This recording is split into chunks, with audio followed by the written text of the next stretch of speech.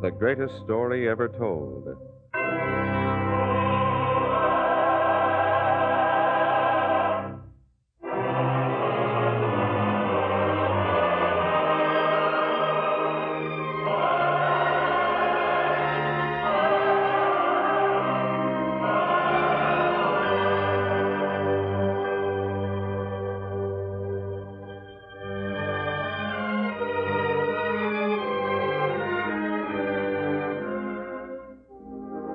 Tonight we present The Resurrection, the third in a series of 3 Lenten dramas, The Betrayal, The Crucifixion, and The Resurrection, based upon episodes in the greatest life ever lived.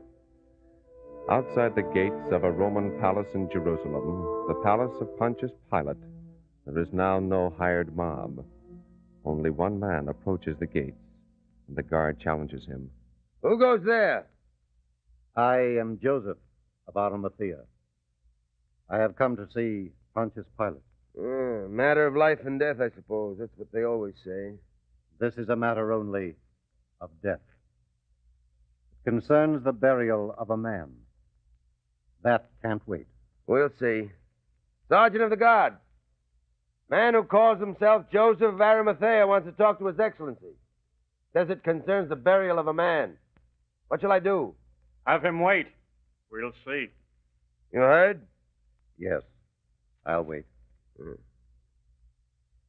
Hey, did you hear about the excitement this morning? Yes, I did. Crazy, isn't it? Man getting himself killed over a few words. You know, they'd have let him off if he'd only said he didn't mean it. Yes. Imagine a man dying for words. Why? What's it get him? Something you Romans haven't discovered yet. Maybe not. When I saw him staggering down that road carrying that cross on his back, I said to myself, there goes a fool or the bravest man that ever lived. He was no fool.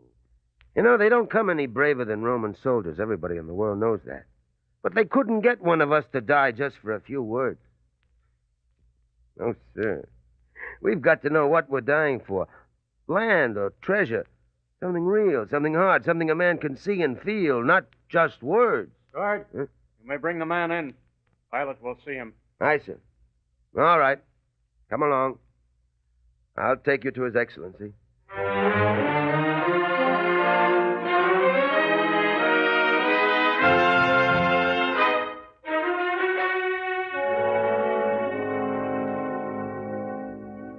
Oh, it's you, Joseph. Well, what can I do for you? Your Excellency, a man has died on a cross on Calvary. I would like to have his body released. You knew the man? I did. And you want to show him the honor of burying him. Why? Do I have to tell you why? I thought you hated him. I didn't hate him. I had nothing to fear from him. He was my friend. Friend? Yes. He was friend to every man who'd let him be a friend. And yet your people asked to have Barabbas freed instead of him. My people? Oh, no, Pilate. A hired mob paid to stand outside your palace gates. A mob speaking on cue like actors on a Roman stage. They asked for Barabbas. But they told me that... They told you. Pilate, I'm afraid as a Spanish warrior serving Rome, you're strong and cunning. But as a statesman, you're weak and innocent as a baby. How dare you speak to me that way? Since last night, I've come to dare many things. From now on, the truth will be spoken more freely in this land. For one man has shown us that it's not so hard to die for truth. Truth. Yes, I remember. I asked him, what is truth? And he answered? With his eyes only. But it was enough. Such a man deserves a decent burial. You may have the body. Thank you, Pilate. How will you bury him? I have a tomb, which I'd bought for myself. A cave carved out of rock. He shall lie there. And the manner of burial. In the custom of my people, of course. The multitude loved him. He was one of us. How much they loved him, you'll know before long. You are threatening again. To men who bow to political expediency, any fact can be a threat. You'll find that out, Pilot. Yes, you'll find that out.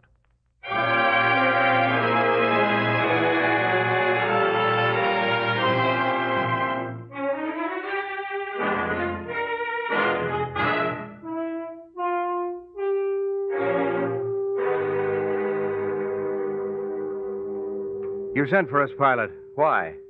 I sent for you because of the way Joseph of Arimathea spoke. It had a nasty undertone.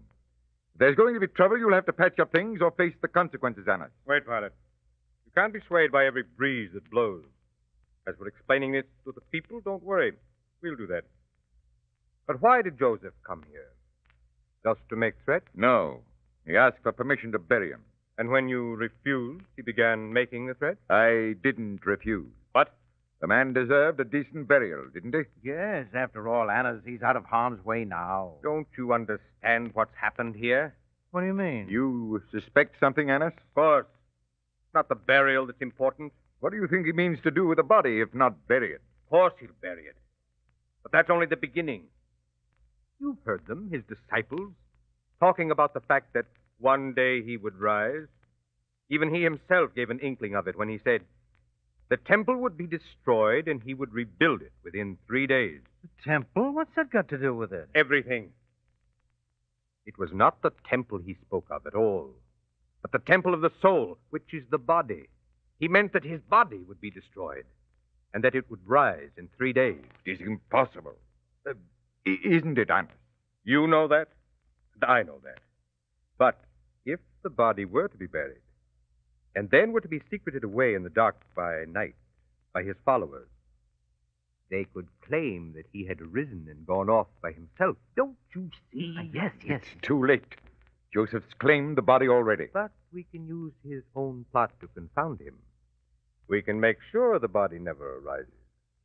That it stays in the tomb past the 3 days. We'll place a guard there. We'll seal the tomb. Place a guard? With your permission, of course. And if I refuse? Would you refuse, Pilot? I've had enough of this. I've washed my hands of the whole thing. I'm sick of it. Have you ever been in a storm at sea, Pilot? Of course. And been a little sick from time to time? I'm a soldier, not a sailor. Yes, I've been sick at sea. It's the same in this case. Sick as you may be, you're in this now. You better stay with the ship till we all reach shore. Do you understand? Joseph was right. I'm not much of a politician. All right. You may place a guard. Thank you, Pilot. Now we'll go and take care of matters. Come along, son-in-law. Yes, Annas.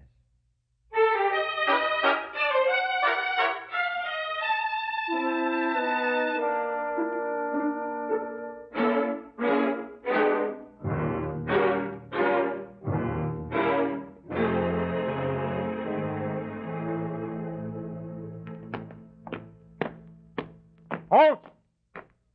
Captain, have your guards roll a huge rock up to the entrance of the tomb. It must be so large that it cannot be moved even by 5 men. Do you understand, Captain? Yes, sir. And it must cover the whole entrance to the tomb so that none can enter it, even the smallest child. Yes, sir. We'll search for the rock at once. There is no need to do that. I noticed one as we passed by on the way. Leave 2 men to guard the tomb. Bring the rest of them with me. We'll put the rock in place now.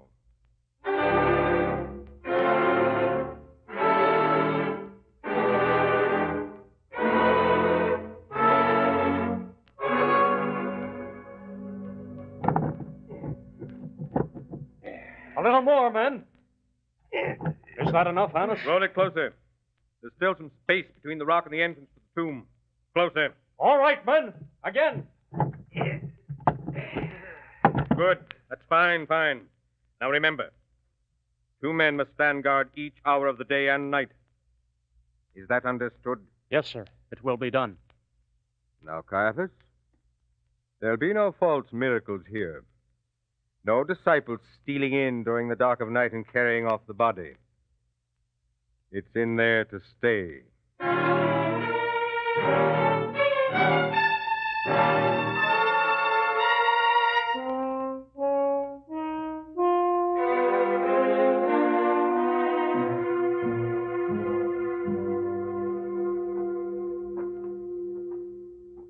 All day, back and forth, back and forth. And what for? Who knows? Who's afraid of a dead man? Ah, there's some people who think it's their duty to find things for soldiers to do. Yeah. Like guarding a stone that guards a tomb. Oh. Well, keep walking. Wait, What? What is it? someone's coming. Get ready for trouble. Got your spear? Yes, but there'll be no trouble. Look, it's two women. This is the place, Mary. He lies here. Yes. We must wait here and pray. The master. He suffered so. Well, what do you want here, woman? The master lies in there. We've come to mourn. No one is to loiter here. Is it loitering to mourn for the dead? Hey, wait, I know you. Aren't you the one they call Mary of Magdalene? I am. When I'm dead, I don't want the likes of you mourning for me. You'll not talk that way to her. I'll not take orders from you either. Now, move on. Oh, please. Please allow us to remain here. Just let us stay for a while, and we'll go soon without a word. You won't make any bargains with me. Come on, move on, both of you. Don't touch her. I'll do what I choose to do when I'm... Thunder. Thunder out of a cloudless sky. Thunder. The rock. It moves. It moves by itself.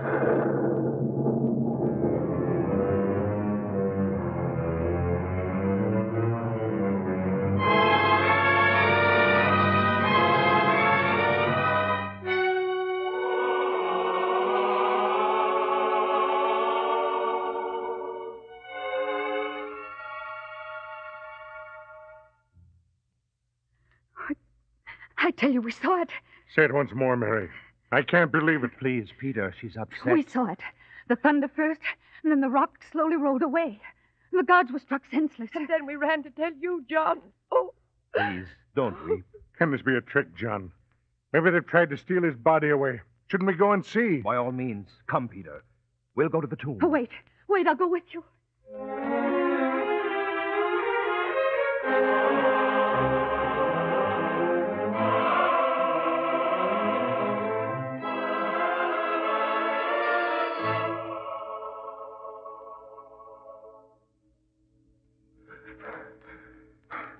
It's true.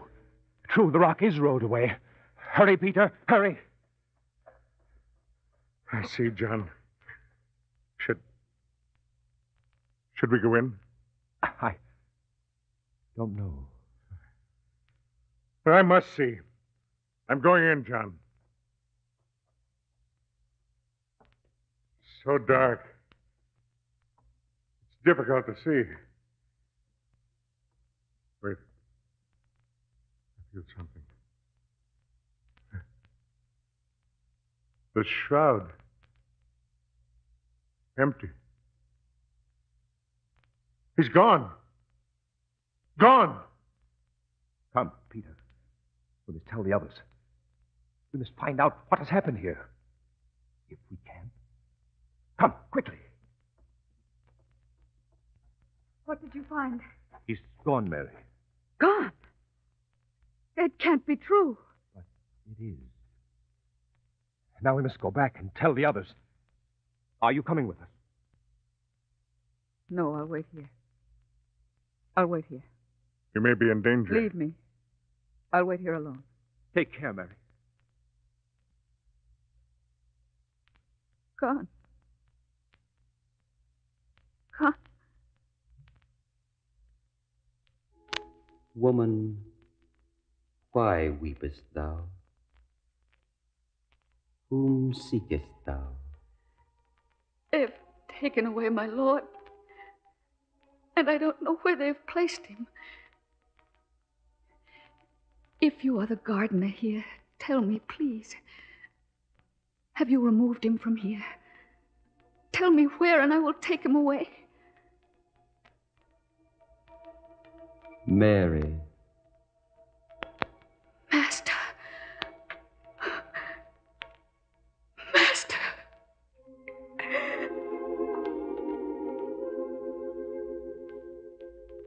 Touch me not, for I am not yet ascended to my Father.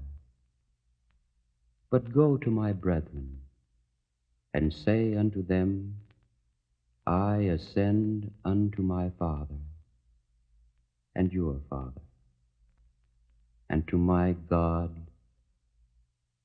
and your God.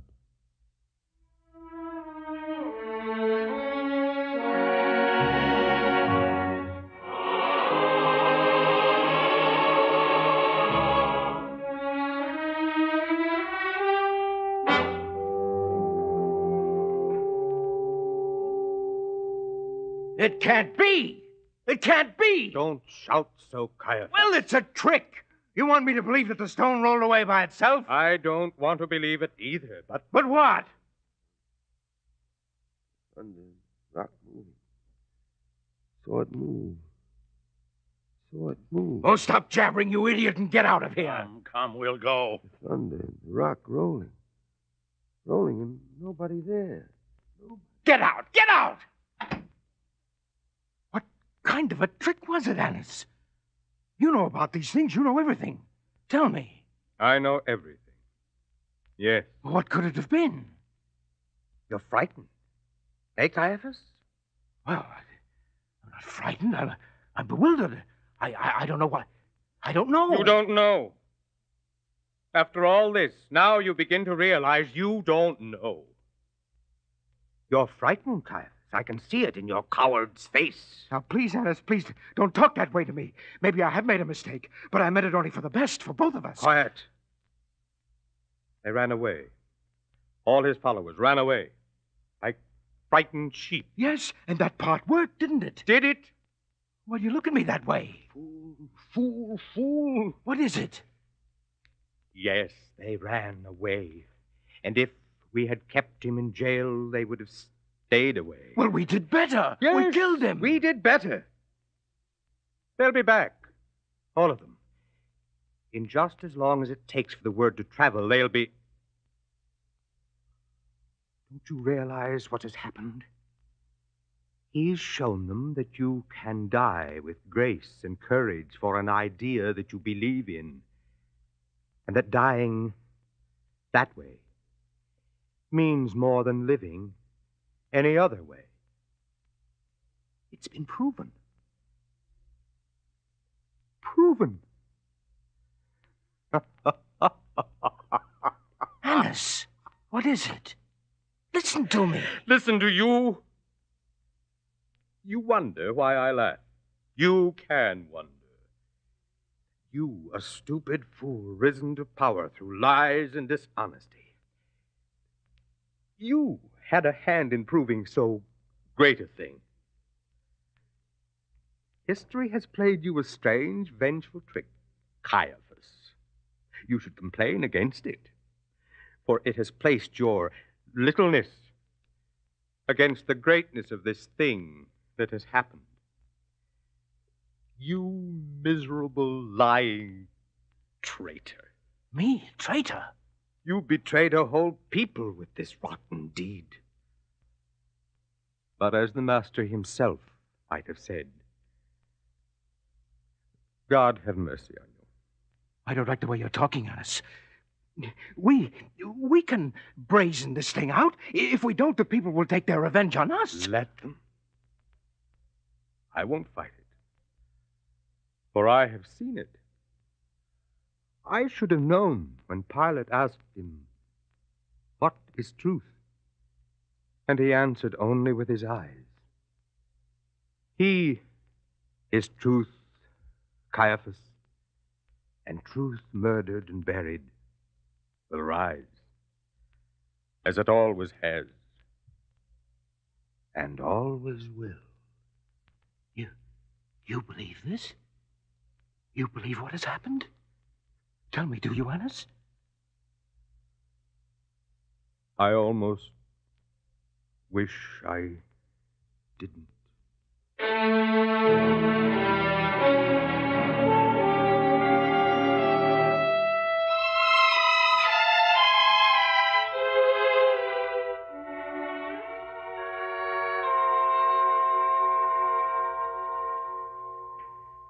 And he spoke to me. Believe me, John. Peter, he spoke to me. We believe, Mary. And I denied him. 3 times. Please, Peter, don't think of that now.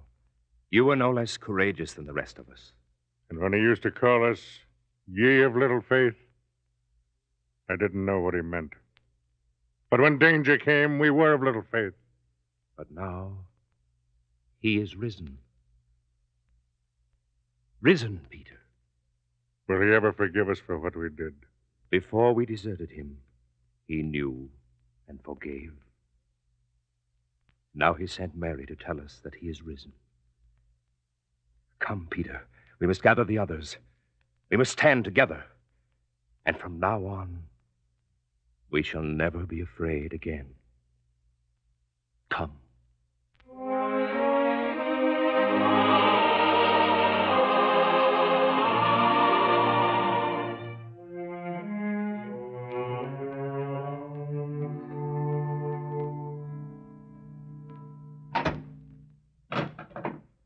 I just received the word. I came here as quickly as I could. Were you followed, Thomas? No, the city is quiet. No more guards than usual. Tell me what I heard. Is it true? Can it be true? Yes, Thomas, it is true. All the way here, I said it over and over to myself. And I could not believe. Did you hear what Thomas said, John? Thomas, if he hadn't appeared to us after Mary had seen him, perhaps we would not believe either. But we saw him. We saw him. Now do you believe? Don't all look at me that way. Is it my fault if I'm skeptical by nature? Sometimes I wish I didn't doubt so much. I do. I cannot believe unless my doubts are satisfied. But the rest of us believe, Thomas. Have I ever been like the rest of you? Wanted to be? I'm not. When he lived... He still lives, I tell you. Please, Peter, let him say it in his own way. Thank you, John. When he lived, he indulged my doubts. He explained to me, taught me patiently. Now that he's gone, I'd be content with less. I want to believe. I want to believe. Please, Thomas. You must understand, John. I can't believe, not until I see the nail wounds in his hands, the wound the soldier's spear made in his side. Else, I will not believe.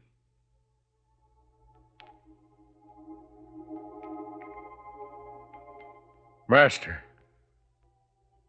It is he. Master, it is you.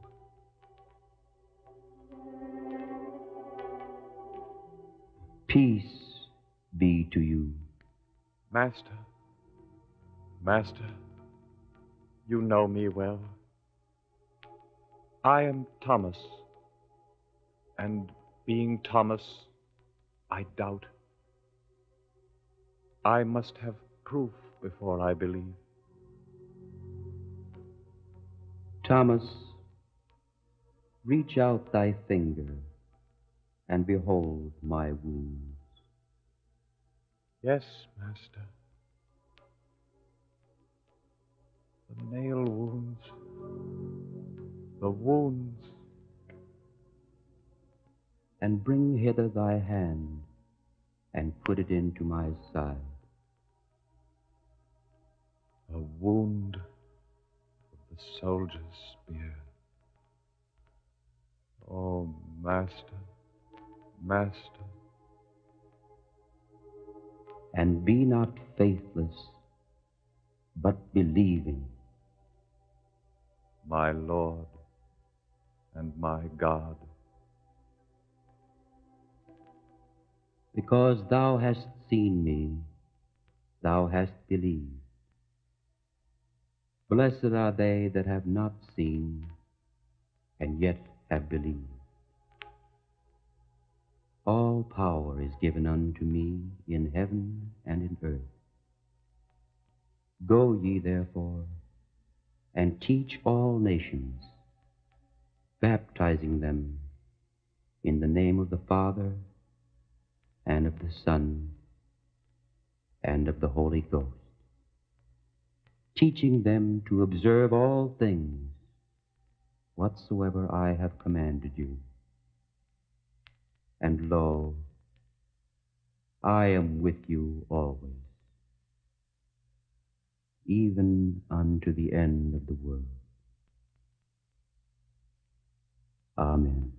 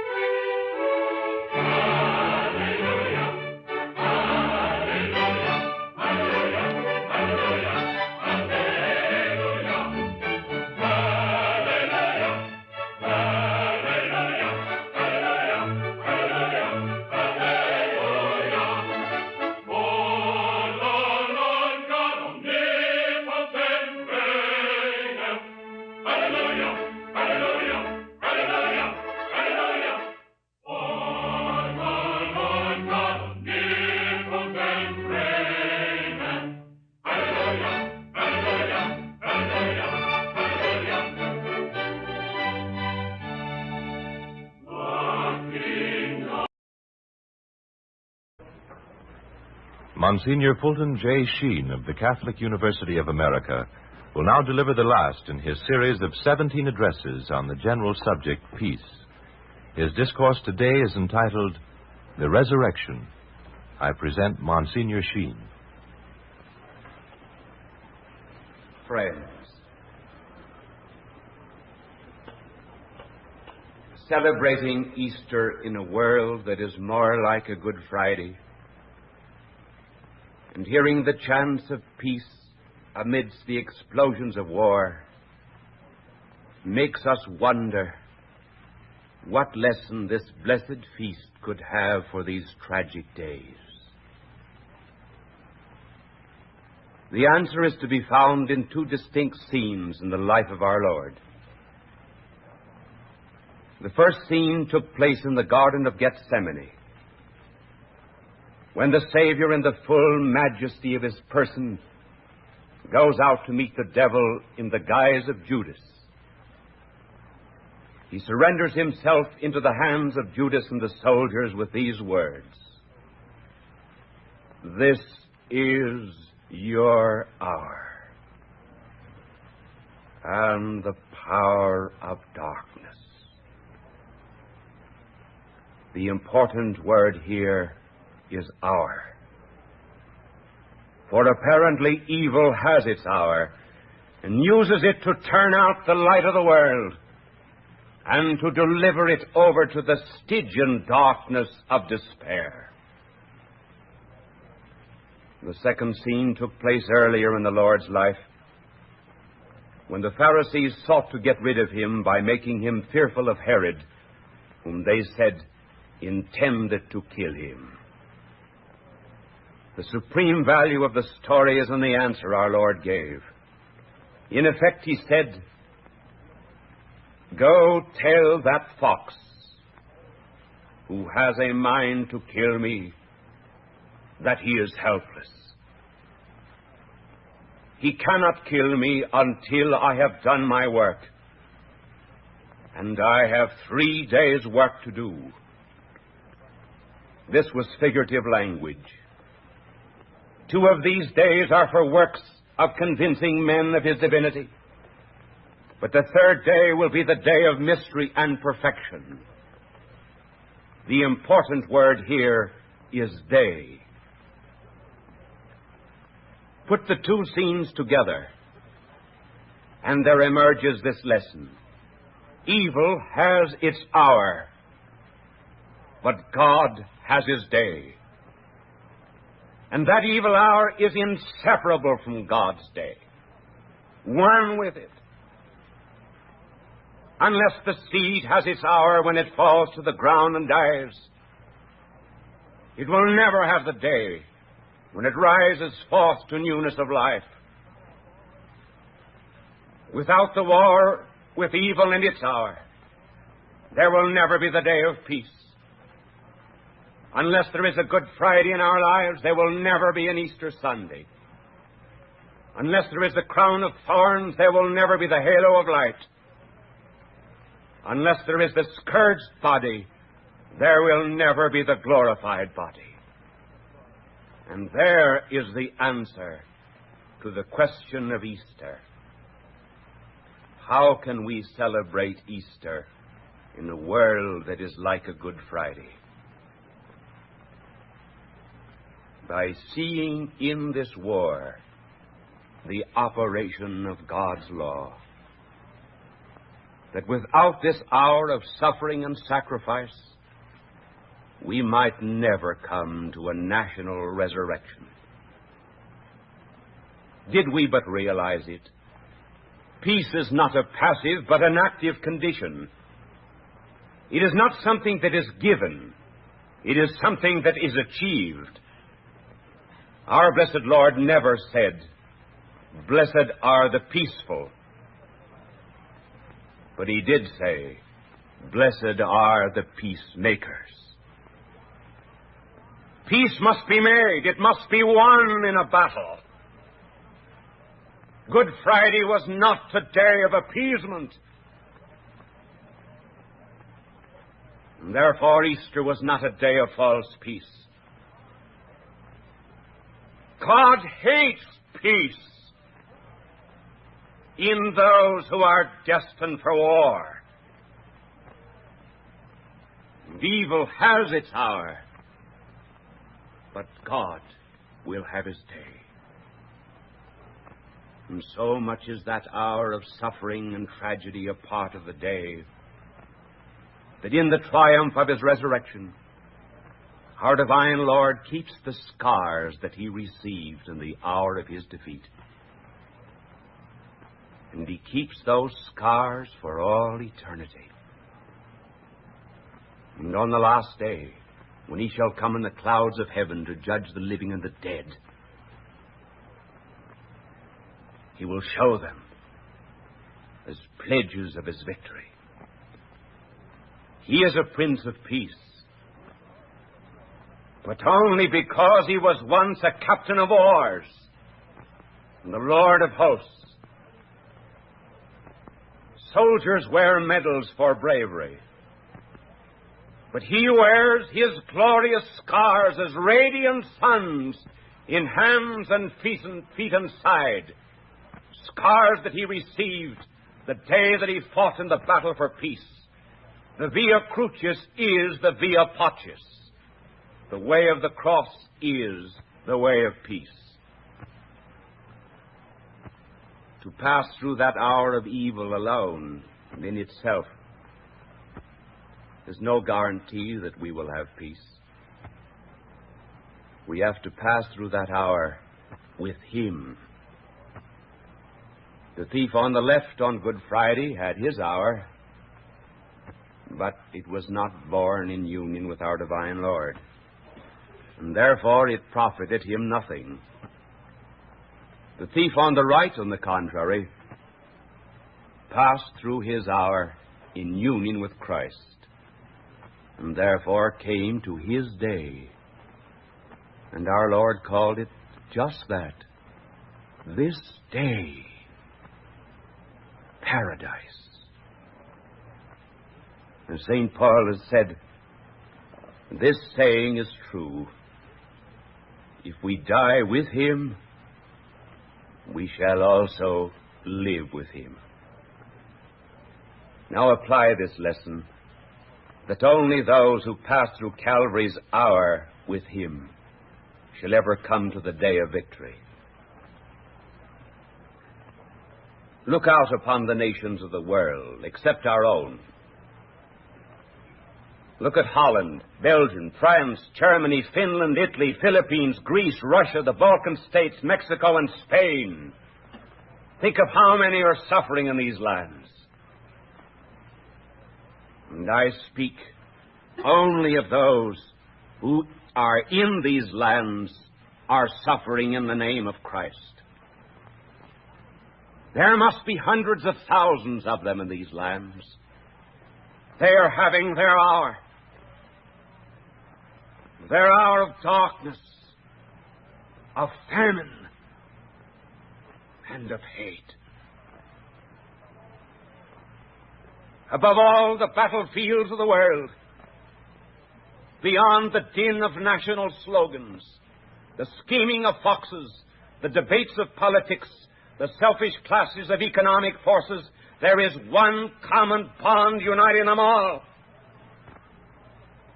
They are all prostrate before the cross of Christ.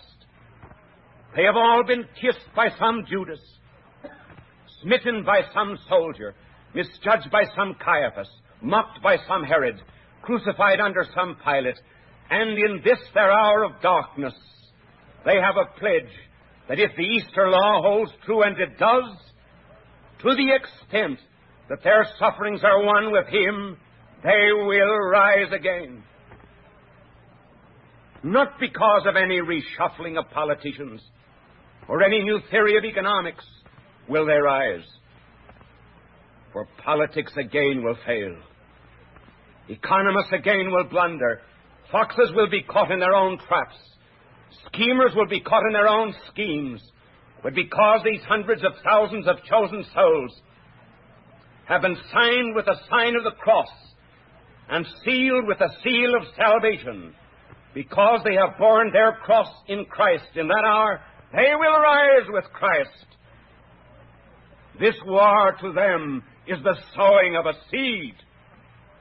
Evil has its hour, but God will have His day.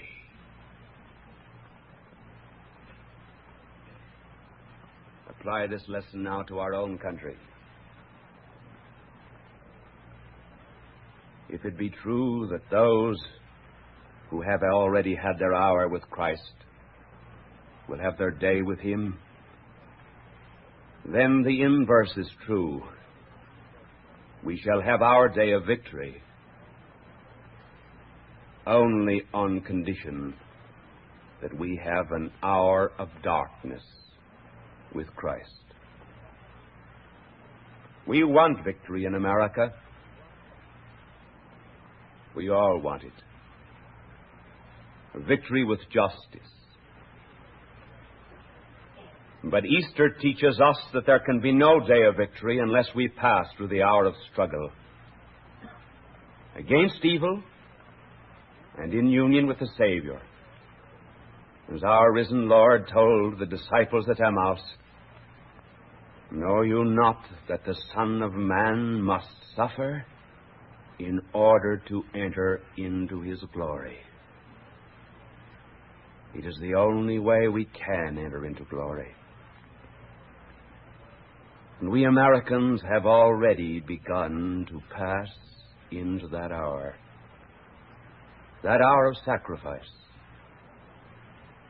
We've not chosen it. It has been forced upon us by our enemies. But we're in it.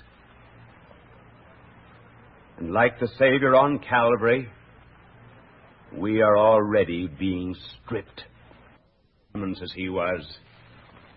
But we are being stripped of our rags of self-righteousness.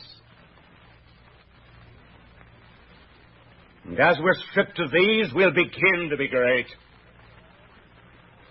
First of all, we are beginning to die to that false notion that there's no such thing as evil. How often we have said in America in our schools in the last generation, there's no distinction between right and wrong. Good and evil are only points of view. There's no absolute. But now, we're dying to that false notion. We are all pointing our fingers across the seas to boast across both seas, and we're saying they're evil, they're wicked, these men are devils. Well, if they're wrong, then there must be a right. And if there's a devil that wars with God, there must be a God. We're being forced onto God's side. And we're being stripped, too, of another rag, the false rag of self-expression. There are a few reactionary educators in the United States who have not yet caught up to the tempo that wins the war, who are still talking about self-expression. They want no discipline, no authority, no restraint.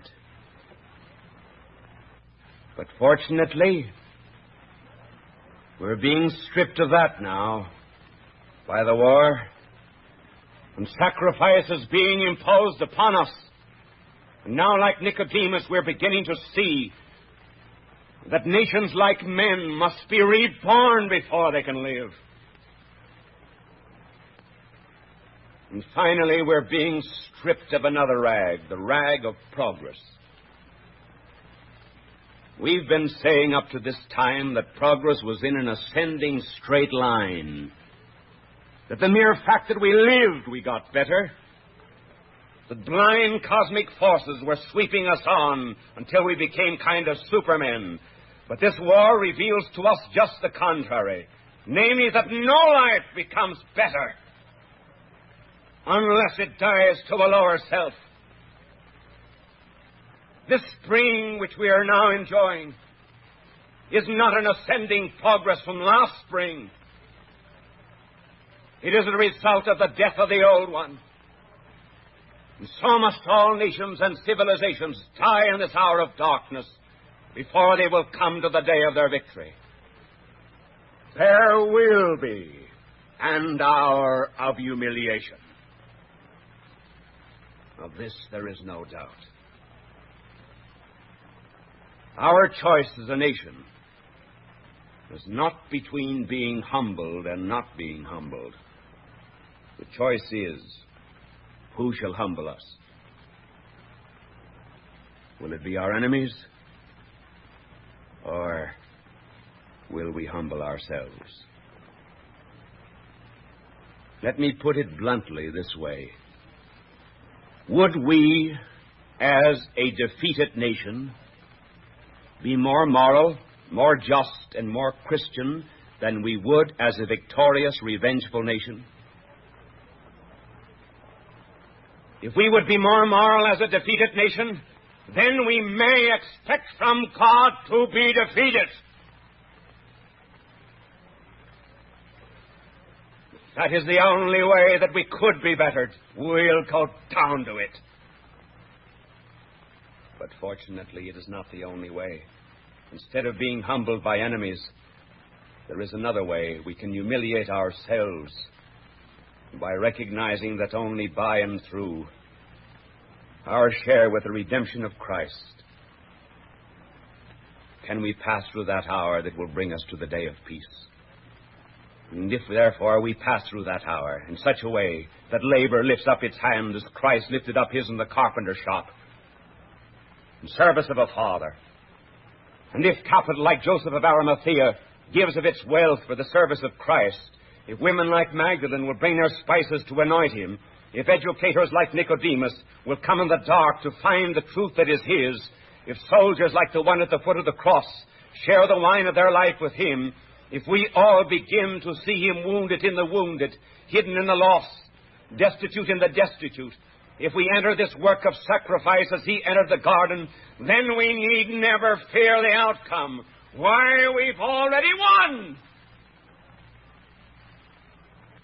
Only the news has not yet leaked out. We shall have our day of victory in him if we first have our hour of darkness with him. And if there is anything that adequately describes this Easter message, it is that of the eagle. Eagles build their nest high in the mountains, generally overlooking cliffs and precipices and abysses. When finally the young are hatched, the mother eagle, in virtue of an instinct implanted in her, begins to stir in that nest and scatter the twigs that cradle the infancy of its young. It nudges one of the eaglets to the edge of the nest, and it shrinks back again in safety. But the mother bird, through the infallible urge of the Creator, finally succeeds in pushing the young over the edge of the nest. Down and down it falls, its feeble wings fluttering in vain to bear it up against what must seem to it as catastrophe and death on the rocks below. But just before the eaglet crashes in the fearful depths, the parent bird swoops under it, gathers it upon its great wings, bears it aloft into the sky, and there debarking its living cargo, allows the young one to flutter again and to fall, but not to death. Again the mother bird catches that cargo on its great pinions, lifts it up into the sky, and on and repeats the process until the bird has learned to fly. And Moses, looking out upon a scene of that kind in his own land, said that as the eagle stirreth the nest of its young, so does God stir up the nations. So does God stir up the nations. In other words, we have been like those little eaglets, quite satisfied with the little nest of this world of ours, smug, satisfied and self-complacent. We forgot that we had immortal souls. We forgot that our souls had wings and were destined for God and can carry us to heights above the earth. And because we forgot this destiny, God had to stir in this nest of America to unearth us from our smug worldliness and to make us realize that we had another destiny and to bring us possibly within the very edge and to the edge of disaster before he would lift us up as an eagle bird does and carry us back again to the God for whom we were made. And that is indeed an apt figure of America. For America chose as its national symbol not the lion seeking whom it may devour, not the sly fox laying in wait for its prey, not the vulture flying above waiting for its carrion, but America, in the full consciousness of what we were all supposed to be, chose as its symbol the eagle, flying upwards and onwards beyond the sky, up past the troubled gateways of the stars, across the margin of the world, beyond the hid battlements of eternity, up through that hour of darkness to the day of everlasting victory with our Lord and Savior Jesus Christ.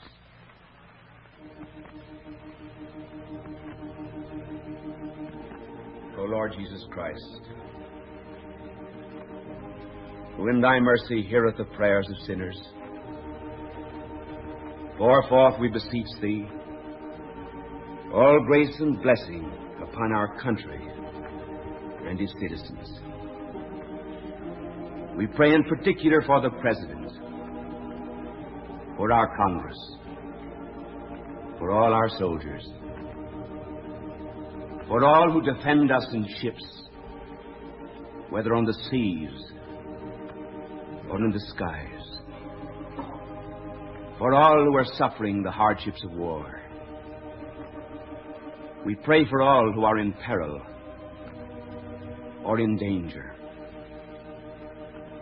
Bring us all, after the troubles of this life, into the haven of peace, and reunite us all together forever, O dear Lord, in thy glorious heavenly kingdom.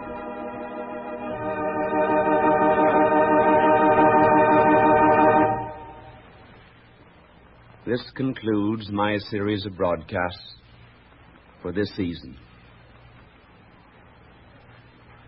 It shall be my honor to be with you again, the first of the year, on January the 3rd, to be exact. Your response to the Holy Hour has been marvelous. In a small town in North Carolina, for example, where there was no church, 14 souls, under the inspiration of a colored schoolteacher, expressed a desire to come to the fullness of the faith of our Lord. We are going down there this summer, and with the gracious permission of Bishop McGinnis, preach a mission in that little town and start the first Catholic church in that community. Such things are very encouraging, for you must know that the Catholic hour has no other standard of success except to bring souls to our divine Lord. If these broadcasts of mine did nothing more than to bring but one soul in the United States to the feet of our blessed Savior, then they would have been eminently worthwhile. Please do not discontinue your daily holy hour. America is still at war, and we want America to be on God's side. It will be all right for the Sheen to wear off, but don't let the holy hours wear out. And before I take leave of you, my blessing to each of you, to every Jew, and to every Protestant, and to every Catholic. I hope that you're closer to God just because you listened. And this personal note, it's a little secret. I am on relief. I come to you begging. The relief that I want is your prayers. Would you, whomsoever you be so kind as to breathe a little prayer for me occasionally, that I may be a good priest and bring souls to God? That is the only thing in the world that matters. You have been tuning into me. Now I want to tune into you. If you will drop me a note assuring me that you will contribute a prayer to my relief, I shall send you a letter of thanks. In the meantime, I shall meet you every day in the holy hour. Au revoir. May Almighty God bless you. May His divine Son extend to you the merits of His redemption, and may the Holy Spirit sanctify you. And may Our Lady protect you and watch over you and keep you safe. Bye now. Bye. God love you.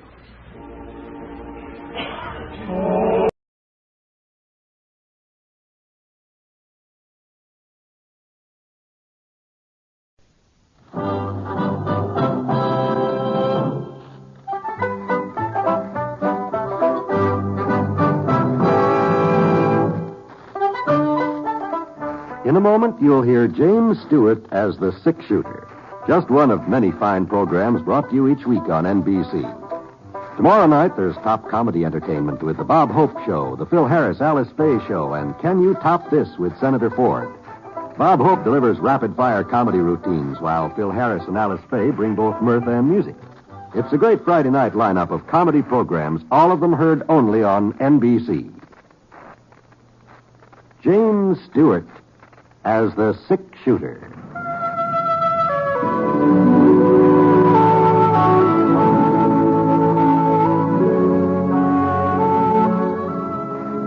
The man in the saddle is angular and long-legged. His skin is sun-dyed brown. The gun in his holster is gray steel and rainbow mother of pearl. Its handle unmarked. People call them both the six-shooter.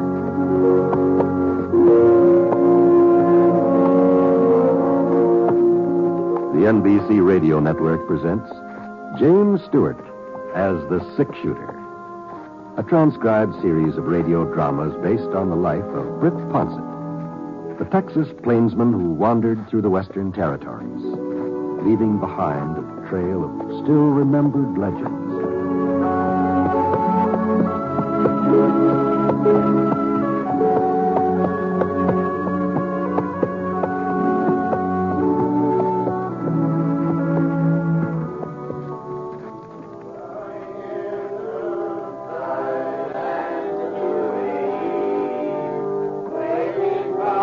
Attended a Tuesday evening choir practice in quite a spell, but when Reverend Broom stopped by the Tropster Ranch where I was working and asked me if I could manage to take part in this week's rehearsal, well, I sure couldn't see how to do any harm, so I... Bringing in the sheaves, we shall come rejoicing, bringing in the sheaves. Anyhow, there we are. About 10 of us all gathered around at John Farley's General Store, it was. You see, the town of Easter Creek didn't have a regular church building yet. They held their services and social affairs in the Mercantile while they went ahead trying to raise money to put up a community church. It was during the second verse of Bringing in the Sheaves that things started sounding a little peculiar, sort of like the voices and the music were sort of traveling different trails. At first I thought it was me. I never have been exactly what you'd call melodious, but then the other folks were beginning to have their troubles too. And holy smokes, it just was getting terrible. And finally, Mrs. Peebles, she was the organist, she just threw up her hands and stopped even trying to play. I simply can't. No, Elvira. Heaven knows I've tried. I've done my best. But this organ just won't play anymore. Well, we'll have Mr. Farley take another look at it, Elvira. I'm sure he'll be able to get it back into shape. There's nothing Mr. Farley can do. Or anybody else. It's plain wore out. You can't expect a thing to last forever. Oh, no, of course not. Seems to me that after all this time, something could have been done about buying a new organ. When I donated this one to the congregation, I didn't suppose I'd have to go on playing it all the rest of my life. But apparently that's what's expected. No, there's no need to upset yourself, Elvira. Well, I can't help being upset. I say I can't help it. How do you think I feel every Sunday? All those sour notes, and that wheezing and whining. Folks are beginning to think that it's me, that it's my playing. Well, I've been humiliated for the last time, and I won't go through it again. No, but Elvira, we got to have music for Easter services. Music? Well, you certainly don't call that music, do you? Good night, Reverend Broom. All right, everybody. Give me your attention, please. Attention, folks. Quiet down now, please. Quiet down. It appears that matters have come to a serious crisis. It's bad enough for a town by the name of Easter Creek not to have a proper building for Easter services. But to be without an organ and an organist, well, it's a disgrace, a positive disgrace. Now, we mustn't blame Miss Peebles. That instrument has seen its best days, there's no doubt about it. So I propose that we take immediate steps to purchase a replacement. Just one thing, Reverend Broom. Yes, Sheriff. Where's the money coming from? Well, now I've given that matter serious thought, Sheriff Appleton, and there seems to be only one possible solution to the problem. We'll just have to borrow from the building fund. That's sort of like robbing Peter to pay Paul, isn't it? No, not exactly. Seeing as how we haven't reached our $1,000 goal anyway, well, the money's just sort of lying there. I don't know about that. Just how much do you figure a new organ will cost, Reverend Broom? Well, I've done some investigating in the field, Mrs. Appleton. Last month, when Elvira's foot went through the pump pedal, it seemed like the situation was coming to head. The church over to Whitefield purchased a new organ just last Christmas, and they're willing to sell us their old one. It's used, of course, but it's still in excellent repair. And they're only asking $95. No. I'm afraid that's a bit more than we can afford, Reverend. We must have at least $95 in the building fund. We've been putting money aside for the last year. No, we ain't. We got $42.50. That's the total. Up to and including $3.65 from the Cake Bazaar a month ago. $42.50? Yep. I just had no idea. We're shy over $50 from what it would take to buy the organ. And there just isn't any way we could raise it. Not between now and Easter. Now. We mustn't give up. After all, we only need $50. $52.50. Yes, exactly. Let's see. There was just someone who could take a firm grip of the situation. A man who... Mr. Ponset. Yes, Reverend. Mr. Ponset, I know you aren't a regular member of our congregation, and you've only been in our midst a few months. But...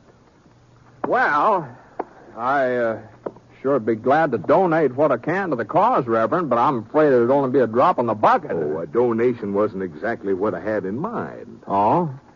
I think perhaps you can be of more service in another fashion.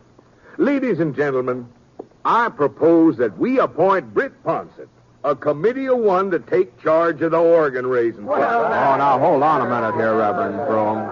We all know that you're a man of strength and determination, Mr. Ponset, that you inspire confidence, and we trust generosity. Well, now, I'd sure like to oblige you folks, but what you're asking is just out of the question, that's all. You wouldn't turn us down in our hour of need. Oh, no, I'm not turning you down exactly. What I mean is, it just couldn't be done. Why, you've been a whole year raising $42.50, and now you're talking about raising over $50 in just a few days. Well, we've been going at it the wrong way, Mr. Ponset. What? I'm sure your approach will be 100% more effective. My approach? Why, certainly. And just to show you how easy it'll be, we'll start things off by taking up a collection right now. Sheriff Appleton, will you pass the hat? But, all right, everybody. Dig down deep. It's a wonderful thing Mr. Ponset's doing in taking over this fundraising campaign. But I never said a word. And here's our chance to let him know how much we appreciate it. Reverend.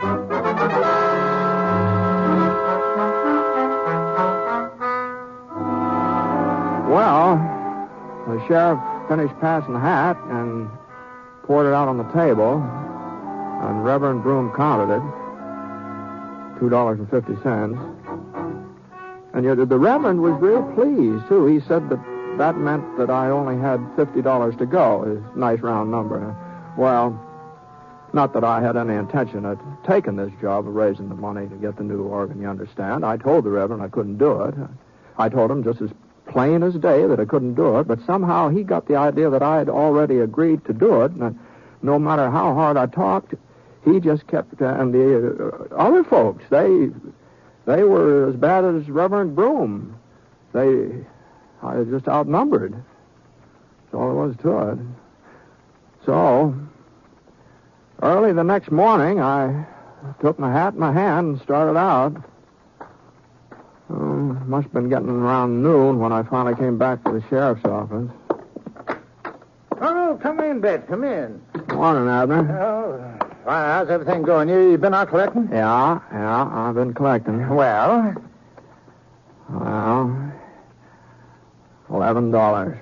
That's what I got so far. $11, huh? That's remarkable, Brett. Simply remarkable.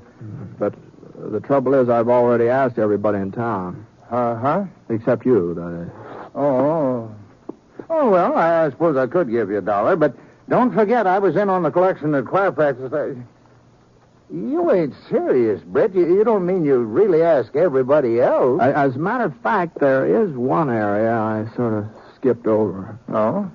Well, those cabins over east of the creek and the ranches out that way. I haven't visited them yet. Well, you'd just be wasting your time if you did. I would, Yeah, those folks wouldn't be very anxious to help out at church. Mess of thieves, cattle rustlers, every other kind of riffraff. Oh, is that what they are? Oh, well, now, that's just a general census of opinion. Of course, if I could know for certain that we had any actual outlaws living around Easter Creek, if I was positive, that is, Well, it'd be my duty to arrest him. I see. Uh-huh. But the fact is, they ain't caused any trouble here in town, none of them. I can't go around arresting people on rumors. Well, can I, Britt?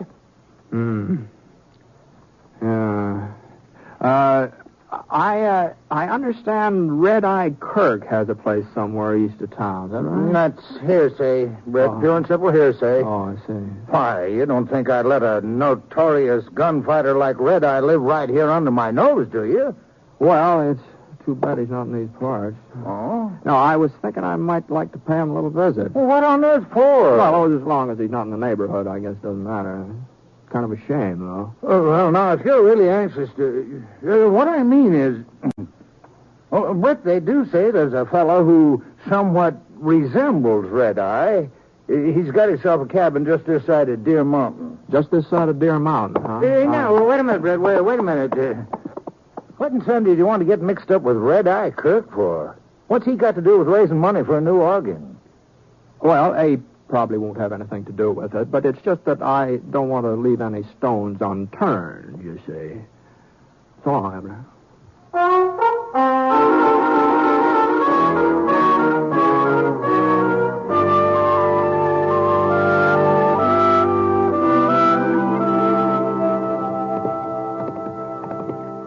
It was about a half-hour's ride out to the cabin Sheriff Appleton told me about. Not much of a cabin, though. Just a shack at the foot of Deer Mountain with a corral off one side. There sure were a lot of different brands on the horses in that corral. Well, I pulled up in the yard about 15 feet from the cabin door. Whoa, Scott. Whoa. For a minute, it didn't seem like there was anybody at home. And then I heard the door start to creak open. The barrel of a .45 poked into sight.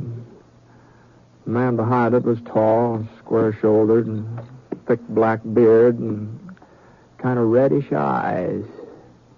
Howdy. What do you want, mister? I'm looking for Red Eye Kirk. Ain't nobody here by that name. Uh-huh. Well, maybe you'll do, then. What? My name's Ponsett, Britt Ponsett. Ponsett? Now, hold on. I'll just take it easy with that gun. Get him up. Get him up high. Oh, sure.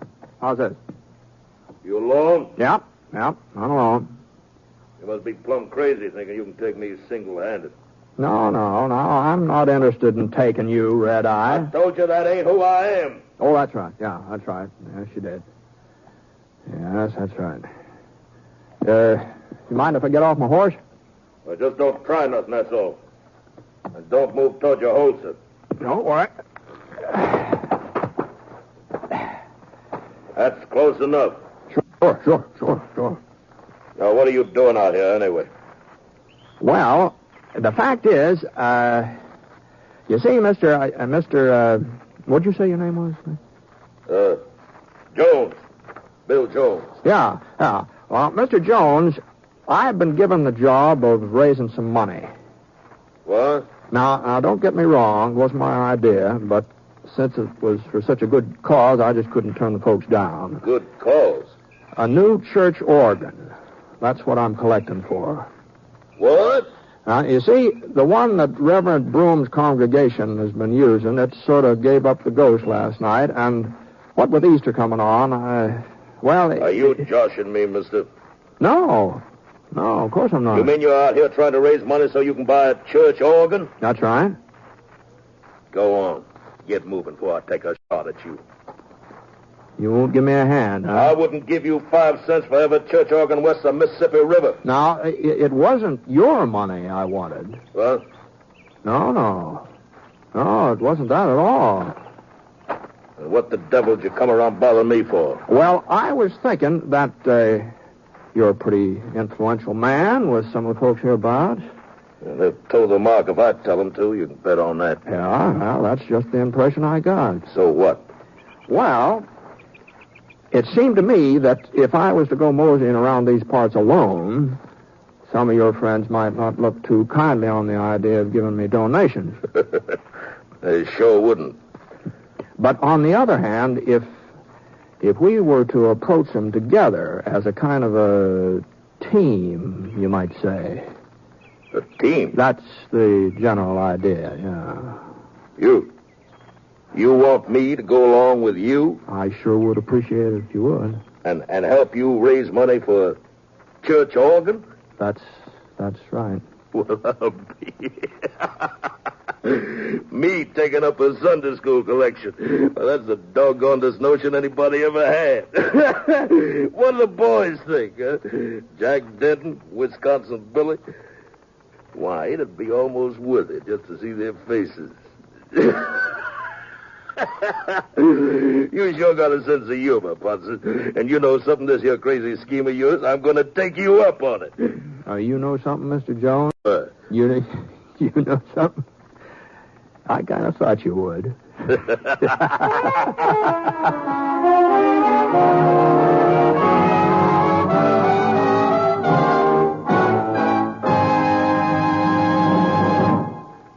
You are listening to The Six-Shooter, starring James Stewart as Britt Ponsett, the Texas plainsman whose name has become a legend throughout the great Southwest. And now Act Two of the story called Crisis at Easter Creek.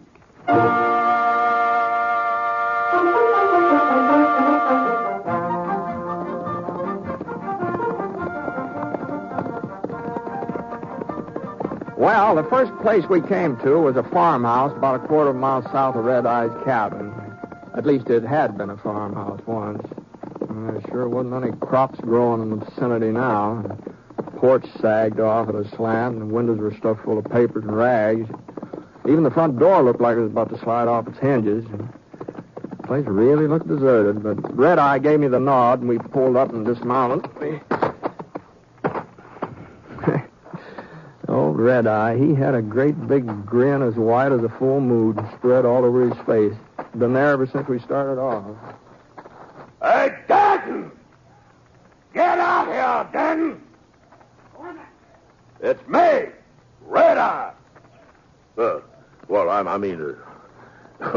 I guess you know who I was anyway, didn't you? Well, I had a pretty good idea. Howdy, Red Eye. What can I do for you? Denton, this here's Britt Ponsett. Ponsett? Howdy, Denton. Now, don't you worry, Red Eye. Even if he did get the draw on you, he ain't turning you over to no sheriff. Oh, put your gun away, Denton. Huh? Use your eyes. Ponsett ain't covered me, is he? Then what are you doing riding along with him? Oh, we got us a little project. Now, you explain it to him, Ponsett. Well, the fact is we're collecting money to buy a new organ for Reverend Broom. What? That's right, Jack. Oh. Sounds to me like you said money for a new organ. I must be getting loco. I sure ain't going to argue that with you, Denton. Well, come on. Come on, fork over. You mean you're serious, Red Eye? Of course I'm serious. Then he must be holding a gun on you. I ain't got all day, Denton. How much we need, Britt? Well, let's see. 12 from 50, $38. Well, you heard him. Denton? Sure, Red Eye, sure. Now, just let me look in my purse here. Oh, yeah, two $20 gold pieces. How's that? Well, I didn't mean that you had to contribute the whole thing. Just What? keep the change. Just keep the change. Oh, well, thanks a lot. My pleasure entirely. Well, was there anything else, Red Eye? No, I guess that'll do it for now. Let's go, Ponsett. Yeah, sure. Easy, boy. I'm glad you boys stopped by. Anytime I can, well, you know where to find me. We'll stop at Mike Morgan's place next. That's just down the road. Well, that's mighty considerate of you, Red Eye, but we don't need to make another stop. What? Well, what are you talking about? Well, $38, that's all we needed, you see. Oh. See, the organ's all paid for now. Well, there must be something else the Reverend needs money for, ain't it? Oh, I suppose. Oh, doggone it, Ponsett. I'm enjoying myself. And besides, it wouldn't be fair to the rest of the boys if Denton was the only one who got a chance to do a little contributing to charity. Least we can do is stop at Mike Morgan's, since how we're so close. I said, well, whatever you say. Whatever you say, Red Eye. Well, we made about 8 more stops before evening, and I must say that all of Red Eye's friends are mighty generous. I even had to turn down the offer of a couple of cows for the cause. seeing as how there was some doubt as to the legal owner of the stock in question. But the gold and the silver and the paper money, well, there just wasn't any way of telling how that was come by. At least, wasn't any way I could think of. So by sundown, I was carrying quite a load of cash. And we were riding away from Slick Wilson's place when Red Eye gave a little sigh and looked at me sort of disappointed. Well, guess I better head back home now. Sure, Red Eye, sure. What's the matter? I was just thinking about how Mike Morgan tripped over his shotgun when I told him what it was we wanted. Nearly blowed himself right over the bar. Yeah, it's kind of a close call, wasn't it? Doggone it, I don't see why Wisconsin Billy wasn't at home. Well, he'd have been fit to be tied. Well, we did all right without him. Easy. Say, Brett. Oh, why don't you come back tomorrow, huh? Oh, no. He'll probably be around there. Oh, no, thanks, Red Eye. I got a whole lot more than I ever expected. And I sure do appreciate your assistance. Oh, pleasure's all mine. Well, good luck. Same to you, Red Eye.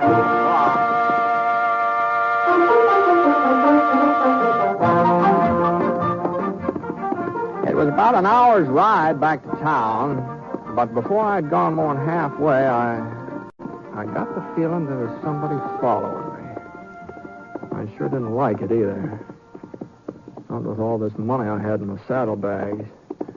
So I gave Scar a little touch of the spur. Come on, boy. Come on, let's go. When I heard the other horse pounding up the trail after me, let's go, boy. Come on, let's go. His first shot was over my head. There wasn't any point in trying to outrun him, Scar being as tired as he was. So I slid out of the saddle and I rolled over behind a rock.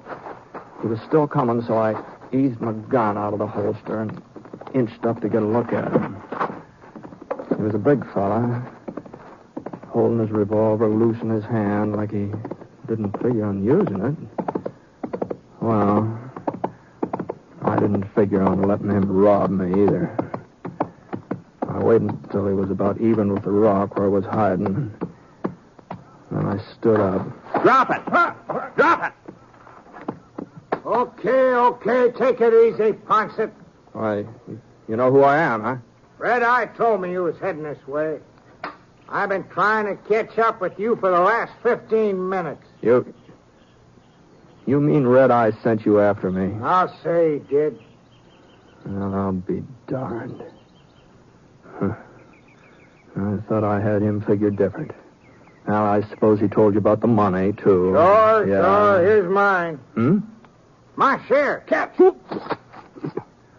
What? Your share? For the church organ. Name's Wisconsin Billy. I was out when you come by to collect this afternoon. Oh. Then I wanted to make certain you got my donation. Oh, I see. Now, do you mind handing me my gun? You got it? No, not a bit. Here you are. Thanks. Well, so long, Ponset. Yes, so long there.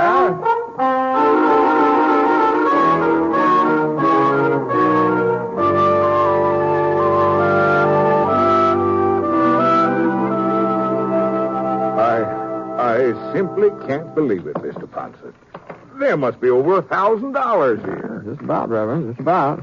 Enough for the organ, enough to build a church, too. Yeah? Well... Mr. Ponset. Yeah? Now, you mustn't think me ungrateful, but I'm afraid we can't accept this money. What? Well, you see, Sheriff Appleton told me where you got it. He did, huh? Now, mind you, I don't have any objections myself. I think when help is offered, it should be accepted, irregardless of the source. But some of my people, they aren't quite so broad-minded. And the idea of permitting Red Eye Kirk and those other outlaws to donate to our fund, well... Now, just hold on a minute, Reverend Brome. Now, just hold on. Now, when I was talking to Sheriff Appleton earlier today, he claimed that there weren't any outlaws in the vicinity of Easter Creek. Well, we don't like to admit that our town is a haven. Why, the sheriff said that if there were any bandits around here, it was his duty to arrest them. Of course, that would mean getting a posse together. It'd probably mean a lot of shooting and killing. Well, Mr. Ponset, everybody knows it. I mean, it's common knowledge. And as for Red Eye Kirk, ever having anything to do with that money I raised, well, you could be mistaken, Reverend. But you were seen riding along. Well, it looked like Red Eye. Didn't Sheriff Appleton ever tell you about the fellow that lives out near Deer Mountain who's supposed to be the spitting image of Red Eye Kirk? Didn't he ever tell you about that? Now, Mr. Ponce. No, even if some of those fellows on the other side of the creek are sort of outside the law. Now, I'm not saying they are, mind you, but even so, accusing them of being criminals, it might stir up a whole lot of trouble. That's true, of course. And besides, Sheriff Appleton says they're law-abiding citizens, and he's your duly elected sheriff. He sure ought to know. Well, night, Reverend. I'll see you in church.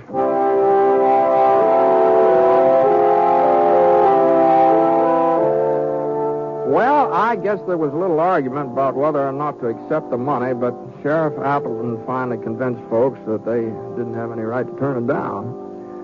So, by the following Sunday, Easter, the congregation had a new organ. And the service was real well attended, too. Now, some of the folks didn't look like regular churchgoers. But Red Eye, Mr. Jones, he explained to me afterwards that he and his friends just wanted to make sure their contributions had been put to a good use. I don't know if they've been back since, but you never can tell, Reverend Broom preached a real fine sermon that morning.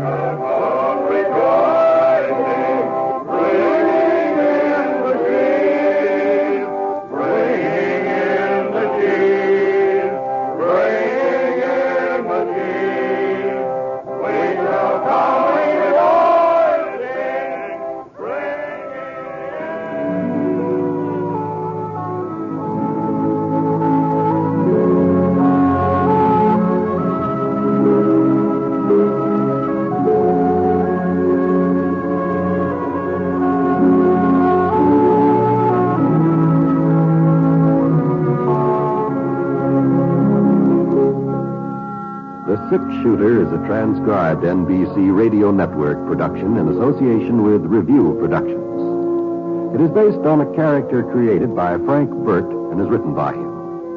Mr. Stewart may currently be seen in the Universal International picture The Glenn Miller Story. Others in the cast were Virginia Gregg, Marvin Miller, Ted DeCorsia, Robert Griffin, and Red Eye Kirk.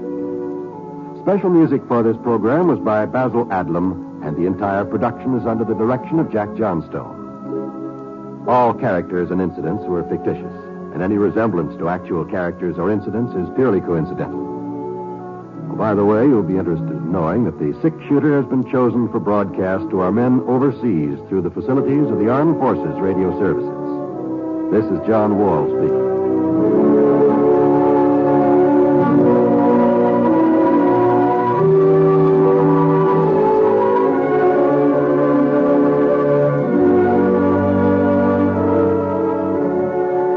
Play Truth or Consequences with Ralph Edwards on the NBC Radio Network.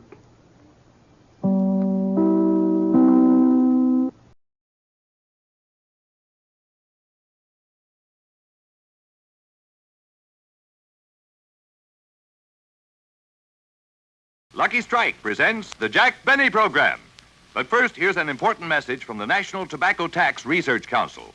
Smokers, next time you buy cigarettes, remember that over 800,000 tobacco farm families thank you for contributing to their support. And remember also that you help support your government, federal, state, and local. When you buy a pack of cigarettes, the federal government gets 8 cents. Most local and state governments get 3 or 4 cents more. That's better than a 50% tax on every cigarette you smoke. Yes, in buying cigarettes, over half your packs go for tax. And now, the Jack Benny Program, transcribed, presented by Lucky Strike. Do you be happy, go lucky, be happy, get better taste, be happy, go lucky, get better taste today. Friends, tear and compare. See for yourself that Luckies are made better to taste better. From a newly opened pack, take a cigarette made by any other manufacturer. Carefully tear a thin strip of paper straight down the seam from end to end and gently remove the tobacco. In tearing, be sure not to loosen or dig into the tobacco. Now, do exactly the same with the Lucky Strike. Then compare. Some cigarettes are too loosely packed. Some even fall apart. But look at that Lucky. See how it stays together, a perfect cylinder of fine, mild tobacco. Now, what does this mean to you as a smoker? It means exactly this. Because your Lucky is so round and firm and fully packed, you avoid annoying loose ends that spoil the taste, hot spots that burn harsh and dry. Because your Lucky has long strands of fresh, clean, good-tasting tobacco, it burns evenly, smokes smooth and mild. Yes, tear and compare. Prove to yourself that Luckies are made better to taste better. Then make your next carton Lucky Strike. The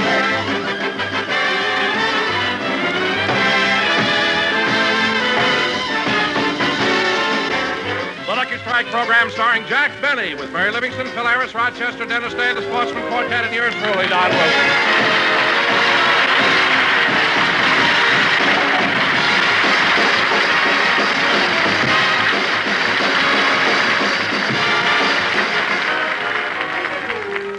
Well, ladies and gentlemen, it's Easter Sunday, and in cities all over the country, people are Easter parading. Right now in Beverly Hills, Jack is getting ready for his stroll down Wilshire Boulevard. At the moment, he's taking a shower, and Rochester is laying out his clothes. Mr. Benny's been in that shower a long time, but he always stays in there pretty long. He'd get through sooner if he'd sing in the shower like everybody else instead of playing his violin. Well, I'd better lay out his clothes. Oh, Rochester. Yes, boss? I'm through with my shower. Bring me a nice big towel. The biggest towel we have is the one you took from the Acme Plaza Hotel. Well, bring me that. I can't. It's still on the roller. Well, bring me any towel. I'm cold. Yes, sir. Here you are. Thank you.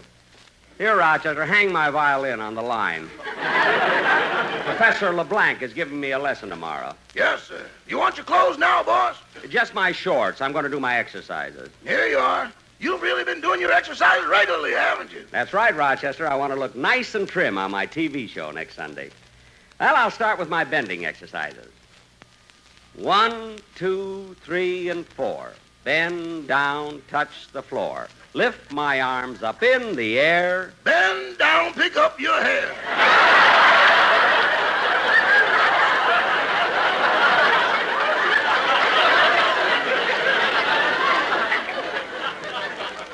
Oh, yeah. Gee, that's hard to bend down like that. Oh, boy. Now for your knee bends. Ready? Uh-huh. Okay, go. Yeah. Down, up. Down, up.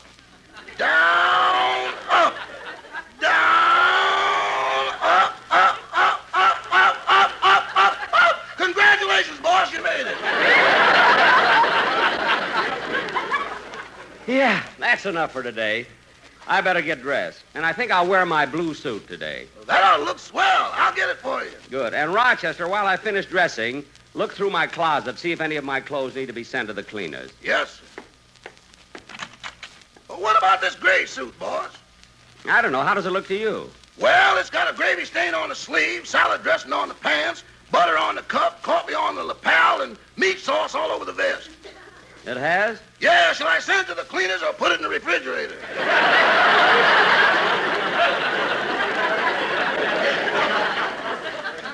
Send it to the cleaners. But first, Rochester, go through the pockets and make sure I didn't leave any money in it. Oh, boss, calm down. Never mind, just do it. Well, I'm all dressed, Rochester. How do I look? Fine, but you'd better put your glasses on. Oh, I'm not going to wear my glasses today. They make me look old. But you don't see too well without them. Rochester, I just wear my glasses for reading. Now, let's see. I think I'll take I'll get it. Oh, hello, Phil. I'm Mary. Oh, happy Easter, Mary. Well, I'm ready to go walking if you are. Okay, but aren't you going to say anything about my new dress? Say, it's very pretty. Hey, Mary, isn't it kind of daring? No, Jack. It's been the style for a couple of years. It's called a plunging neckline. Oh. All the girls will be wearing them today. They will? Yes. Rochester, bring my glasses.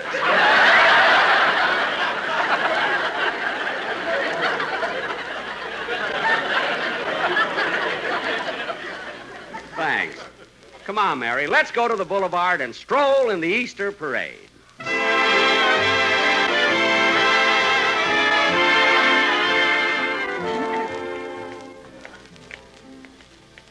Gee, there are a lot of people on Wilshire Boulevard, aren't there, Mary? Yeah, and everybody's dressed so nice. Well, so are you.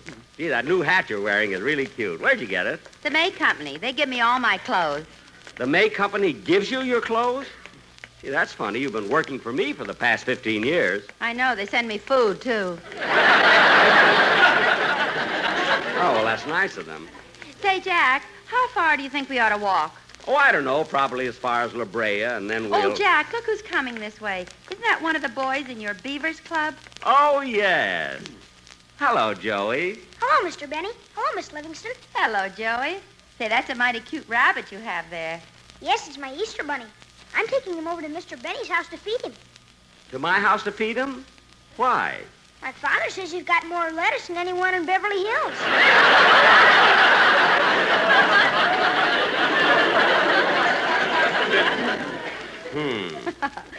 Did you just get this rabbit, Joey?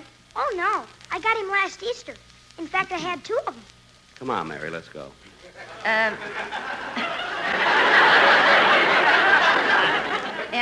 Just a minute, Jack. What happened to your other rabbit, Joey? I don't know. He just disappeared around Christmas time. Mary, let's go.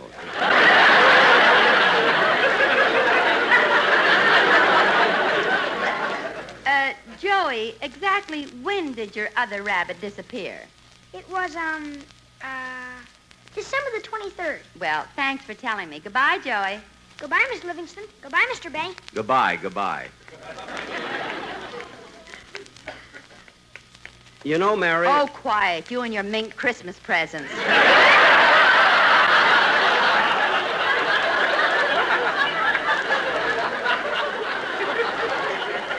That was just a coincidence. I happened to get a mink with pink eyes.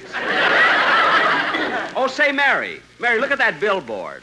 Opening April 21st at the Philharmonic, Julie Garland and her Variety Review. You know, Mary, strolling down the boulevard today reminds me of that picture we saw a couple of years ago with Judy and Fred Astaire. Oh, you mean Easter Parade? Yeah, that's the one. Remember at the start of the picture when Fred was walking along Fifth Avenue singing that song and the people answered him? How did that song go again? Never saw such a lovely day. Happy Easter. Happy Easter. It's such fun just to nod and say Happy Easter. Happy Easter. My, oh me, there's so much to see as you stroll the avenue. And you greet all the friends you meet. Happy Easter to you. Isn't it nice, Mary? They all answered us, just like they did in the picture. Yeah. Say, Mary, look. There's Phil Harris standing on the corner. Are you sure? Well, he's standing, but I think it's him. Yes, it is. You're right. Hello, Phil. Hiya, Livy, you little Easter bunny. Who's that egg you got with you?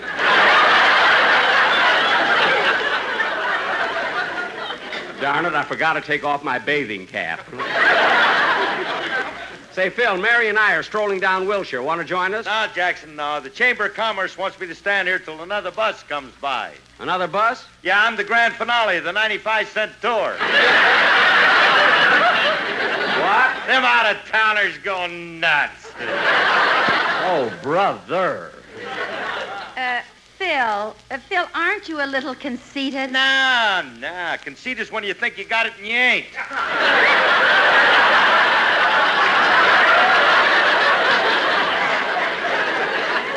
Phil, and you've got it? Well, I must have, Jackson. They want me to run for president on the prohibition ticket.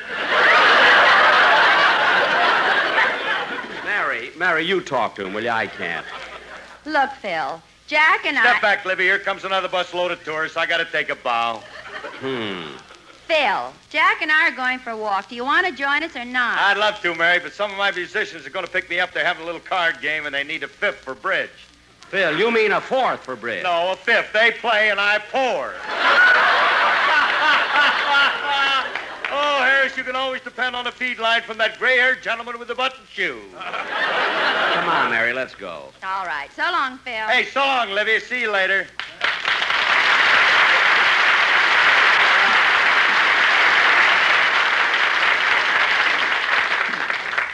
Come on, Dollface. We got a long way to walk yet. Walking with you side by side, happy Easter. Happy Easter. Fills my chest with so much pride, happy Easter. Happy Easter. My, oh me, there's so much to sing as you stroll the avenue. And you greet all the friends you meet, happy Easter to you. Gosh, what perfect weather. Spring, the skies are clear, the flowers are blooming, the sun is shining. Hey, look who's here, my violin teacher. Bonjour, Monsieur Benny.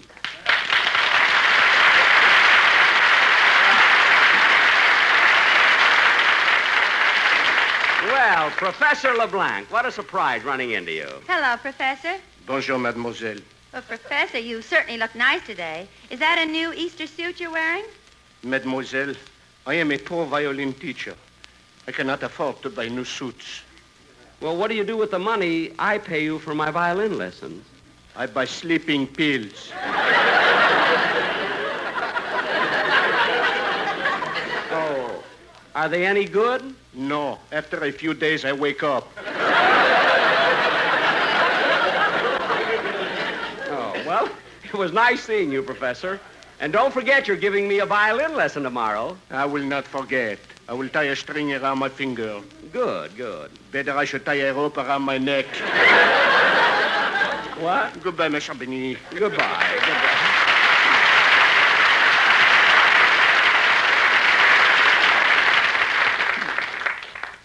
Mary, I can't understand why he hates to give me violin lessons. I can't understand it either. You play beautifully. Well, Huh? Mary, that was sweet. What made you say that? Oh, I don't know. Just an impulse. Yesterday, I kicked a cop in the pants. Sometimes you have to let yourself go, you know. Anyway, Mary, we're certainly running into a lot of people we know, aren't we? Yeah.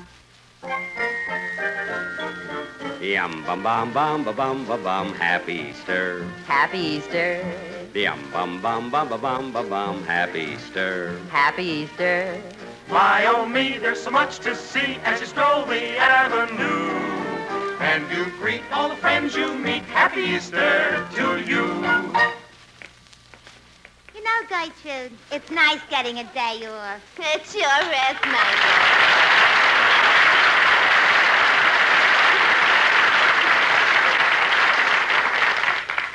Swell getting away from that CBS switchboard. Yeah. Oh, Gertrude, I feel so elegant walking in the Easter parade. How do you feel? My feet are killing me. But it's my own fault for buying such small shoes. Well, what size did you get? 9. Oh, for heaven's sake. What's the matter? Getting your foot in a size 9 shoe is like docking the Queen Mary in a Dixie cup. Oh, look who's talking. Get a load of your shoes. They're not so big. They're not. Last year, when we went on our vacation, every hotel we stopped at pasted labels on them. Well, it's a natural mistake because my shoes are genuine cowhide. Cowhide? Yeah. From the way your toes stick out, it looks like milking time.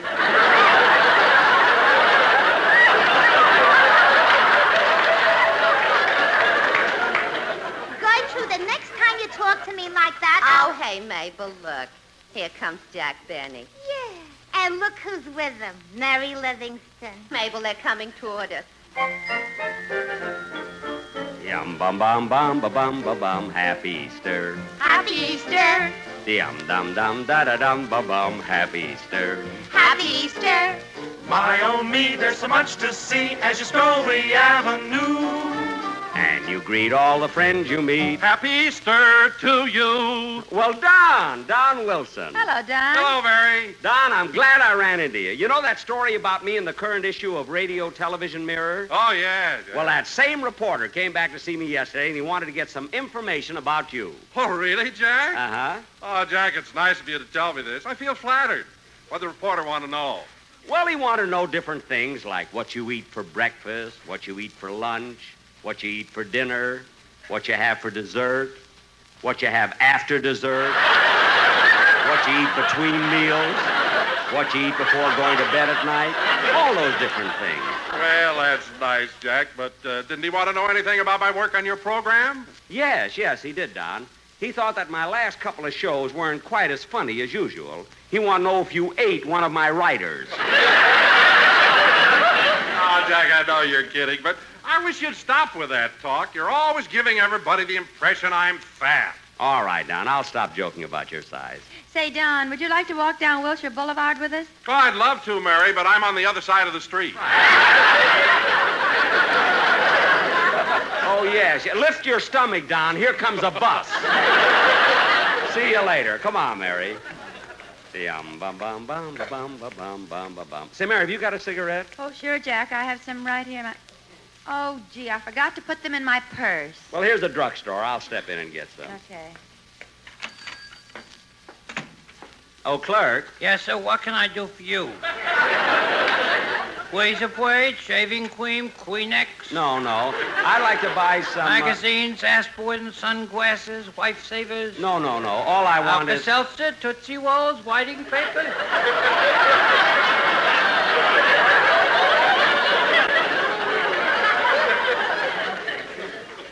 I can't go into one store. Hold it, mister, hold it. As long as you're guessing and playing games, I'll give you a hint as to what I want. Now, what do you do that relaxes you and gives you pleasure? I take off my girdle. What do you do?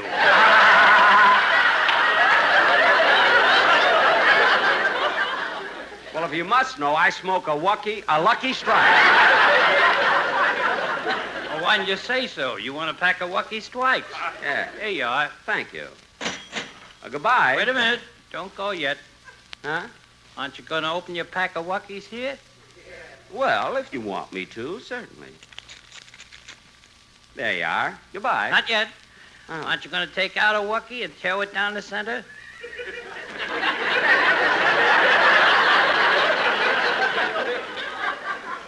But... I make all my customers do it. Well, okay. There. See how the tobacco holds together? No loose ends. No room for air spaces. Hot spots that burn harsh and dry.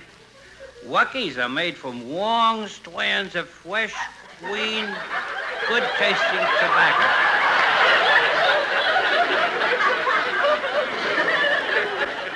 That's why Lucky Strikes are my favorite brand. Well, good, and thank you for showing me. Happy Easter.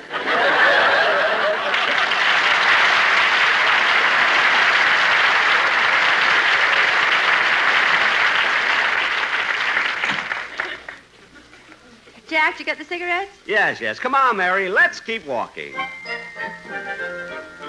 Never saw such a lovely day. Happy Easter. Happy Easter. It's such fun just to nod and say Happy Easter. Happy Easter. My, oh, me, there's so much to see as you stroll the avenue. And you greet all the friends you meet. Happy Easter to you. Well, Mr. Kitzel!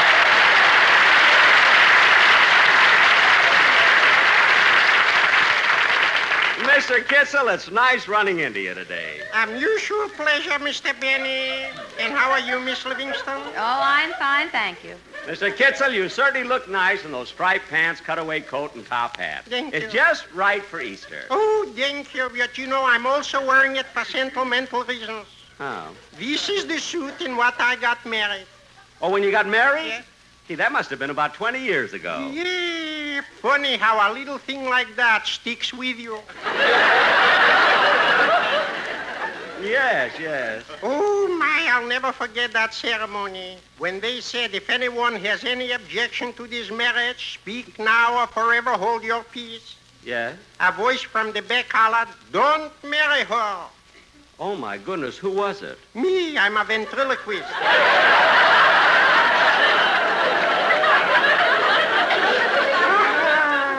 Oh, Mr. Kitzel, you're joking. Unfortunately.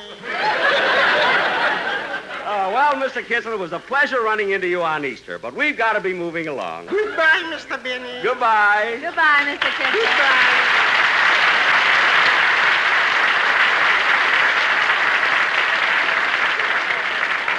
You know, Mary, it's always nice running into Mr. Kitzel. I don't know, he seems so cheerful and... Bun. Bun. Huh? Come here a minute.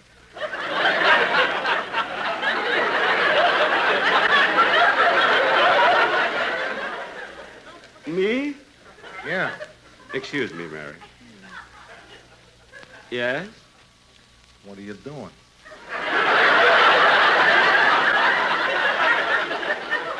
We're just strolling along in the Easter parade. How far you going?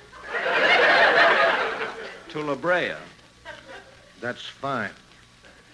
What? You said you was going to La Brea, and I said that's fine. Well, wait a minute. Aren't you going to try to talk me out of it? Not me. This is my day off. Oh. Well, happy Easter. Well, same to you. Same to you.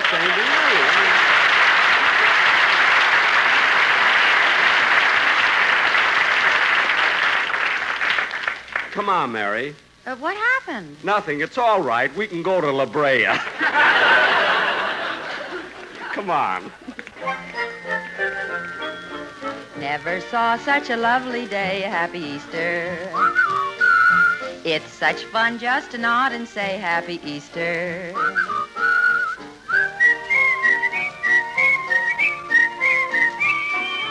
And you greet all the friends you meet. Happy Easter to you. Dennis!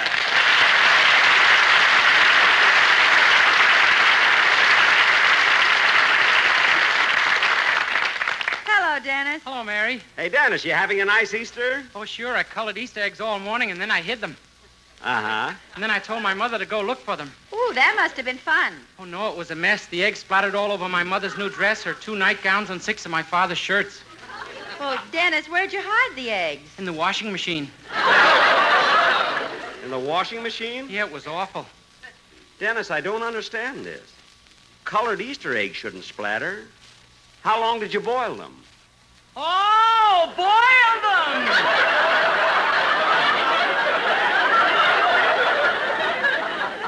Mary, you take them, will you? I'm still a little sick from Phil. Dennis, Jack and I are walking down as far as La Brea. Would you like to join us? Sure, I'm not stuck up. Well, that's mighty decent of you. And by the way, Dennis, be sure you're not late for rehearsals for my television show. I won't. And my mother said that it's okay for me to appear on your TV program Sunday if you give me proper credit at the end. What do you mean, proper credit? Well, at the end of the program, she wants you to say, Dennis Day may also be seen on his own television show. You may buy his latest recording, I Hear a Rhapsody, at all music stores. He will soon be seen in 20th Century Fox picture The Girl Next Door and take your judo lessons from Yamashita. Dennis, who in the world is Yamashita? Oh, that's my mother's business name. Say, Dennis, while we're walking along, why don't you sing something? Well, do you think it'll be all right? I mean, here on the street? Well, sure. Everybody feels good today. It's Easter. They're all singing. Okay.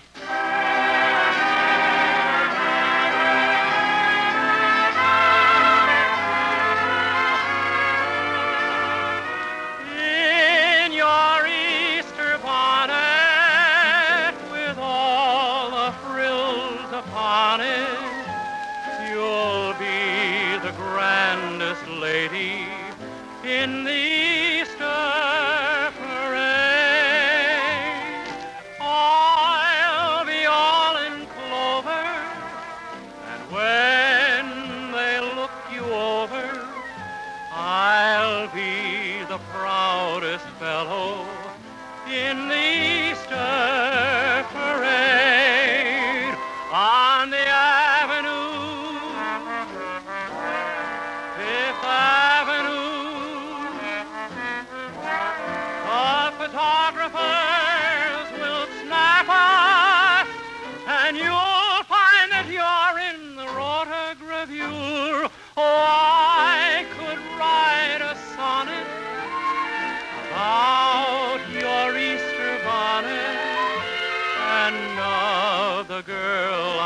taking to the Easter parade on the avenue, Fifth Avenue. The photographers will snap us, and you'll find that you're in the rotograph view. Oh, I could write a sonnet about your Easter bonnet and of the girl I'm taking to the Easter.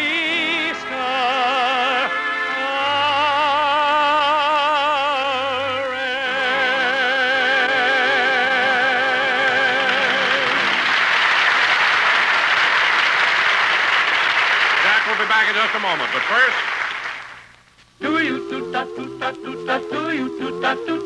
Be happy, go lucky, get better taste today. Friends, you can tear and compare and see with your own eyes how Lucky's are made better to taste better. From a newly opened pack, take a cigarette made by any other manufacturer. Carefully tear a thin strip of paper straight down the seam from end to end and gently remove the tobacco. In tearing, be sure not to loosen or dig into the tobacco. Now, do exactly the same with the Lucky Strike. Then compare. You'll see some cigarettes are so loosely packed they fall apart. Others have air spaces, hot spots that burn harsh and dry. But you won't find that in a Lucky. Look at that perfect cylinder of fine, mild tobacco, so free of annoying loose ends that spoil the taste. Notice those long strands of fresh, clean, good-tasting tobacco, so firmly packed to smoke smooth and even, giving you a milder, better-tasting cigarette. Yes, friends, tear and compare. Prove to yourself that Lucky's are made better to taste better. Then make your next carton Lucky Strike. Bung, bung, bung, be happy, go Lucky Strike today. Ladies and gentlemen, next Sunday night, immediately after my radio show, I will do my 5th television program of the season. My guest stars will be Dennis Day, Rochester, and one of the world's greatest violinists, Mr. Isaac Stern. I will also play a violin solo. That's funny. They told me there would be applause here. Oh, well, happy Easter, folks. The Jack Benny program is brought to you by Lucky Strike, product of the American Tobacco Company, America's leading manufacturer of cigarettes. This is Don Wilson reminding you to listen to Your Hit Parade with Guy Lombardo every Thursday night, presented by Lucky Strike. Consult your newspaper for time and station. The Jack Benny program has been selected as one of the programs to be heard by our armed forces overseas through the facilities of the Armed Forces Radio Service. Stay tuned for the Amos and Andy Show, which follows immediately. Transcribed, this is the CBS Radio Network.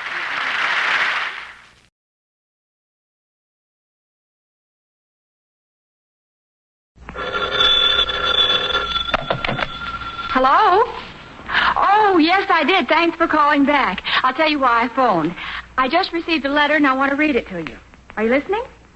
It says, Dear radio friend, that's me. We have received so many wonderful letters requesting us to repeat our Easter show that we are going to do it. Wishing you a happy Easter, your good friends, the Nelson family. Ozzie and Harriet, David and Ricky.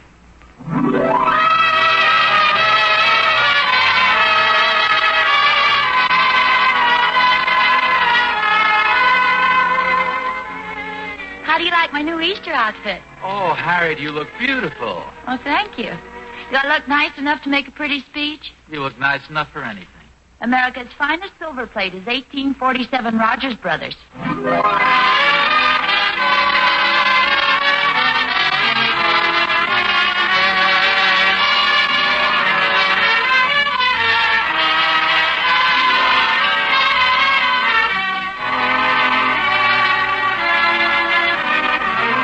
America's finest silver plate is 1847 Rogers Brothers. From Hollywood, International Silver Company, creators of 1847 Rogers Brothers Silver Plate, presents the amusingly transcribed adventures of Ozzie and Harriet, starring America's favorite young couple, Ozzie Nelson and Harriet Hilliard.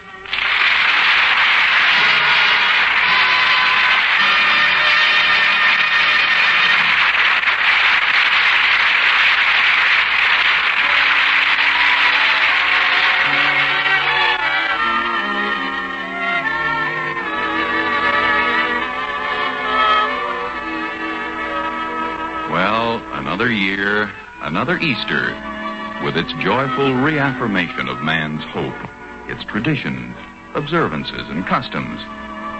Like many other families, the Nelsons of 1847 Rogers Road have a few traditional Easter customs of their own. For instance, some years ago, on the night before Easter, Harriet remarked, You know, Easter sunrise services must be beautiful. I'd love to go sometime.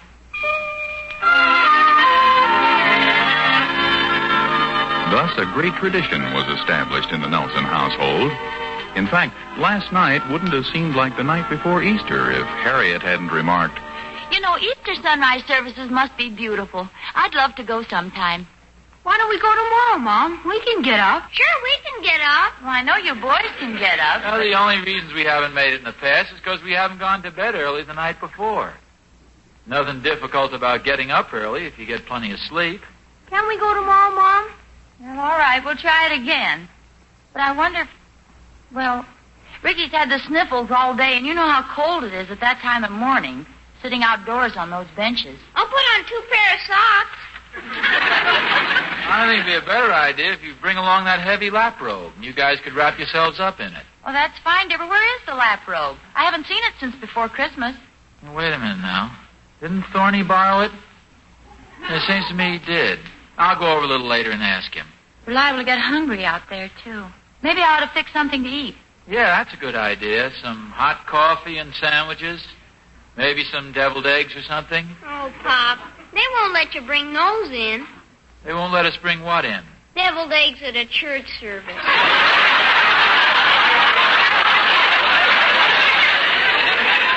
Well, I think maybe we can get by with it. You can bring some angel food cake to balance it off. Come on, fellas, up to bed. So soon? Well, of course, if you're going to get up at 4 o'clock in the morning, you got to get some sleep.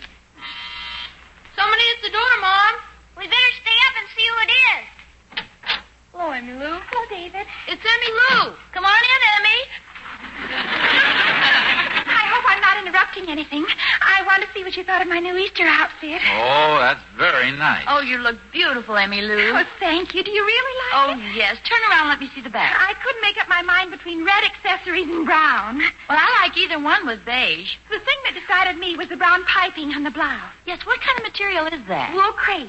Do you like this new short bolero? Oh, yes, and I love that jabot on the blouse. Move over here by the light.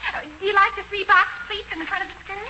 Oh, yes, and those extra wide gauntlets are very smart this year. What are they talking about? It's a secret language, David. It's a game women play called Make the Salary Disappear. Yes, you really look just lovely, Emmy Lou. It's a beautiful outfit. Thank you, Mrs. Nelson. What are you folks doing tomorrow? Well, the current rumor says we're going to the sunrise services out at Silver Lake Mountain. Are you really? Oh, how wonderful.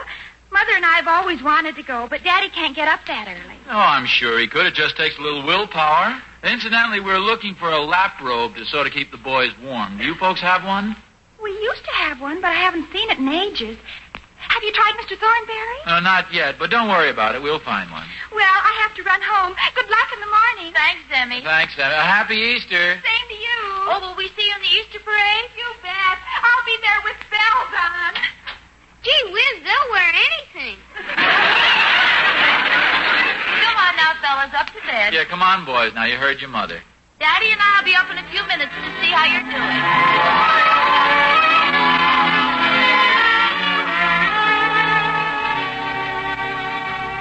How's it going, boys? Fine. Brushed your teeth, David? Yes, ma'am. Get to sleep as soon as you can now, fellas. Harriet, I'm going over to Thorny's and see if he has that lap robe. Okay. Don't stay all night now. Now, don't worry, I won't. Can we listen to the radio for a while, Mom? Oh, no, not tonight. You'll be getting up at 4 o'clock. Do you realize how early that is? Mom? Yes, David? I'm kind of worried about Pop. Do you think he'll make it tomorrow morning? Oh, of course he will. Now, don't you worry about Daddy. He's awful hard to get up, Mom. Look, if you promise not to tell, I'll let you in on something. When Daddy's in bed tonight, I'm going to set the clock ahead an hour. So we'll really have 2 hours to get there. Mom? Yes? Are you smarter than Pop? Well, of course not. This is just a little joke, so he'll be sure and get up. Pop's really smart, isn't he? Well, certainly he is. Why all this concern? He told me I was going to grow up and be just like him.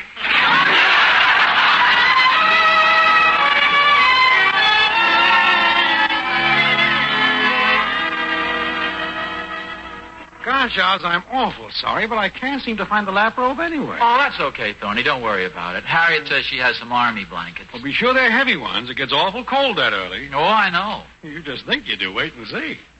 What do you mean, wait and see? You talk as if I've never gotten up at 4 o'clock in the morning.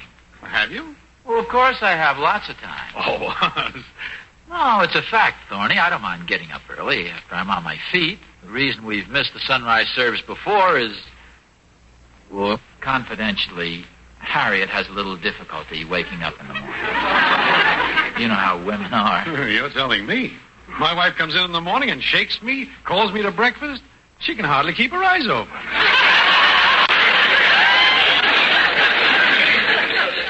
See, this whole thing was their idea, but I'll probably have to drag the whole family out of bed in the morning. Say, I have an idea.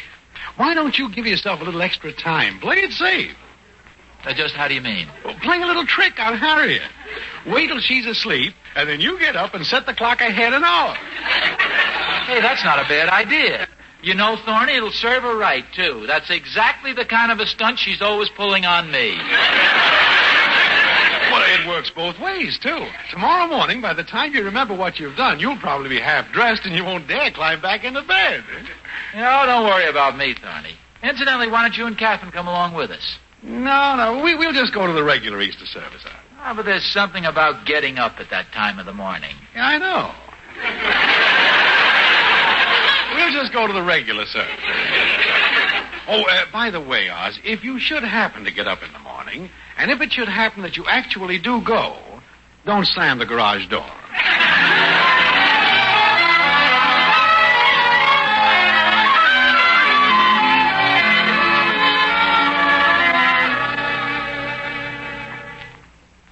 Ozzy, Yeah? I was just going to ask if you were asleep. Funny, I was just going to ask you the same thing. Well, good night. Gotta get some sleep.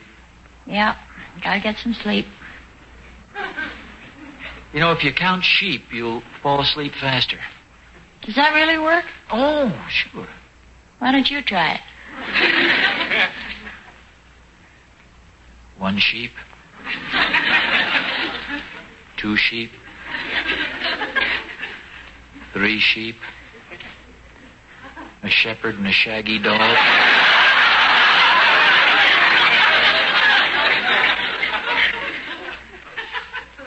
4 sheep. Oh, dear. What's the matter? I forgot something. Just go to sleep, dear. I'll only be a minute. Harriet, what are you doing? Winding the clock. Go to sleep, dear. I thought you wound it before. I just wanted to make sure. Oh, golly, that reminds me. What's the matter? I forgot something. I just wound the clock. Yes, I know. I just making sure the alarm is set. I set it. Just checking up, sort of making sure of everything.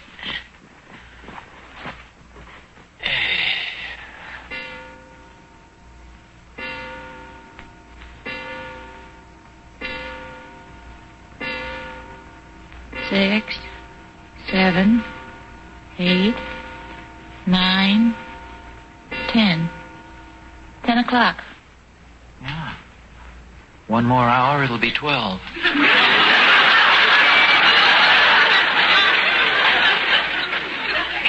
Mm-hmm. 1 more hour, it'll be 12. That is, I meant to say in 1 more hour, it'll be 11.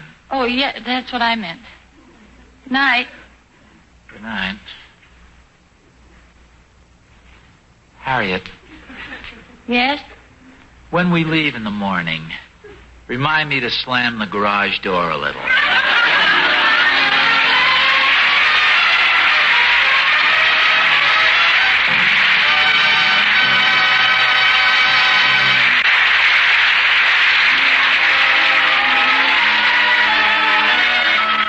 gosh, the excitement of Easter is really buzzing around the Nelson household. Ozzie and Harriet planning to get up early. Emmy Lou all dressed up in a new Easter outfit.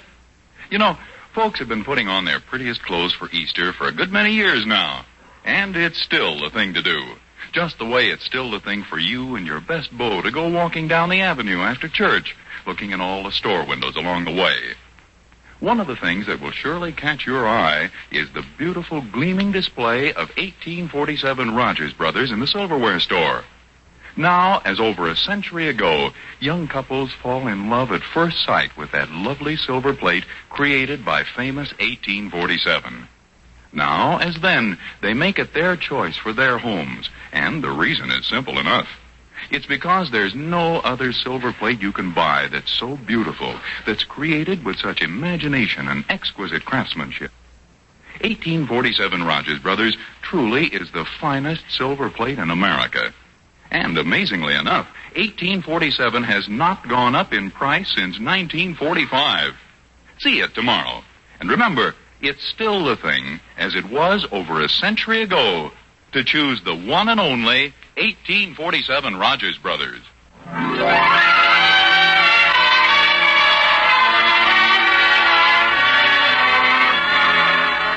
It's the night before Easter, and all through the house, not a creature is stirring, not even a mouse.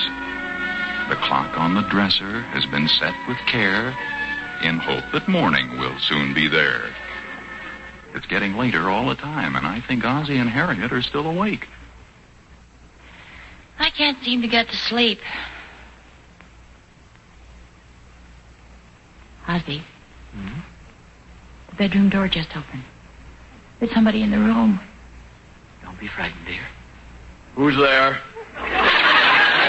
Me, Pop. No. Oh, David, what do you want? Is it time to get up yet? No, it isn't time yet, David. Now go on back to bed. Isn't it almost time, Pop? Ricky, where'd you come from? We're together. Now, boys, you know better than to come sneaking in like that, frightening your mother. Scaring your father? Now go back to bed, boys. We'll call you when it's time to get up. You woke Mother and Daddy up in the middle of the night. Come on, Ricky. Okay, good night, Mom. Good night, Ricky. Good night, Pop. Good night, Ricky. Good night, Mom. Good night, David. Good night, Pop. Good night, David. Good night, Mom. Will you boys please go back to bed?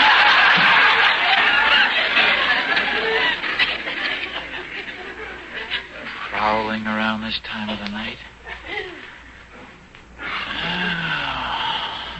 Let's go to sleep.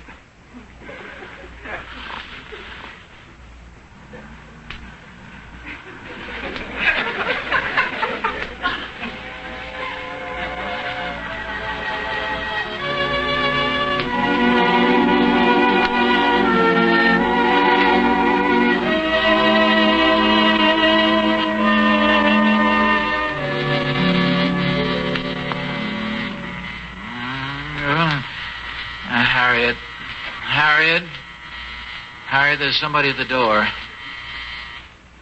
Pick a fine time to go to sleep. Where's my bathrobe? It's on the chair by the door.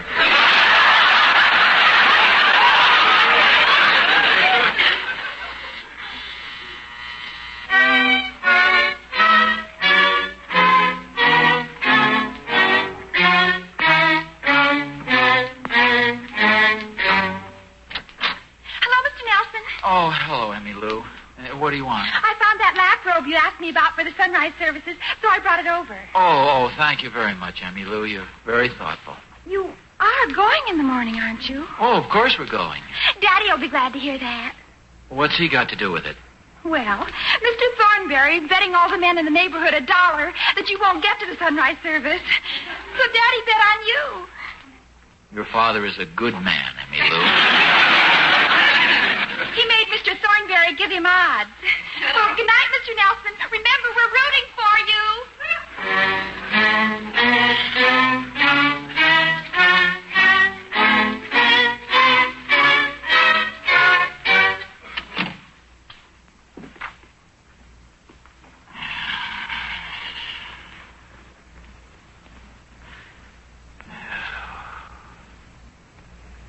you asleep, Harriet? You want me to go in your room and see, Pop?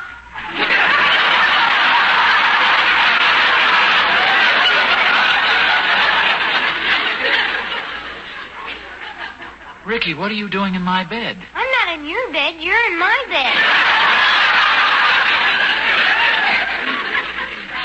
Well, I gotta get some sleep. I might as well stay right here. I like to sleep with you, Pop. Oh, that's nice. Go to sleep now, son. Good night, Pop. Good night, son.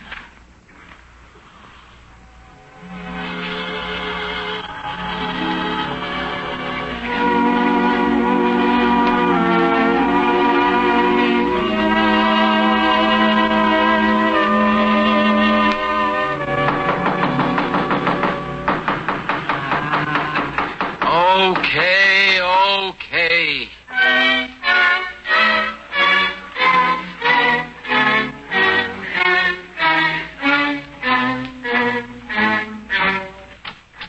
Hello, Oz. Were you in bed? Well, of course I was in bed.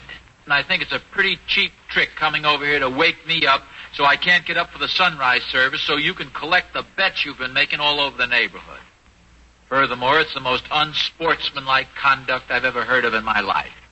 Now, what do you want? Oz, I came over to bring you the lap robe.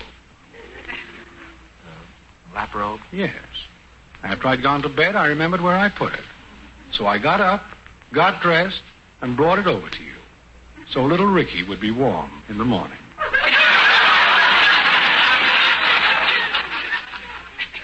Thanks, Marty. Now I'll go all the way back home, go upstairs, and get undressed again, and go back to bed. Well, that's nice of you, Thorny. That is, Good night, Oz. Enjoy the sunrise service.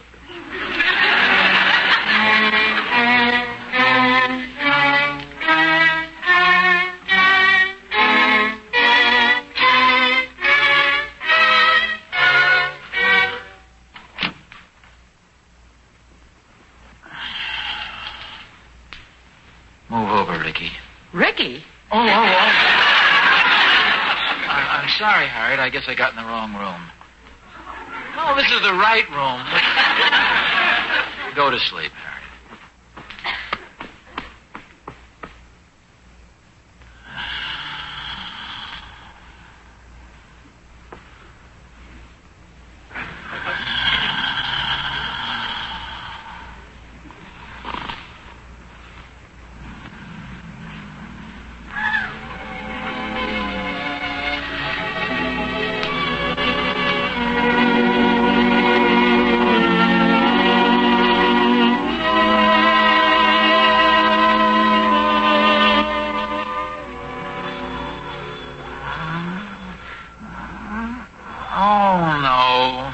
Telephone. Put the pillow over your head, Harriet. You won't hear it.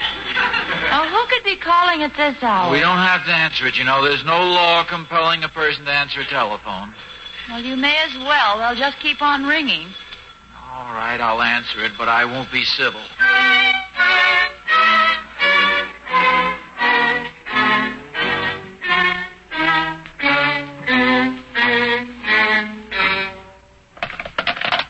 Hello. Hello.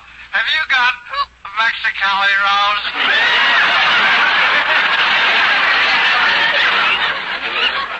I'm afraid you have the wrong number. Oh, is this the Smiling Dan, the all-night music man? No, it is. You have the wrong number. And you can't play Mexicali Rose? No, definitely not. Well, how about Clancy Lord of the Booth? Will you please hang up and go to bed? Why are you so mean to me, Dan? You ought to be ashamed of yourself.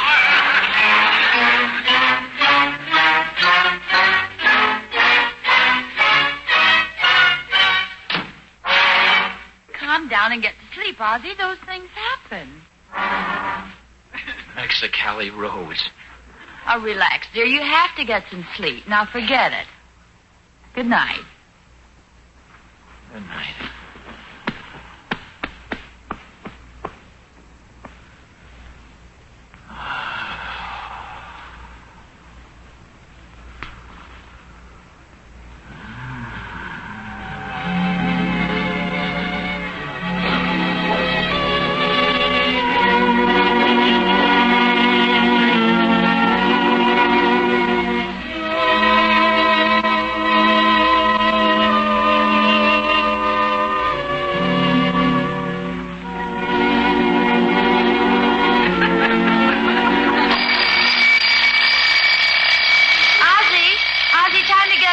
off the clock. David, Ricky, time to get up. We are up. Well, hurry up and get dressed. We are dressed. Well, see if you can get your father up. He is up, aren't you, Pop? Pop? Ozzy. Ozzy. Gee, just like horses, he can sleep standing up.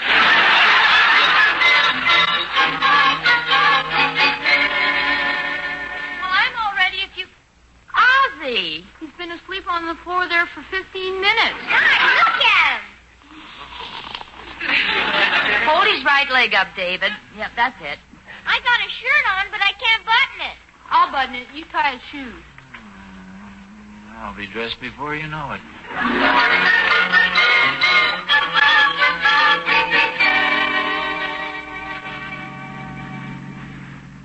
It's a little chilly. Gee, it's still dark out, just like nighttime. Are you sure you don't want me to drive, dear? Oh, no, I'm fine. This fresh air did the trick. How much farther, Mom? Oh, we're almost there now. When is the sun coming up? Pretty soon, David. Just wait till you see it, boys. It's a beautiful sight. It's awful dark out. You think we'll see any bears? Hey, look, there's a bonfire. Oh, yeah, so I see. I guess that's where we park. There's a man by the fire. I guess he has it to keep away the bears. Hello there. Is this where we park for the sunrise services?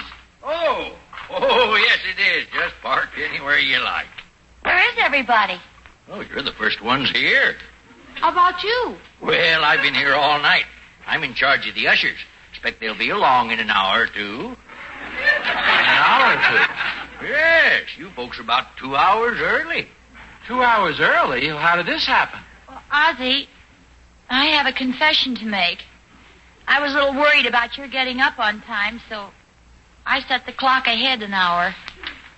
Oh, Harriet, I'm surprised at you. Of all the mean tricks, how could you do a thing?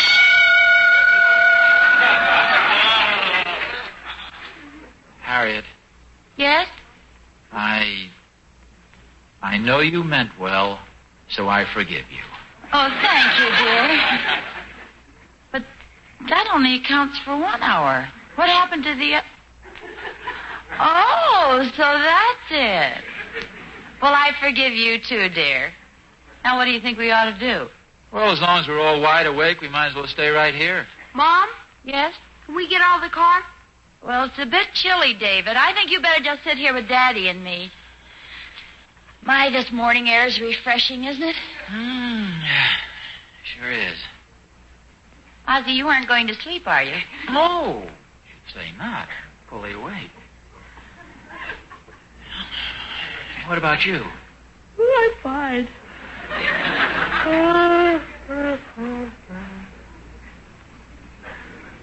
Pop? Pop? What is it, dear? Daddy's asleep. How does the sun come up? Oh, Ricky, it doesn't really come up. Then how does it get daylight? The sun is standing still, and the world is turning around. And when it turns to our side, then it's daylight. Oh, you're just saying that. I am not. Mother? Mother? Mom's asleep. How can the world be turning around? We'd get dizzy, wouldn't we, David? David?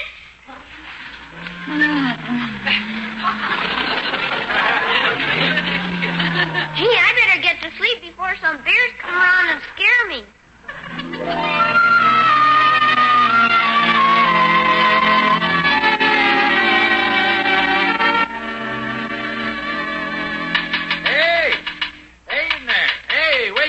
Wake up! Oh, Harriet. Yes, dear. Oh, my neck. Come on, it's time for the services. Time for the services? The services were over long ago. It's after 8 o'clock. Time to go home. Oh, no, we missed the services? Yeah, first one's here, last one's to go. Oh, dear, an Easter Sunday of all time. Harriet, if we rush right home, there's still time to get ready for church. That's right. Let's get started. Make sure that door is closed. That was fun, wasn't it, David? Yeah. Hey, Mom? Ricky, don't interrupt Mom when she's driving. What is it, Ricky? Can me and David go sometime again? Ricky, David and I. Okay, Mom, but if you and David go, can I go with you, Mom? Mom? I guess so, but don't shout so loud. You'll wake Daddy.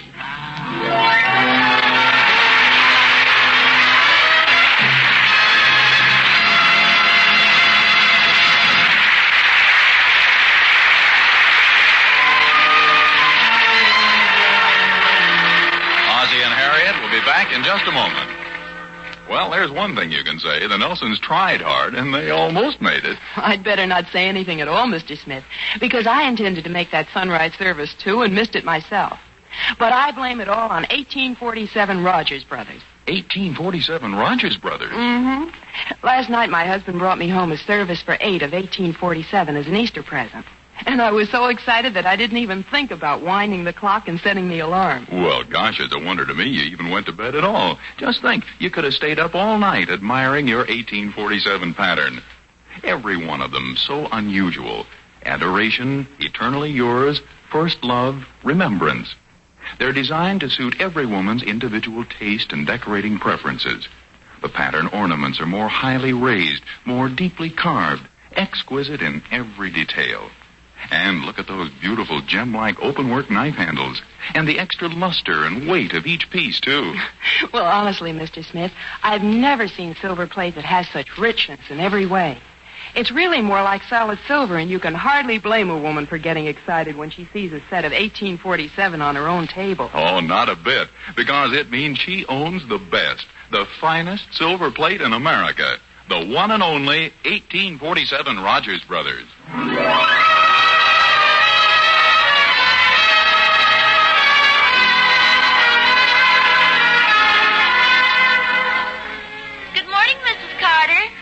Morning. Morning. Hi, Jimmy. Good morning, Mrs. Johnson. There sure were a lot of people at church this morning, huh? Oh, yes, quite a few, David. Papa's sure quiet. He didn't say anything. Wait a minute. Where is your father? He was walking with us. There he goes down the street. He didn't turn in our house. Oh, you better go bring him back, boys. I think Daddy's walking in his sleep.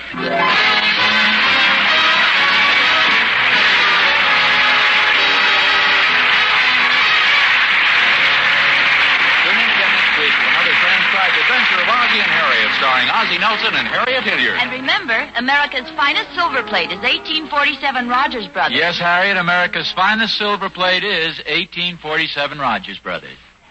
Appearing in our cast tonight were Ozzie Nelson, Harriet Nelson, David Nelson, Ricky Nelson, Barbara Nelson, John Brown, Janet Waldo, Joe Kearns, and yours truly, Vern Smith. Original music was composed and conducted by Billy May. Say, folks, you got a pencil handy? Write down the date, April 24th. Next Sunday. What's going to happen then? Oh, that's the surprise. But I'll give you a hint. On the QT, it's QL. And believe me, folks, I've seen it, and it's truly beautiful. Happy Easter. Happy Easter.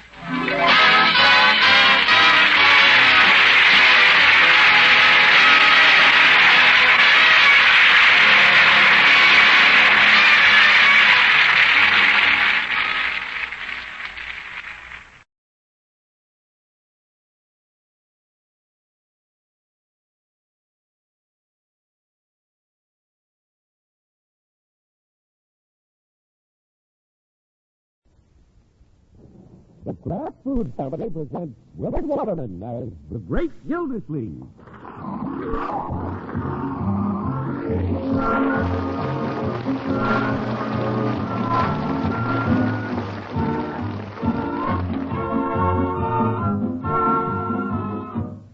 The Great Gildersleeve is brought to you by the Kraft Foods Company.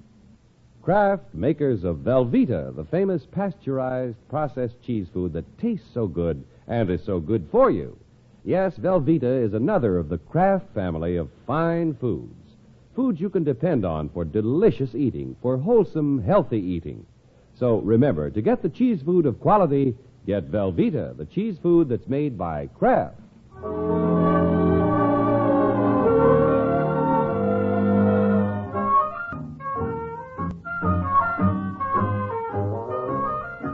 Well, in the town of Summerfield, it's the day before Easter, and the great Gildersleeve's family is making elaborate preparations for the occasion. Marjorie has selected a new Easter outfit, Leroy has a new suit, and they've resolved to do something different this year, attend the Easter sunrise service. Of course, the great Gildersleeve hasn't heard about these early morning plans. It's something I've always wanted to do, Leroy. Yeah, it'll be keen. Boy, I can't wait to get up at 4 o'clock in the morning. Let's go talk to Unky. Unky! Hey, Unc, where are you? In the den, children. Are we interrupting anything? No, not at all. Just glancing through the paper. Looking for an Easter gift for Paula. Oh? Guess I could get her one of these 2-pound chocolate Easter eggs. They're not too expensive. Well, if you want to be cheap, why don't you get her an Easter rabbit and let him lay the eggs? Leroy, I'm not trying to be cheap. I'm just trying to hold down expenses. Easter's beginning to cost as much as Christmas. Speaking of Christmas, do you know what I want next time? Leroy, please. Now then, what's the purpose of this delegation? Unky, we have the most marvelous idea. Tomorrow we're going to sunrise service. Yeah, we're getting up at 4 o'clock in the morning. 4 o'clock. We'll have a good time. Unky. Just leave quietly and come home quietly. You mean you don't want to get up at 4 o'clock? No. But, Unky, the sunrise will be beautiful. Marjorie, I've seen the sunrise. I worked my way through college delivering milk. I'm going to the 11 o'clock service the way I always do. I'll need my sleep, so I'll be alert when I pass the collection plate. I don't want to drop it again. Well, of course I can drive Leroy and Bertie to the service, but I wish you'd come along. Is Bertie going? She's singing in the choir. 100 voices, Unc. Well, I would like to hear Bertie sing. Well, if there are 99 other voices, I wouldn't hear much of Bertie anyway. Hey, Bertie! That's Leroy. Unc doesn't want to go hear you sing. He don't. No, it isn't that, Bertie. But I intend going to the 11 o'clock service tomorrow. Had my day all planned, a very busy day. We all have a busy day ahead, Unky. Yeah, I know Bertie's going to be busy. Bertie's going to sing like an angel at sunrise, then she's going to fly home and bake the ham. You ought to see Bertie's choir robe, Unc. Really? Oh, it'll be a beautiful spectacle, Unky. Cedar Hill will be banked with flowers. Yes, I read about that. Well, I've been there every year, and it's worth it just to hear those trumpets when the sun comes up. It is, Bertie? Oh, Easter's such a thrilling day. And, Unky, you'll see all the beautiful women in their new spring dresses. Well, if you children insist. Oh, boy, Unc. Glad you changed your mind, Miss Gilsleeve. Well, I didn't exactly change my mind. I've been considering going for some time, but I wanted to be sure all of you were willing to get up at 4 o'clock as I am. Oh, brother.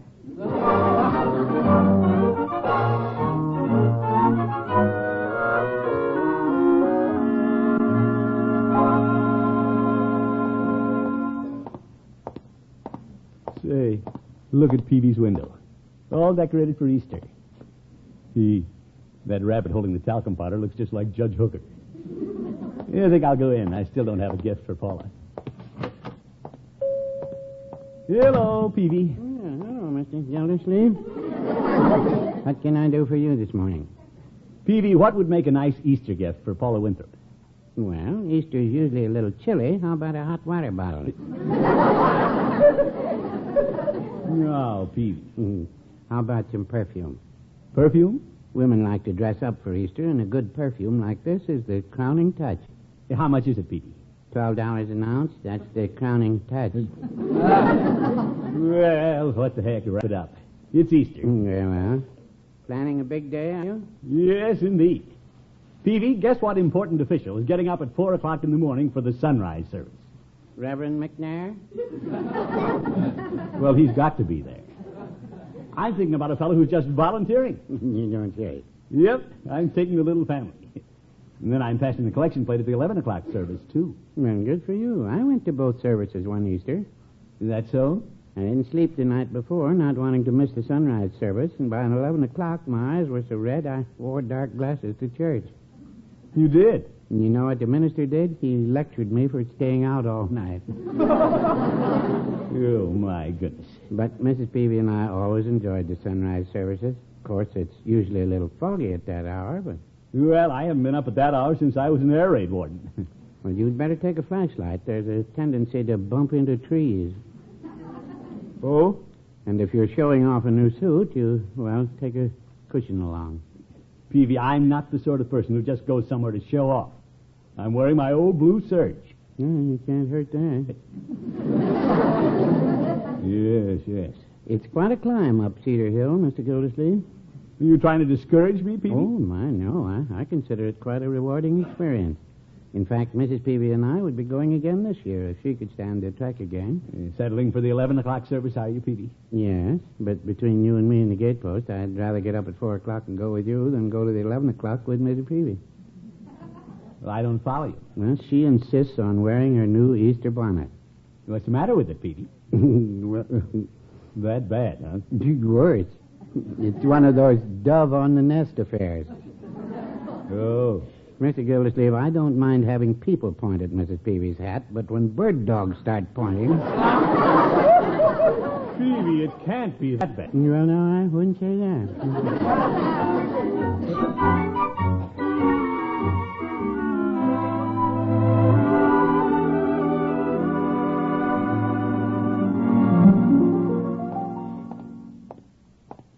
Well, Gildersleeve, you're ready for the sunrise service. I wonder if I will need this flashlight Peavy sold me. Who's that? Oh, the judge. Here I am, Diogenes. Judge, what do you mean, Diogenes? With that flashlight, you must be looking for an honest man. Here I am. You're all right, Judge. Hop in. I'll take you home. Thanks, Horace. That's where I'm headed. Gildy, why are you carrying a flashlight in the middle of the day? No, I'll need it in the morning. I'm getting up at 4 o'clock. You're going to the sunrise service? You bet. Then I'm going to the 11 o'clock service. Well, you must have a new suit you want to display. Judge, you're as bad as Peavy. I'm not going to church just to show off my clothes. Besides, I don't have a new suit to show off. I see. Here's a bump, Gildy. What bumped me in the back of the head? That's my canteen. Canteen? What is all this junk in the back of your car? Thermos bottles, blankets, folding chairs, and a buffalo robe. Judge, where are you going? On a safari? I'm taking Miss Matterhorn to the sunrise service. Do you need all this equipment? Well, you have to prepare for it. You're not just taking a flashlight, are you? Well, Besides what I have in the car, Miss Matterhorn is packing a lunch basket. Lunch basket? The road to Cedar Hill is narrow, Gildy, and with several hundred cars up there, it takes hours to get home. Miss Matterhorn and I enjoy the service, then spread our lunch and listen to the singing birds and the clash of bumpers. That 11 o'clock service looks better and better.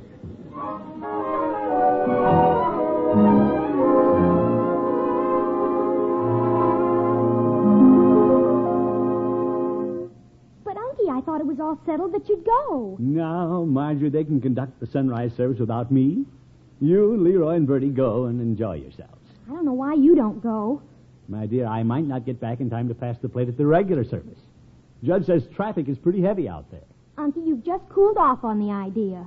Well, I'll admit I'm not as keen about it as I was this morning. Why? Well, Peavy and the judge nettled me. They accused me of going just to show off my new Easter suit. But you don't have a new Easter suit. You just don't want to miss out on your sleep, that's all. That has nothing to do with it. I'm staying home as a matter of principle. All right, Unky, if that's your final decision. That's my final decision. I did it! All right, Bertie. Hello, Bertie. Good afternoon, Miss Winthrop. Come in. Oh, thank you. Well, it's Paula. Hello, Throckmorton. Marjorie. Hello, Mrs. Winthrop. Paula, I was about to come over and pay you a visit. Oh, really? I have a little Easter gift for you. Well, that's very thoughtful of you. But why don't you give it to me early tomorrow morning? Early tomorrow morning? Uh-huh. Leroy told me you're all going to sunrise service. You did? Well... Would it be terrible of me if I invited myself to go along? Oh, Leroy, Bertie, and I'll be delighted to have you go with us. Paula, I had no idea you planned to go to the service. Oh, I wouldn't miss it. Marjorie, you should see my Easter suit. Oh, I want to. It's blue pastel file with piqué collar, cuffs, and gloves to match. Oh, it must be darling. Sounds great. What the heck is file? And that isn't all. I have matching piqué shoes and hat with file trim. Oh, how wonderful. Easter's thrilling. What are you wearing, Marjorie? Well, I have the cutest linen dress with a full skirt and fitted top, and it has eyelet trim. Very smart. I can see this is no conversation for a man. Oh, Throckmorton, here we are talking about our new outfits and not letting you get a word in. Well, I know you're going to be so handsome in your new Easter suit. Handsome? Well, thank you. I like to see men dress up. You know, people don't just look at the pretty girls. Yeah. I hope you got a powder blue pinstripe. I just love them. Well, I must go. See you bright and early in the morning, Throckmorton. Yes, indeed, Paula. Bright and early. Bye-bye, Marjorie. Goodbye, Paula. Unky, I thought you decided not to go to service. You going after all, Miss Gilsleeve? And why shouldn't I go? Miss Winthrop talked him into it, Miss Marjorie? She had nothing to do with it. No, sir. I thought you weren't going because of what the judge and Mr. Peavy thought. Why should I worry about what the judge and Peavy think? I'll put on my new suit and go. You don't have a new suit. Well, I'll get one. A powder blue pinstripe? Well, I had that in mind anyway before Paula mentioned it. Yes, sir.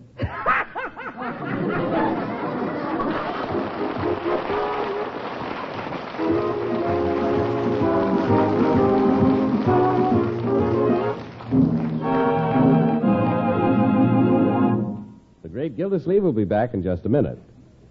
Keeping the food budget in line is a mighty good trick these days, if you can do it. And if you've been having difficulty, here's an idea to help you out. You can make really thrifty main dishes with Velveeta, Kraft's smooth, melting, pasteurized processed cheese food.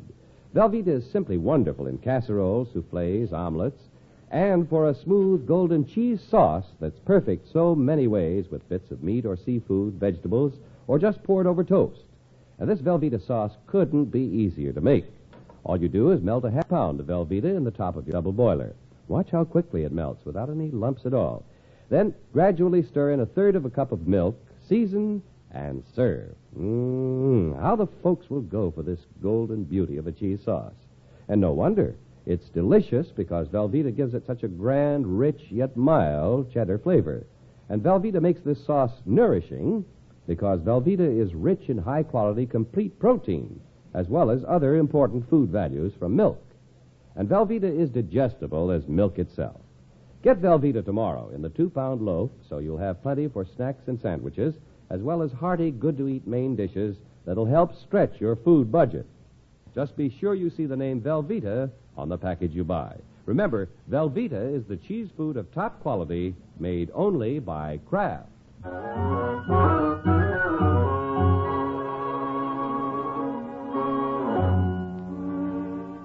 Well, the great Gildersleeve had decided not to attend the Easter sunrise service with his little family when his girlfriend Paula Winthrop came over and mentioned how handsome he'd look in his new suit. Of course, the great man didn't have a new suit, but that was 2 hours ago. Isn't Unky home yet, Bertie? Not yet, Miss Marjorie. He's probably having trouble finding a suit. Well, he shouldn't have waited till the afternoon before Easter. No, ma'am. I never saw a man change his mind so fast. Neither did I, Bertie. First he said he wasn't going, then he said he was. Then he said he wasn't because he's afraid somebody'd think he was showing off a new suit he bought, which he wasn't because he didn't. That's Unky. Then he said he was because Miss Winthrop thought he'd look handsome in a new suit which he didn't have, but which he would if he had it. So I hope he gets it. So do I, Bertie. Oh, my hair's in curlers. I don't want to be seen like this. Never mind, Miss Gilsleeve. Yeah, thanks, Bert. What you got in the box, Miss Gilsleeve? New suit? Yep. Unky, why'd you ring the doorbell? Well, seems that when I tried on my new suit, I left my keys in it. I was excited, I guess. Open the box, Unky. Let's see what you picked out. All right. I get rid of some of this wrapping twine. Hey, what's going on? Hello, Leroy. Hi. Well, maybe I can help you, Unky. What's going on? I sure am anxious to see that. So am I, but what am I anxious to see? What's in there? Leroy, keep your shirt on. Did you get the one with the stripe? Yeah, white stripe. What's in there, a polecat? Leroy, don't be silly. I'm not. I'm just trying to find out something. I can't untie this knot. Where's my penknife? Miss Gilsleeve, how'd you get it so fast? I practically had to grab it and run. Run with what? It still has to be let out, Bertie. Well, take the lid off and let it out. Well, let's see what's in there. There it is. Isn't that a beauty? Oh, it's beautiful, Unky. Ain't that something? Oh, for corn's sake, nothing but a suit. My Easter suit, Leroy. I thought you weren't going to buy an Easter suit. Well, Marjorie, how do you like this necktie I bought to go with it? Well, it's very striking, Unky. It should be with those baseball bats on it. Leroy, they're not baseball bats. It's just a modern design. And he got the powder blue suit. You don't think he'd come home with anything else after what Mrs. Winthrop said, do you? Ah, so that's why you bought a suit. You want Mrs. Winthrop to see you in it. Leroy, that isn't it at all. There'll be hundreds of other people who'll see me in it, too. Yeah, I mean, Bertie, you suppose you can give me a hand with a few alterations? The tailor couldn't get it ready today. Yes, sir. Of course, it's a little late, and I got to take him in my choir robe. Well, I guess I am upsetting things a little. Well, if we're going to get up at 4 o'clock, we should be getting to bed soon. Yeah, I got a lot of things to do. So have I. But I'll help you with Uncie's suit, Bertie. Yes, ma'am. Well, now, let's not make a big thing of this. What we need is a little organization, and I'll be the organizer. Sure. We all have things to do, so let's do them. Bertie, you go do the things you have to do. Yes, sir. Marjorie, you and Leroy get the things done that you have to do. All right, Uncie. What are you going to do? I'm going to set the alarm for 4 o'clock and go to bed. What a character. Leroy, there'll be a lot of things to do in the morning, and I'll be up bright and early doing them.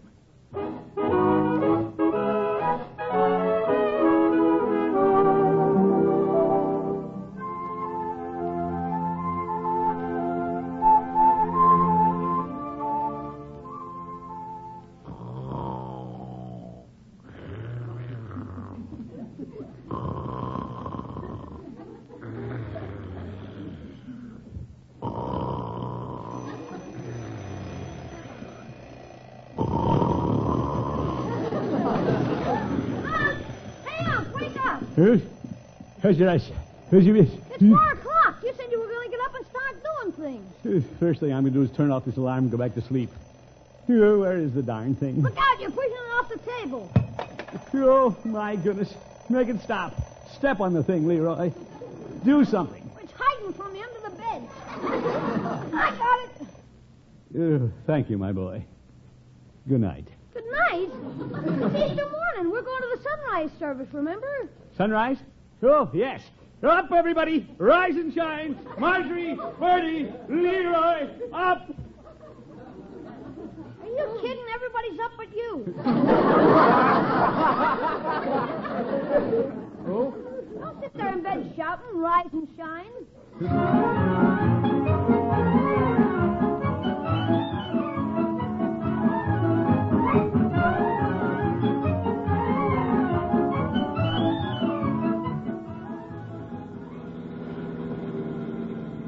Aunt, how much further is it? Can't be far.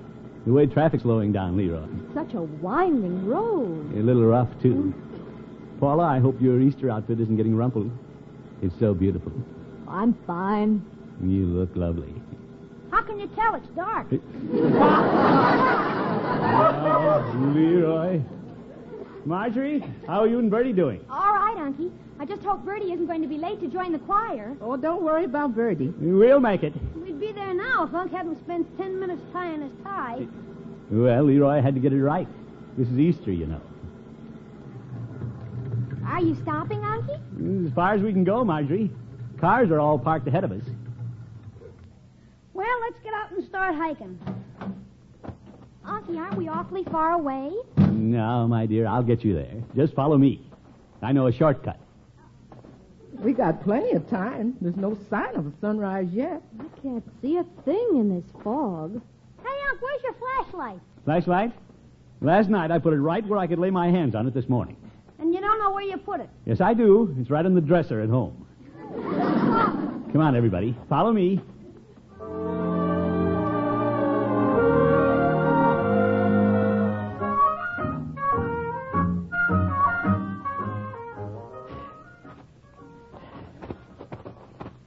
Gosh, we haven't seen anybody since we left the car.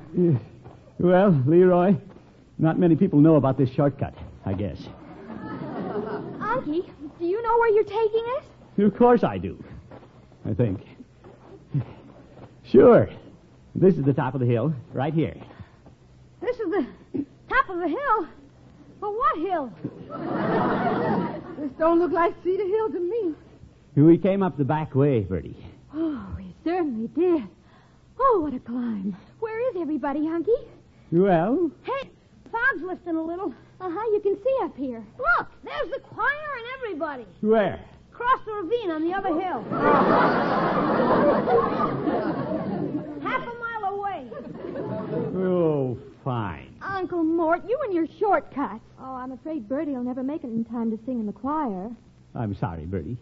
Very sorry. Oh, they'll get along without Bertie. We'll just have to watch things from up here. Hey, there's a lot of moving around. What are they getting ready to do? They're going to have a pageant, Leroy, telling the story of Easter. Yeah? Here we are all dressed up and we can't be with the crowd. What an Easter. Well, Mr. Gillsleeve, there was only a few on hand the first Easter when they saw the rock was rolled away. Well, that's right, Bertie. We shouldn't forget that. I guess nobody there put much importance on fine clothes. I guess they didn't. Listen, they're playing music. They're getting ready to sing about the crucifixion. Oh, Bertie, you were going to sing that. Yes, ma'am. Will you sing it for us, Bertie? We'd like to hear it, Bertie. Would you? I'd like to. Were you there when they crucified my Lord? Were you there when they crucified my Lord? Oh, sometimes it causes me to tremble, tremble, tremble. Were you there when they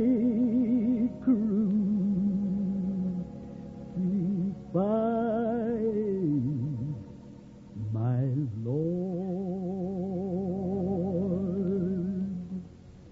Were you there when they laid him in the tomb? Were you there when they laid him in the tomb? Oh, sometimes it causes me to tremble, tremble, tremble. Were you there when they laid him in the tomb?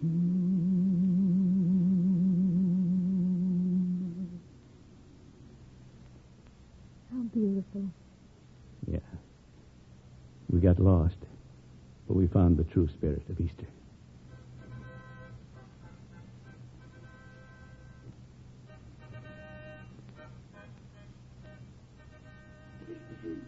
Look, Unc, the sun's rising. It's a new day. It's the meaning of Easter. A new day and new hope for the world.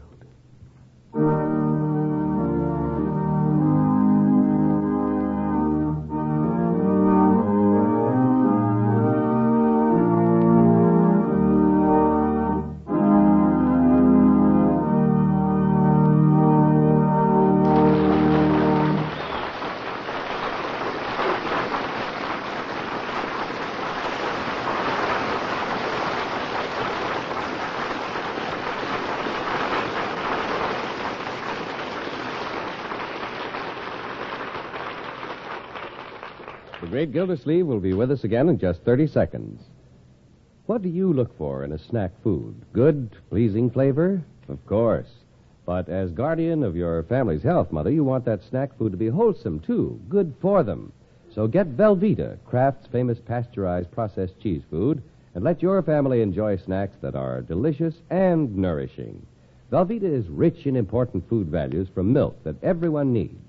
Remember, for perfect snacks, Velveeta, the quality cheese food made only by Kraft.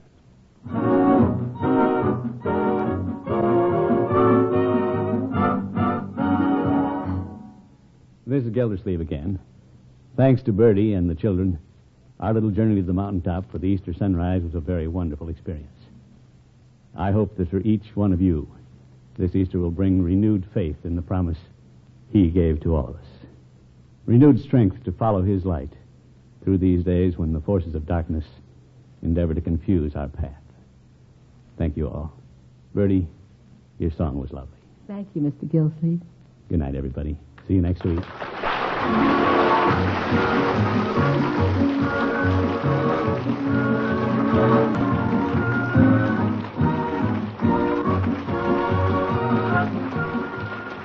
The Great Gildersleeve is played by Willard Waterman. The show is written by John Elliott and Andy White and is partially transcribed.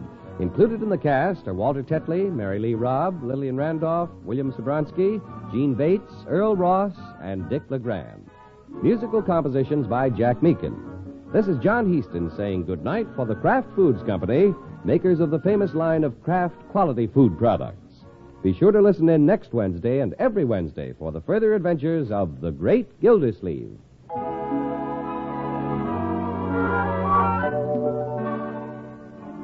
There are two kinds of delicious Kraft prepared mustard.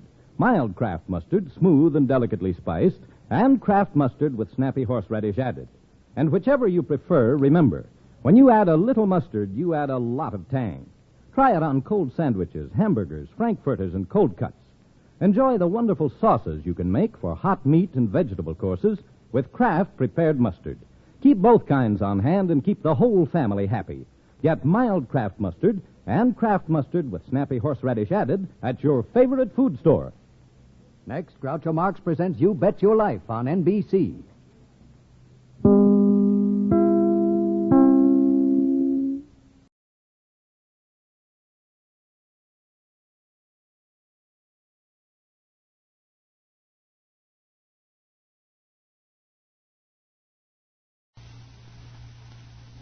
Good health to all from Rexall.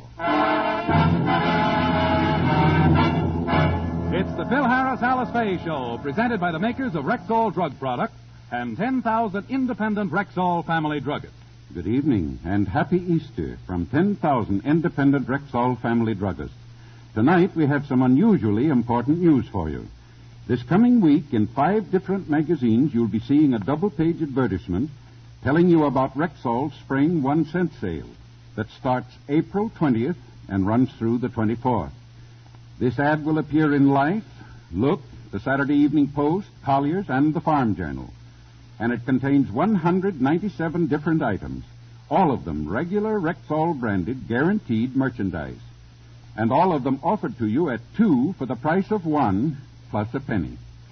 These items and many more are available at any Rexall drugstore in the country. So it's a nationwide chance to buy twice as much for a penny more. Watch for this ad. Check what you need in advance and use the ad as your shopping list. Remember, it appears this coming week in the Farm Journal, Collier's, the Saturday Evening Post, Look, and Life. And when that money-saving date of April 20th rolls around, remember, you can depend on any drug product that bears the name Rexall.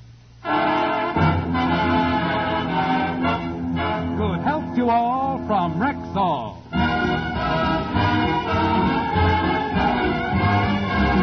And now your Rexall family druggist brings you the Phil Harris Alice Faye Show. Written by Ray Singer and Dick Chevrolet with Elliot Lewis, Walter Tetley, Robert North, Janine Roos, Ann Whitfield, Walter Sharp and his music, yours truly, Bill Foreman, and starring Alice Faye and Phil Harris.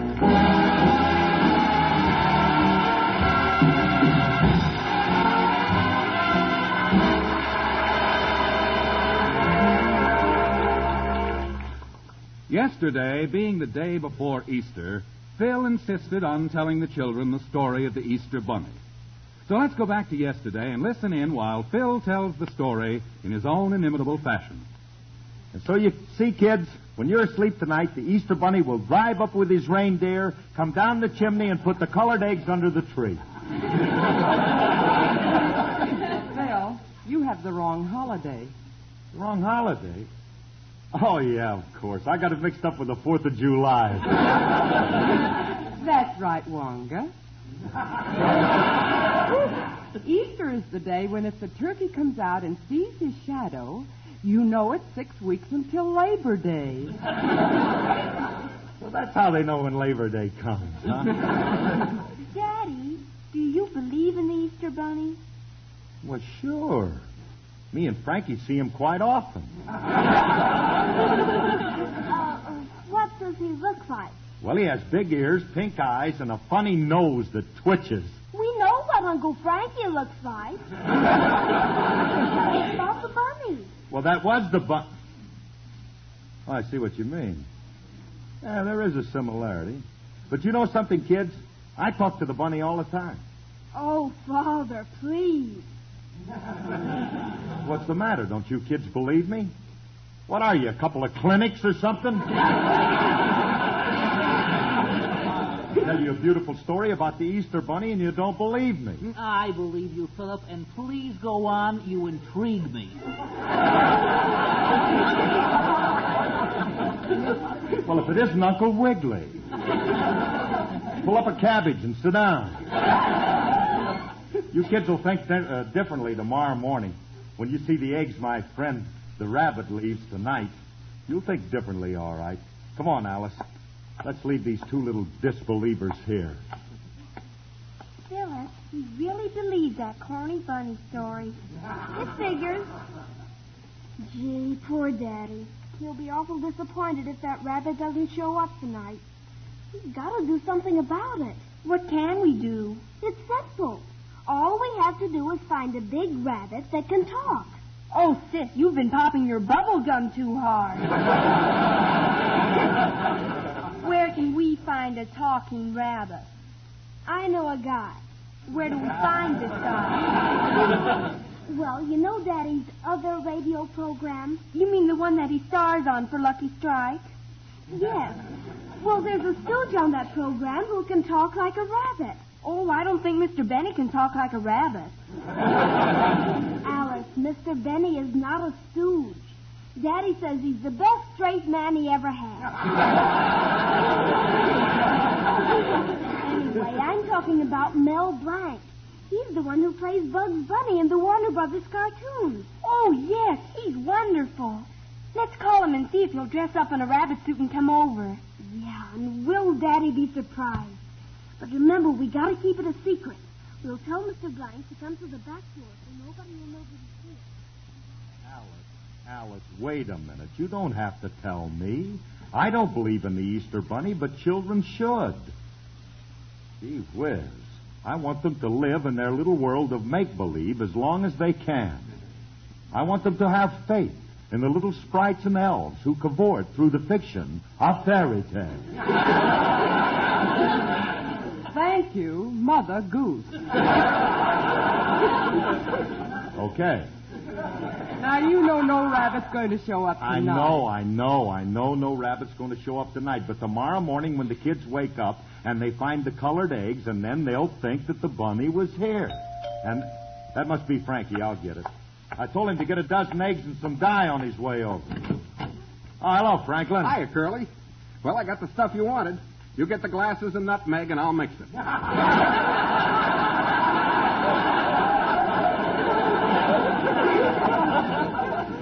Glasses and nutmeg for what? I told you to bring eggs and dye. Oh, I thought you said eggs and rye.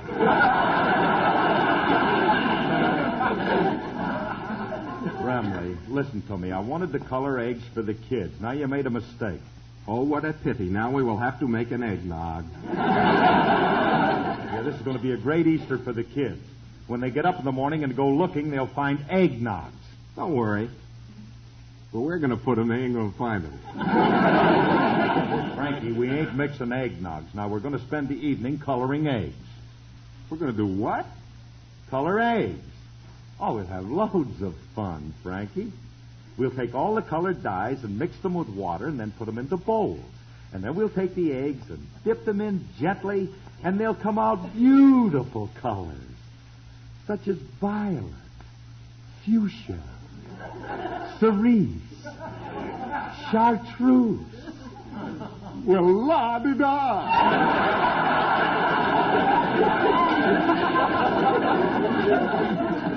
Sounds like a racy evening. All right. Look, Brimley, this is for the kids. I want them to believe in the Easter Bunny. Now, look, you got the wrong stuff, so you'll have to go back to the store and get some dye. All right, I'll exchange it. I'll take back the rye. Don't touch that bottle. It has a color all its own. Old fuchsia. We're going to dye eggs. What do you need the bottle for? We'll use to crack open the eggs. Now get going. Okay. While I'm gone, do me a favor and sing. Why do you want me to sing while you're gone? Better than having you do it while I'm here. Well, he wouldn't understand this number anyway.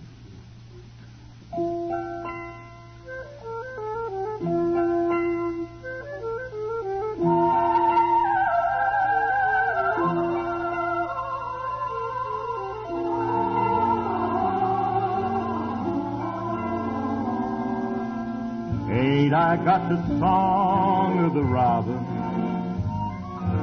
Ain't I got a roof in the sky? Wonder why my heart keeps a-throbbing, a son of God's country am I.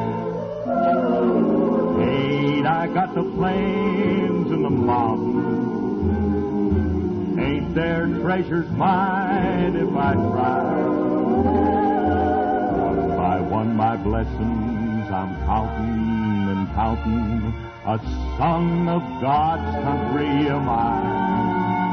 I've got the sun up in the sky that streams when I am dry. The fruit on the boughs of the trees. The clouds bringing me rain. The fields giving me grain. Thanks to the Maker for these. Ain't I got a loved one who loves me? Kids to make my cares hurry by. I may not be in heaven, but I can't be far away. A son of God's country am I.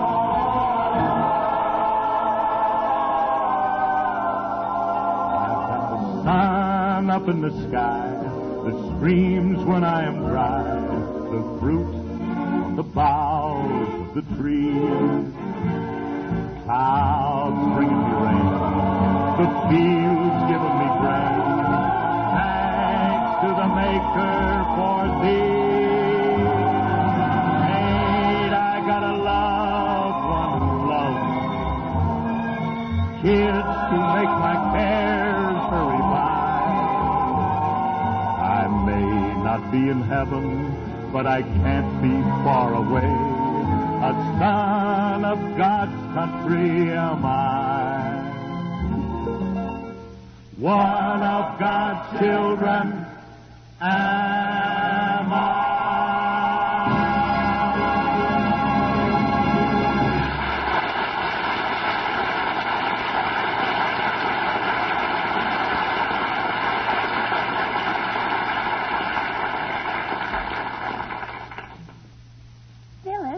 Did Mel Blanc say he'd be here? He said he'd be here. That's the back door. It must be him now. I'll let him in. Gee, it's Bugs Bunny.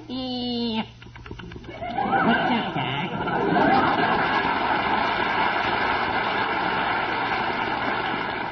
Gosh, Mr. Blanc, you look swell in that rabbit costume. You look like a real bunny. Thanks. We asked you to come over because we want you to fool somebody. Do you think you can do it? Well, I can do it, but I don't know if I ought to. You see, I don't like to fool people. But you promised us. You're not going to go back on your word, are you? Of course not. What do you think I am, a Welsh rabbit? That's all we needed, a hokey hair. Well, what do you expect from a rabbit? Good jokes? Well, it's kind of hard to pass myself off as an Easter bunny. You know, kids are pretty hip these days. Who is this backward child you want me to fool? Our daddy. He believes in the Easter bunny. He believes in the Easter bunny. Oh, he's been nibbling on painted ham hocks. Hey, does your mother believe in this, too? No, so don't let her see you. You sneak into the living room and sit in the corner, and we'll send Daddy in to see you. And don't forget, if Mommy comes in, hide. Yeah, okay, Doc. Come on, Phyllis. We'll tell Daddy we have a big surprise for him in the living room. Oh, Daddy! I'm not talking to you two, you Easter Bunny scoffer-atters. If you go in the living room, we have a big surprise for you. Oh, a surprise for me? Oh, gee, that's wonderful. Hey, thanks, kids. I'll go right in. Gee, it was nice of the kids to get me something for Easter. Gosh, I hope it's a potted calla lily. Wonder where they put it. I don't see anything.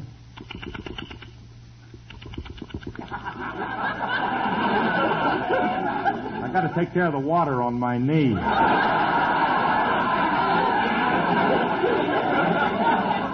Keeps gurgling.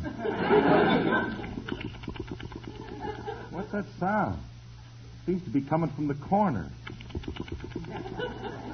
Oh, it's just the Easter Bunny. I knew he'd show up and... Wait a minute! Now, wait a minute. Get a grip on yourself, Curly. Oh, now I'm seeing rabbits. And look at the size of them. I can't understand it. I haven't touched a drop in 2 months. I've been fighting it. I've been fighting it too hard. I'm suffering from battle fatigue. You're not really there, are you, Bunny? Alice, come in here quick, Alice! For heaven's sake, what is it, Phil? What's wrong? Alice, look in the corner. A rabbit with a glandular condition. What are you talking about? There's nothing in the corner. I don't see anything. He's right over. He's gone. Who's gone, dear? Alice, I saw a 6-foot Easter Bunny sitting over there. I know, dear. He was dressed in white fur, and he had pink eyes and big ears, and he was wearing a high hat. Don't be funny. He wasn't wearing a high hat. It was a derby. Didn't you see him, Alice? Of course not, Phil. You're seeing things. Oh. Now lie down, dear, and I'll go get you a cup of hot tea. Tea? Poor Phil. What's wrong, Alice? Oh, it's Phil. Willie, he's seeing 6-foot rabbits. What should I do? Cut down the water pressure in the shower. It's beating his little brains out.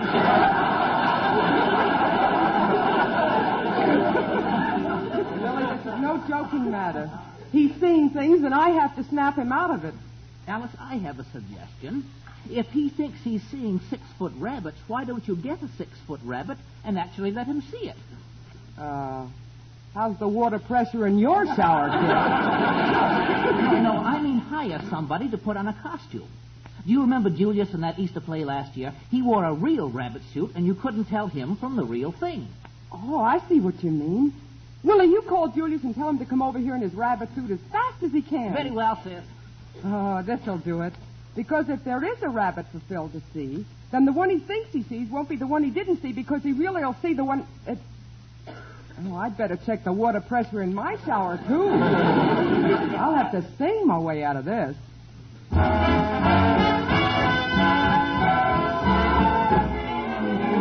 We've got to stay with the happy people. Have your fun, live in the land of joy. Stay with the happy people. Face the sun, life is a Christmas toy. Down through the endless ages, tears have been contagious, and take it from me that misery is looking around for company. So stay, stay, stay with the happy people. Don't wrinkle your brow, it's strictly out of style. Just stay with the people who love to wear a smile. Smile, won't you wear a smile? Smile, smile, won't you wear a smile? Smile, smile, won't you wear a smile? If you want to stay with the happy people, have your fun, live in the land of joy. If you want want to stay with the happy people. Face the sun, life is the Christmas toy. Down through the endless ages, tears have been contagious, and you can take it from me that misery is looking around for company. So stay, stay, stay with the happy people. Don't you wrinkle your brow, it's strictly out of style. Just stay, stay, stay with the people. Love, love, love all the people who wear a smile.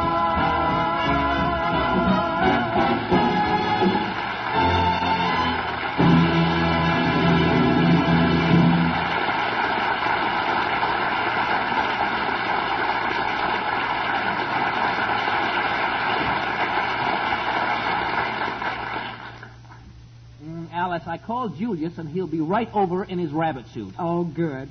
And when he comes, we'll sneak him in the dining room. Where's Philip? Oh, he's still in the living room resting. Let's not disturb him because it's been quite an ordeal. It's the most ridiculous thing that ever happened to me. If the rabbit was sitting in that corner, Alice would have seen him. But she didn't see him, so he couldn't have been there. I'm beginning to feel a little better. For a minute, I thought I was off my trolley. Frank, I'm derailed. Alice! What are you yelling, Curly? I got the dye. What's the matter with you? You look like you've seen a ghost. Oh, I just saw worse than that, Remley. Now, take a look in that corner behind me. Please tell me that there's nothing there. Well, I don't see any. Oh, hiya, Harvey. As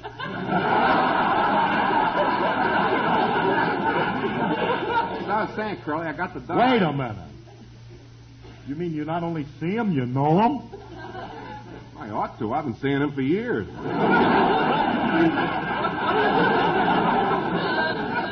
Oh, this animal belongs to you, huh? Yeah. Oh, wait a minute. This one ain't mine. The one I always see is pink and has a long trunk and tusks. If he ain't yours, where's he come from? Why don't you ask him? Oh, sure. I'll just walk up to him and say, "Hey, Rab, where are you from?" Pasadena, Doc.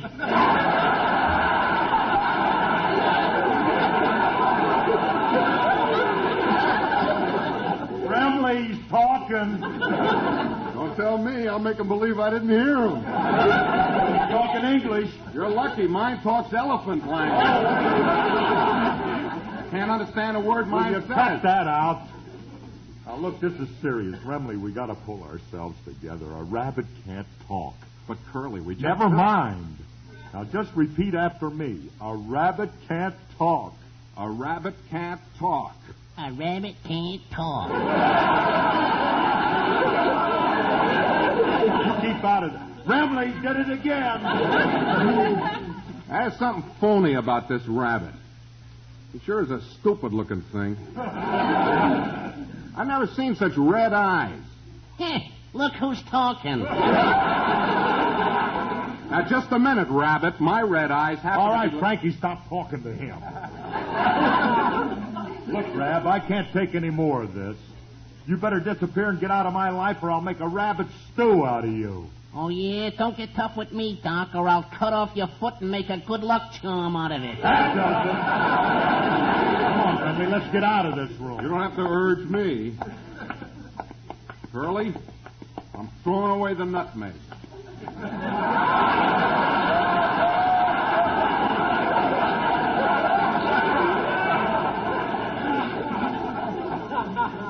Huh? When we start seeing talking rabbits, it's time to quit. We didn't really see him. Hmm? Put that nutmeg back. I tell you, we just imagined it. There's no such thing as a talking rabbit. Now forget about it and don't ever... Bill, come into the dining room a minute. I have a surprise for you. Coming, honey. Now, look, Remley, not a word to Alice about this talking rabbit. What's the surprise, honey? Oh, a friend of yours is here. Look over in the corner. Where? Right over here, Mac. Oh, no, another one. Frankie, I got another rabbit. Capitalist. You got 2 rabbits. All I got is 1 lousy elephant. Alice, tell me there's nothing in that corner. Oh, but there is, honey. This is what you've been seeing. This is your Easter bunny. Oh, no. It ain't mine. Mine's in the living room. This one's yours. So she's got one, too. Congratulations, Alice, and welcome to our fold. Alice, will you listen to me? This can't be the Easter bunny. I was just talking to him in the living room. He must be an imposter. I'm the Easter bunny. Oh, yeah? Just wait a minute. Hey, Rab, come in here a minute. Now, Phil, please. This is the Easter bunny. If you saw another one, it was just a figment of your imagination. Who you calling a figment, Blondie? You stay out of... Boy! See, I told you there's 2 of them. And what do you mean, 2 of us? I'm the Easter bunny. Hey, Hugh, Mac, there's only one Easter bunny, and that's mine. Now, wait a minute, Doc. You're working the wrong side of the street. I've had this territory for years. I'm Bugs Bunny. You're Bugs Bunny? Don't you remember me? I'm Harry Hare. Harry! Stop kissing each other. Well, you've been kidding yourself, Bugs. I called you in Pasadena, but you moved. Well, I had to, Doc. You see, me and the missus had a nice hutch there, but we got a new landlord who didn't allow children.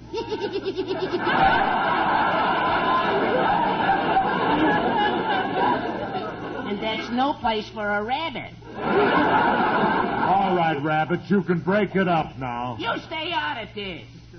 How's your wife, Harry? Haven't you heard? She left me. For another rabbit? No. They mechanize her and they're using her with the dog track. Well, at least she's going around in nice circles. All right, cut. And Julius, you can climb out of that rabbit suit now. Okay. What's the idea? What are you trying to pull? Oh, it's my fault, Phil. I hired Julius to play the Easter bunny. Well, what about the other one? That one I don't know about. Oh, I guess I better unmask, too. Look, Phil, it's me. Well, Mel Blanc. Yeah, the kids hired me to play the Easter bunny. Oh, for goodness sakes, what a family. How wild can you get? Hiring 2 people to play rabbits. Well, thank goodness for one thing, I'm not crazy. Curly, I hate to tell you this, but a 3rd rabbit just came in. Look, another one? Nah, you don't. I'm not going to fall for this again. Hey, buddy, who hired you to play the Easter bunny? Nobody hired me. Well, what's your name? Who are you? My name is Peter. I'm a real rabbit. Oh!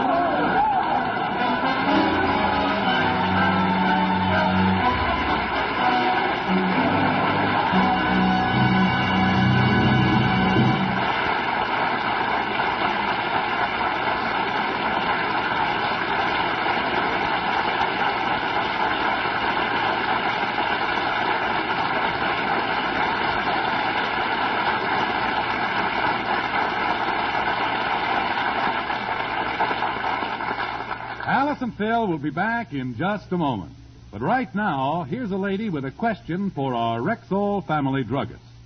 I want to know more about the ad on Rexall's 1-cent sale. Well, ma'am, the ad appears this coming week in the Saturday Evening Post, Look, Life, Collier's, and the Farm Journal. And it contains 197 items offered to you during Rexall's 1-cent sale at 2 for the price of 1, plus a penny. What an opportunity to save. You said it, ma'am.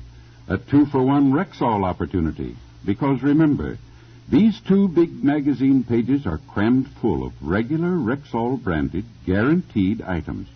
Every one of them a twin bargain. Every one of them going at 2 for the price of 1, plus a penny. Now, in front of every item, there's a little square, so you can check what you need in advance. Why, I can use the ad as a shopping list. That's exactly what we intend it to be. It's your big chance to stock up for months in advance. Or you can team up with a neighbor or friend and share the savings. Yes, on April 20th, the starting day of Rexall's 1-cent sale, you double your buying power by simply adding a penny. Where did you say the ad will appear? In Life, Look, Collier's, the Saturday Evening Post, and the Farm Journal. You must get one of those at your house, so remember to watch for it. And remember also, you can depend on any drug product that bears the name Rexall. Good health to all from Rexall.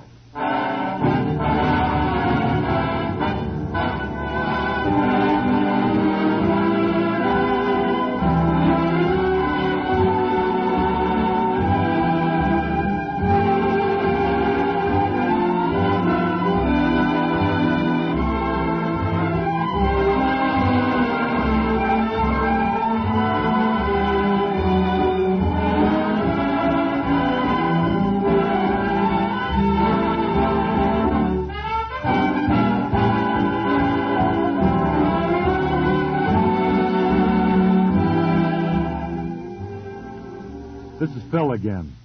Folks, the Red Cross belongs to you. You are the Red Cross. National headquarters in Washington has told us that this year's quota is far undersubscribed. And as we all know, today's cost of food and shelter is higher than ever. So for every dollar you gave before, this year, add a quarter more. Good night and happy Easter. Happy Easter, everybody.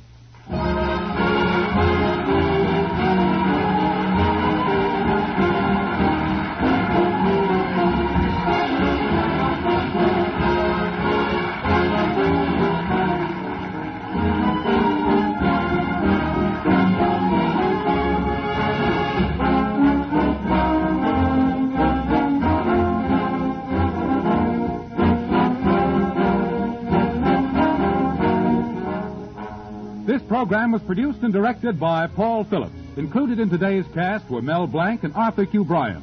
The part of Frankie Remley was played by Elliott Lewis, and Julius was played by Walter Tetley. Alice Faye appeared through the courtesy of 20th Century Fox. Watch for the double-page ad on Rexall's 1-cent sale this coming week in Life, Look, Collier's, the Saturday Evening Post, and the Farm Journal. Sale starts April 20th.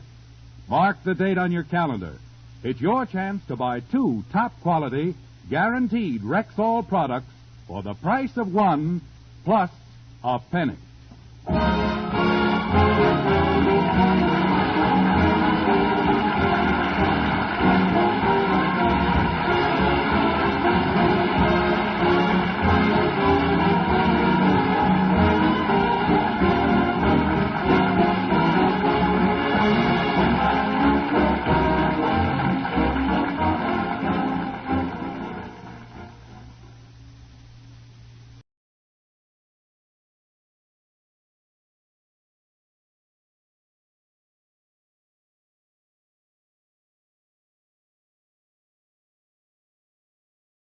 Quiet, please.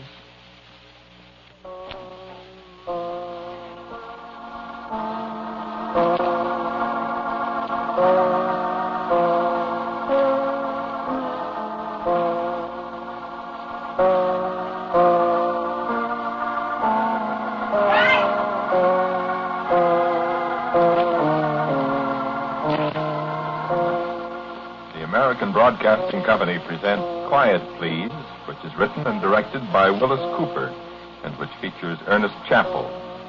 Quiet, Please, for today is called Shadow of the Wings.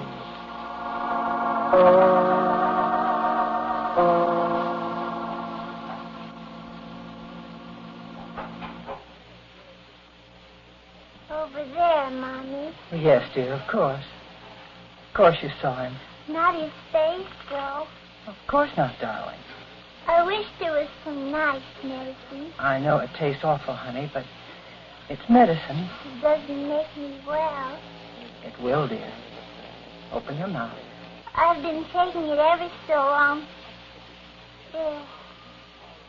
Have you got to go away, Mommy? Dr. Sam says you must have your rest, Carol Sue. I just rest all the time. I know, dear. Mummy doesn't like to leave you all alone so much, but... I wish he'd talk to me. Shall I put your dolly on the bed beside you, dear? She doesn't talk either. Besides, aren't I getting too big for dollies now? Do you feel all right, dear? I hurt. Oh, darling. I always hurt, Mommy. It doesn't make any difference. I just get lonesome. Mummy's right in the next room all the time, dear. I know. Maybe the medicine will stop the hurt. Wouldn't you tell me a story, please? Honey, it just breaks Mummy's heart she can't stay and tell you a story, but Dr. Sam says you mustn't get excited, don't you see? I wouldn't get excited, Mommy. I have to do what Dr. Sam says, Carol Sue. I wouldn't get very excited. And you try to sleep now, dear. Will you? I do try. And have nice dreams. He's not a dream, Mommy. I know, dear. He just stands there by the window, and he never says anything to me. Of course, dear. I wish he'd talk to me or tell me a story. Maybe he will, dear, if you go right to sleep. He never says anything. Where is he now, dear? He goes away whenever you come in or anybody comes in. And where does he go? Just away. What's he look like, dear? Won't you drink the rest of the medicine? I drank ever so much, Mother. Like, I don't know. Don't know what, Carol Sue? What he looks like. I don't really see him. He's always there by the window, and when I look real hard... Just another little drop, dear. Look real hard, I don't see him. Of course. But he's there, Mother. Of course. Now, Mommy must go, dear. Just another little minute, Mommy. Darling. Mommy. What, dear? He really is here. And he's thinking about me all the time, Mommy. Yes, darling. I can hear him thinking. Carol Sue, all the time. I wish you'd talk to me.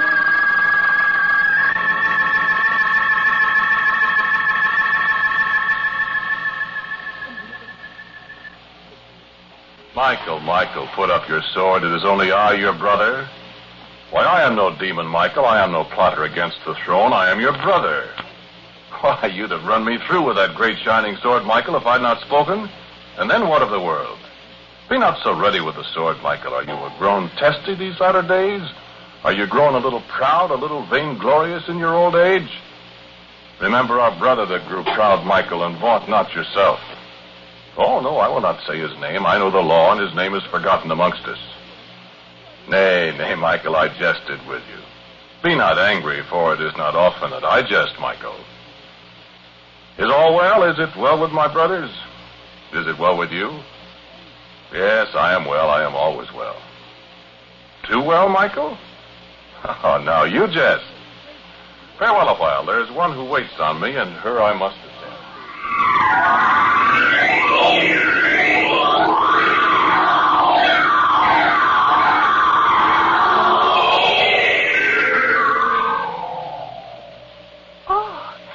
You did come back. I was so lonesome all by myself. Mommy says she can't stay here with me. Mommy says I have to be alone so I won't get excited, and she won't stay with me. But you did come back. I knew you'd come back.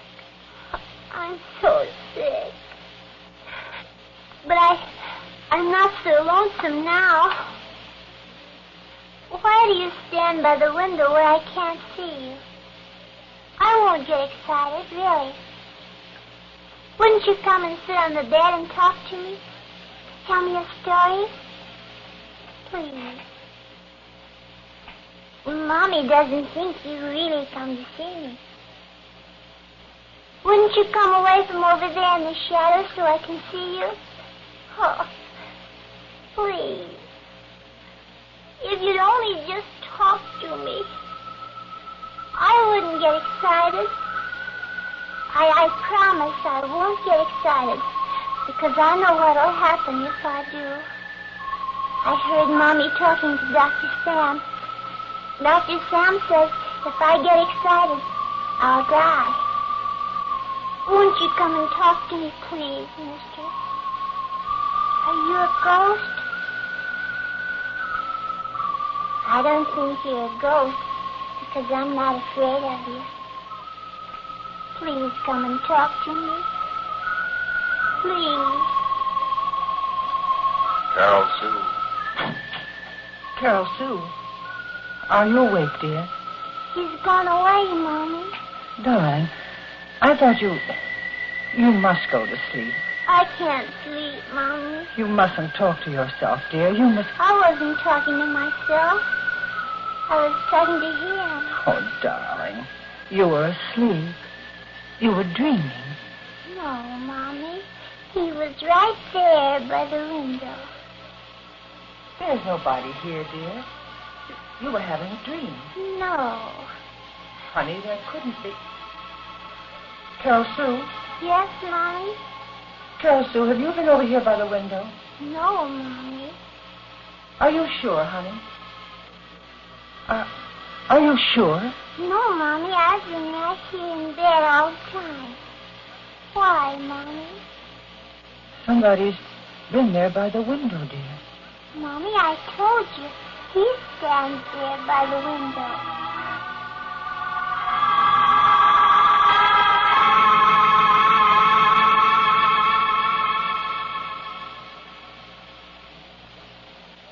Well met, Raphael. Well met, my brother. It is not too often that we two meet here in the high place, Raphael. We must win of the world, you and I, and there is no rest for either of us, is there?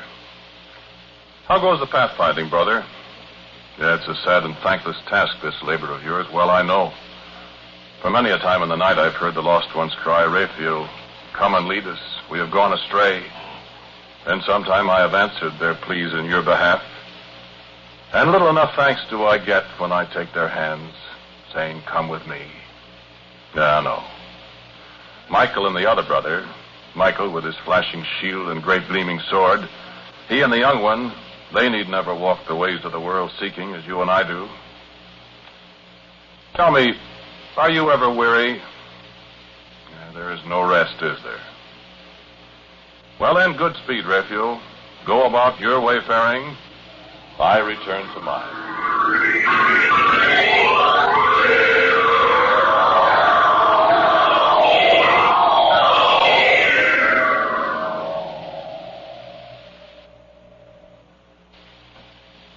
Tell me, Dr. Sam. I can't understand it, Margaret. I simply can't understand it at all. She's not getting better. I can't understand it. She's taking the medicine that you prescribed, Dr. Sam. Every day, just as you said, I stand right there beside her bed and watch her drink it. I know, Margaret. I can tell she's taking the medicine. Well, what are we going to do then, Dr. Sam? Margaret, the child simply must be kept quiet at all costs. She is being kept quiet. Look, Margaret, I know a little about mothers myself. I know how you feel. Margaret, you've got to stay out of Carol Sue's room. I do stay out. Then who goes in her room? What did she tell you, Dr. Sam? Who goes in there? Dr. Sam, what did she tell you? Has she mentioned it to you? Did she tell you about by the window? She did. It wasn't I, Dr. Sam. It was an extraordinarily vivid dream then, Margaret. It wasn't a dream, Sam. Well, Margaret? There was somebody there.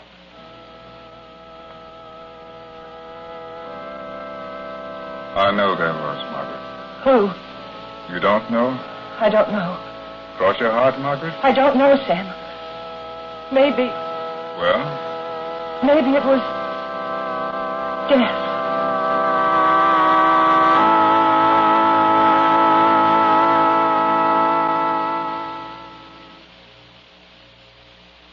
Still waiting, Gabriel? A long, long time. Eternity, brother. A long, long time since the black darkness lay upon the face of the waters and there was no light.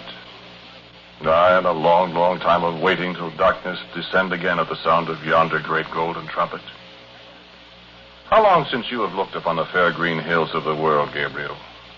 How long since your eyes have beheld the blue of the waters and felt the winds of the west upon your cheek? So many countless years, Gabriel, and yet it's fair and beautiful as first we saw it that day so very long ago. No day goes by, Gabriel, that I do not walk upon the earth, nor any night. Would you change places with me, Gabriel, and walk as I do among men? You would not. You would not have my task? Well, fortunate, Gabriel, for there is no choice. Though I weary of the hills and the mountains and the long, sweet plains of earth, I have my task, and my task I must perform. Michael with his sword, Michael the captain of the host, Raphael the seeker out who walks the earth on a gentler task than mine, and you who wait the word, as we four waited it before the evening and the morning with the first day. Wait, Gabriel. Eternity may not be so very long. Farewell, my brother. There is a vigil to keep.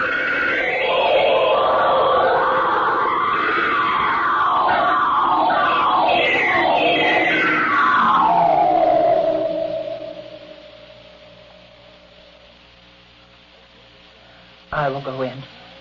I'll stay with her and watch, Dr. Sam. Is she asleep? She's very quiet. Don't wake her, Margaret. No. I'll watch. I'll stay awake, and if... Be very quiet. I'll be very quiet. Good night, Dr. Sam. Good night, Margaret. You'll call me. I'll call you. Carol Sue. Carol Sue. Carol Sue, darling. Oh, sleep, dear. Mommy will watch over you. I'm not asleep, Mommy. Oh. Dear, did I wake you? No, I was awake, Mommy. Shall Mommy give you the medicine? No, Mommy, I don't think much. I was just lying here, waiting. Waiting? I thought he was here, but he wasn't. Who is he, dear? I don't know. Do you dream him, dear? Oh, no, Mommy. Mommy will be very quiet, dear, so you can sleep. All right. Go to sleep, dear.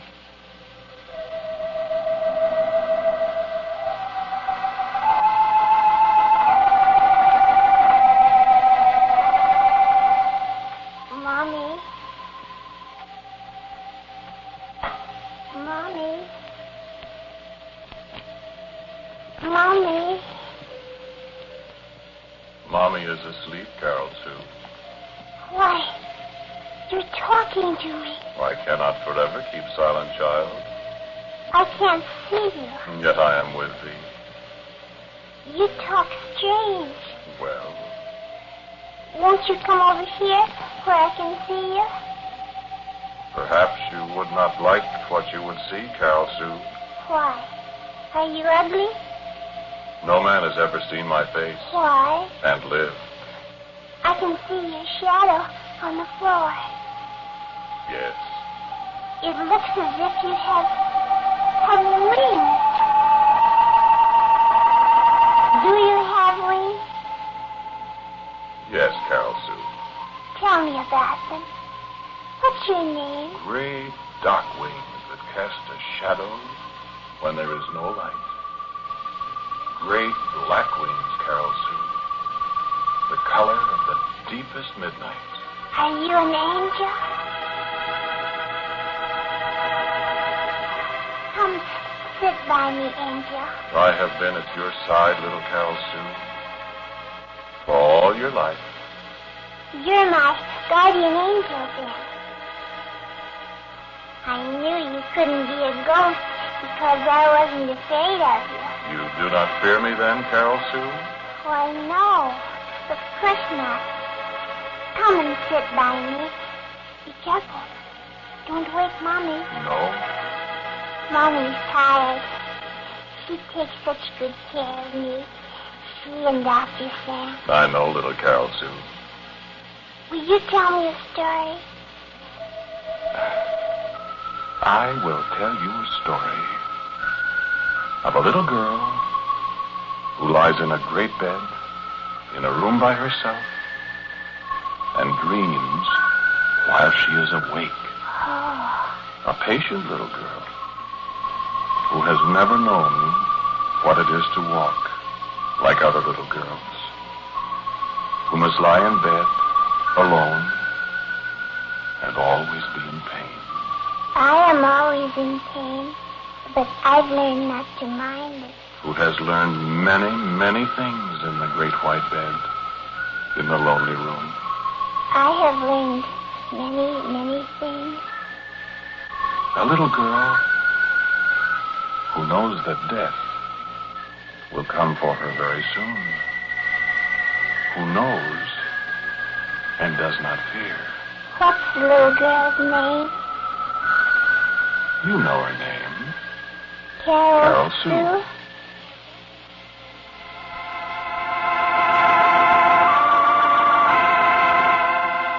What's it like to die? What's it like to die? That I cannot tell you, Carol Sue. Don't you know? Don't you? Yes. I know. Is it like going to sleep? Is it... will I go to heaven? Is it like nothing, Angel? Do not ask me, Carol Sue. It is forbidden that I tell. Won't you tell me anything about dying? I will say to you, be not afraid. I don't think I'm afraid, Angel. But I'll be sorry for Mommy. Mommy loves me. Yes. And I love Mommy. Yes. Oh, I hurt. If you take my hand, Carol Sue. If I take your hand, I'll die. Won't I, Angel? Yes, Carol Sue. Will you tell me a story before you take my hand, Angel? It's been so long since anybody told me a story. There is so little time, Carol Sue. Just a little story, then. Please. Well, there are so many stories, and they all end the same way. Tell me a story about other little boys and girls, Angel. I remember a story. Tell me. Please. It is written that every living thing must one day face me, and having faced me, come with me. Die, you mean? Aye, it is so written. Don't you ever let somebody go on living? No mortal man, Carol Sue. But little boys and girls. There was a time, and it was long years ago, and it was in a place called Egypt.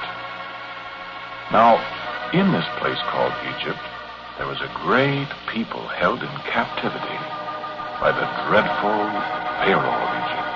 Did he die, the Pharaoh? His time came at last, and he came away with me. But in this time of which I speak, when the people of Egypt held these others in bondage, so that they must labor under the whips and lashes of the overseers, there rose a great man who was appointed to lead his people out of that bondage. And oh, through his faith he worked many miracles against the Egyptians. Yet did the wicked Pharaoh never remember his promises and still held the men and the women. And the boys and girls? All the people he held in captivity. And so there came a night, and well I remember, for it was this very time of the year. And in Egypt the nights were hot, and the people suffered so.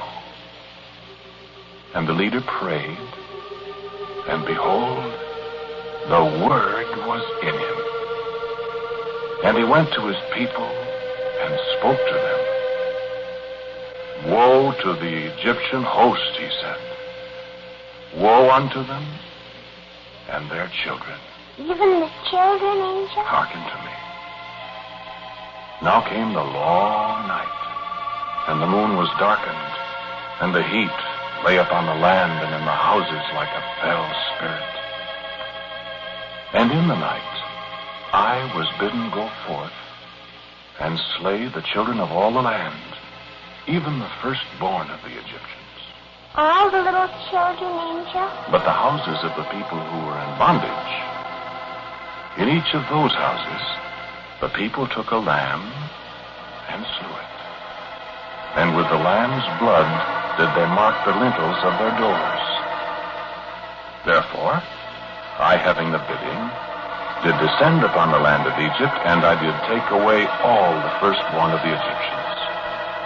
But in the houses where the blood of the lamb was set upon the lintels, I entered not. And their firstborn I spared, that they lived.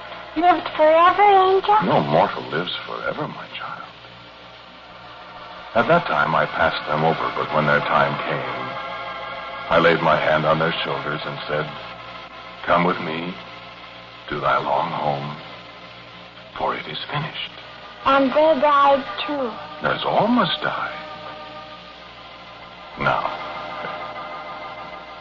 you have heard your story of how I spared the lives of the children for a time, and in a good cause. Now will you take my hand? They all died. Yes. I thought it was going to be a happy story, and it's all about dying. My stories all have the same end, Carol Sue. Come. Take my hand. Can I say goodbye to Mommy first? Mommy? Mommy? Mommy? Carol Sue, Mommy? was I asleep? Yes, Mommy. Mommy, There's someone in this room. Carol Sue, Yes, Mommy. there's someone. Who is it? Who is it? Tell her, Angel. Where is he? I can't see it. It's so dark. No, Mommy. You mustn't see him. The shadow on the floor. It's his shadow, Mommy. Carol, no, the shadow of wings. His wings, Mommy. Who are you? Answer me. My name is Azrael. Azrael. Azrael. The black winged of the archangels.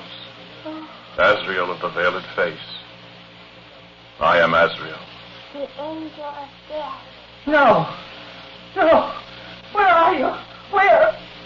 Carol Sue, where? I am here. You will not take her. I will take You her. can't, you won't. She cannot stop me. I am Azrael. Oh, no, Azrael. Not my child. Not my own Carol Sue, no. I have stood at her bedside for these many nights, and she has known I was here. The time of waiting is over. Come, child, take my hand. Mommy. No. Give her back to me. Give her back. No. I'll fight you. Dr. Sam, help. Dr. Sam, He help. knows it is useless to call him. He has done his best, and he did not prevail over me. Oh, where are you? I'll fight you. I'll stop you. Look not on me, mortal. I'll fight. You fight me to no avail, woman. For I am always the winner. I am the unconquerable. Carol Sue. No, Mommy. Too late. I've seen his face. Azrael, have mercy.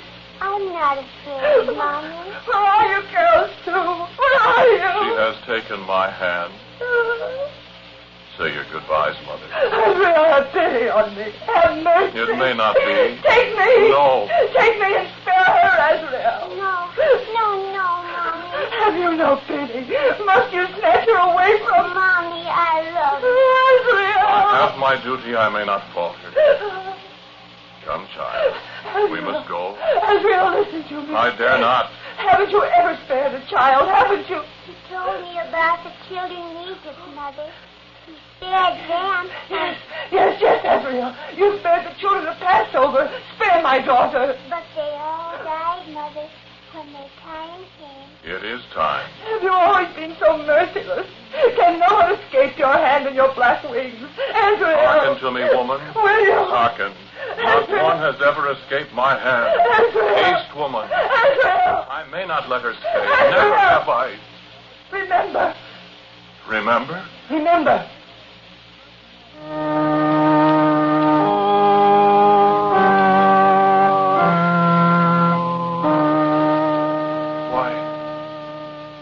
remember. Why, well, I remember. Gabriel. A certain high hill, shaped like to a man's skull, and a great clamorous crowd and the Roman soldiers casting dice for a cloak, and 3 tall crosses high about the heads of the multitude. 2 thieves in agony crying out from my hand and the shadow of my dark wings, and a voice saying, "Today thou shalt be with me in paradise." And so they came away with me. And the other. And his torments were 1,000-fold what they had suffered. And I shall never in all eternity forget the look on his face, so that I turned my face away from his. And I, the angel of death, knew pity. I, the very angel of death. And the lightnings flashed, and the very earth was rent asunder, and I could not. And I, the merciless messenger, I, Azrael, I but laid the tip of my finger upon his shoulder.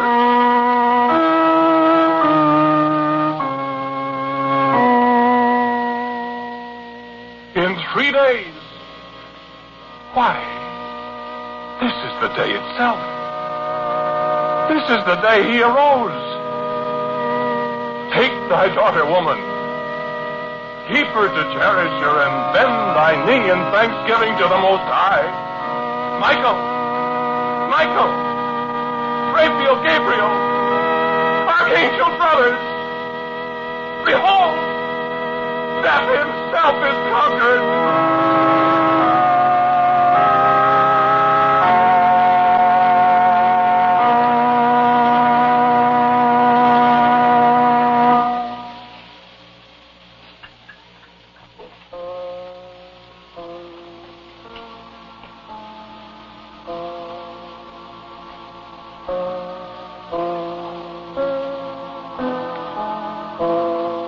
The title of today's Quiet Please story is Shadow of the Wings. It was written and directed by Willis Cooper. The man who spoke for you was Ernest Chappell. And Carol Stew was played by Cecile Roy. Dr. Sam was William Marshall, and the mother was Bess Johnson. As usual, music for Quiet Please is by Albert Berman. Now, about next week, our writer-director Willis Cooper. Thank you for listening to Quiet Please.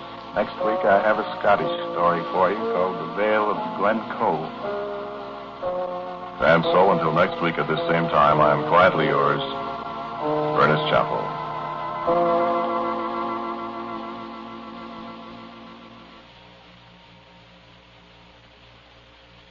Stay tuned to this ABC station for Drew Pearson, who follows immediately over most of these same ABC stations. This is ABC, the American Broadcasting Company.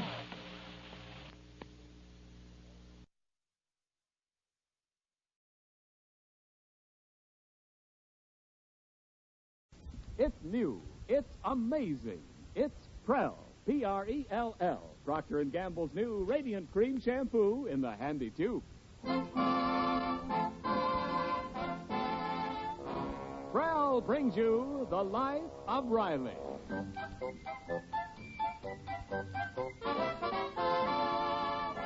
Prell, the shampoo that removes unsightly dandruff in as little as 3 minutes and leaves hair radiantly clean, radiantly lovely, presents The Life of Riley with William Bendix as Riley.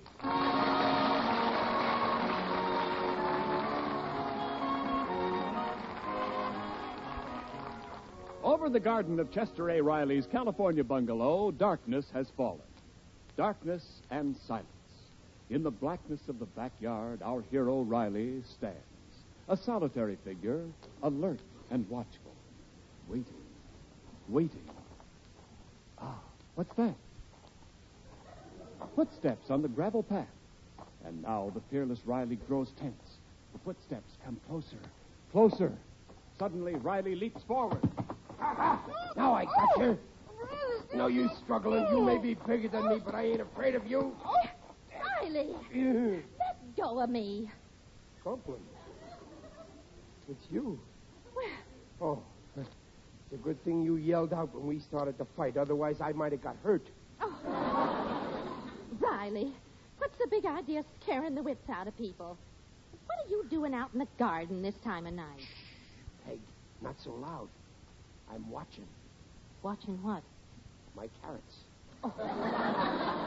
For heaven's sake, Riley, why should anybody want to steal your carrots? Well, I think somebody found out that I got a secret fertilizer for making vegetables grow very big, and they want to steal it. Secret fertilizer? Yeah. You mean that awful mixture you've been spreading around in the garden with that horrible odor? Just a minute, Peg. To you, it's an awful mixture with a horrible odor. To me, it's my brainchild. There's nothing in my fertilizer but vitamins, rotten eggs, and stale fish. Oh, Riley, honest. Well, go ahead, laugh. They laughed at all the great scientists who were trying to benefit mankind. They laughed at Louis Pasteur when he gave microbes to humanity. Well, come on in the house, Louis. All right, make fun. Great men are never appreciated by their wives. Someday I'll be famous. Whenever people see fertilizer, they'll think of me. Well, you may be right. Now, come on in. No, I'm watching for this carrot crook. And when I catch him, Peg, look, the prowler. There he is. Where? Over there in the garden, there in the shadows. Oh, Riley. Well, it's only a rabbit. A rabbit? Oh, well, I'll fix him. Where's a stick? I'll scare the daylights out of him. Oh, Riley, it's late. Come on in. Oh, okay. But you don't know rabbits. By tomorrow, there'll be more rabbits than I can shake a stick at. Say, did Babs get me some more stale fish from the market? Well, I don't know. She's out the movies with Simon Vanderhopper. Simon Vanderhopper? That sofa loafer? I told you I don't want that Simon taking my daughter to the movies. Now, what's wrong with the movies? I've been in them movies. I've seen what goes on with the younger generation in them balconies. What if Simon does hold Babs' hand? Holding hands is one thing. Doing it with a half Nelson is another.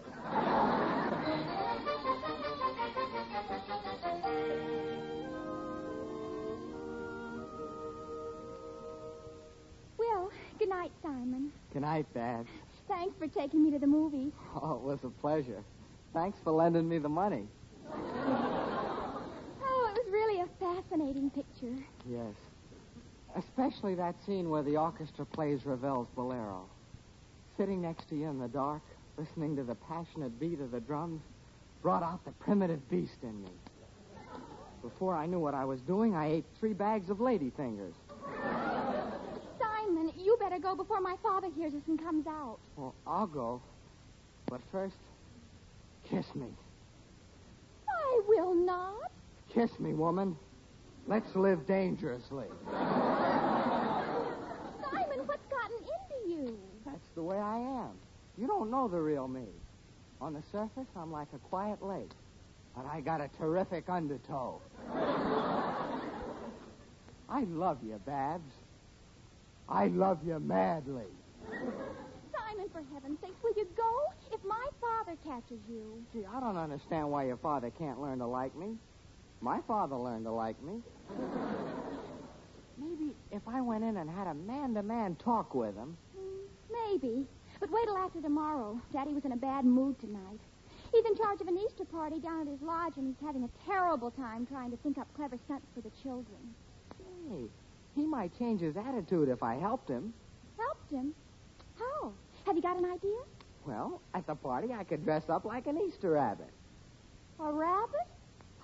Simon, that's wonderful. The children would love a big rabbit. Isn't it lucky I have buck teeth? Well, come on, let's go tell my father. No, he might not want to listen. Let's surprise him. I'll rent a big rabbit suit, and tomorrow night I'll put it on and sneak in through your garden. Somebody's going to get a big surprise.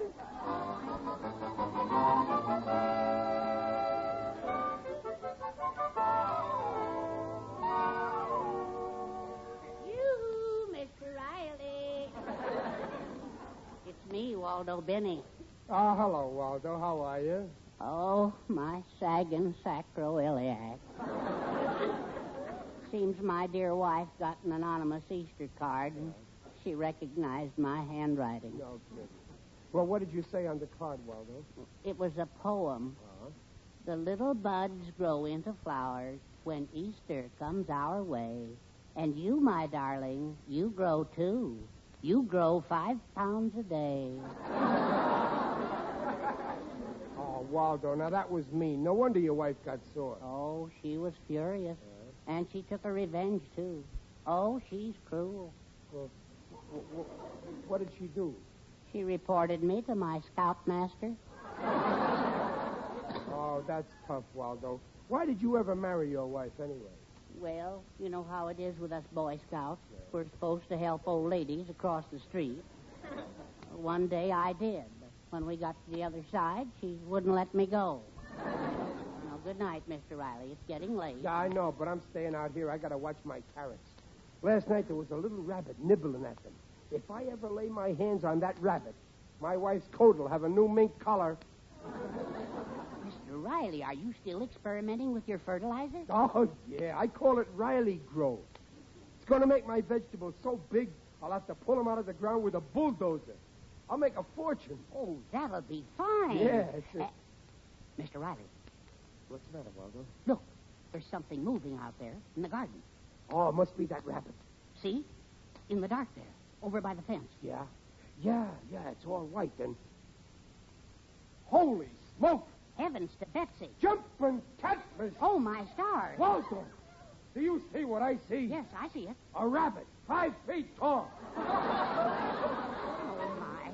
my, he's coming towards us. Save me, Mr. Riley. Don't be scared, Waldo. Don't be scared. I'll protect you. Stand in front of me. Coming closer. Well, get away. Shoo. Get away. Go. It's all right. It's all Get right. away, you. It's all right, Mr. Riley. You can stop now. It's gone. Stop. Oh, he's gone. Oh, Waldo, I still can't believe it. Maybe we just imagined that rabbit. Oh, no, we didn't. Look, there's his huge footprints. No, that rabbit was real enough. But how can it be a rabbit over 5 feet tall? That's impossible. How could he grow so big with... Waldo. Huh? I got it. It's my fertilizer. Well, what's that got to do with it? I used it on those carrots to make them grow big, and last night when I saw that rabbit, he was small. He was eating my carrots, and now... That's it, Waldo, that's it. But it didn't make the carrots big. I don't understand it. Do you understand radar or atoms or plutonium, uranium, and palladium? No, but they work. Mr. Riley, you're right. Yeah. You've made a tremendous, earth-shaking discovery. You're a great man. Yeah. I can see the newspaper headline now. Ignoramus becomes genius.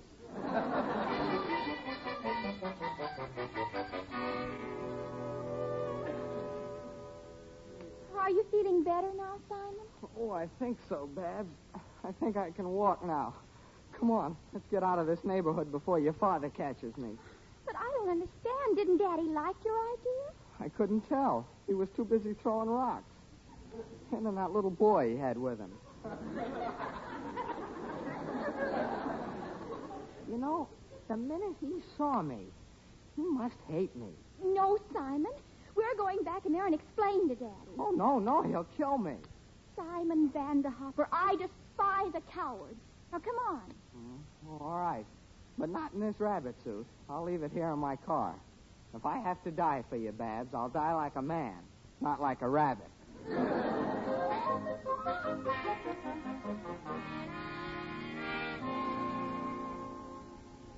Mr. Riley, I just can't get over it.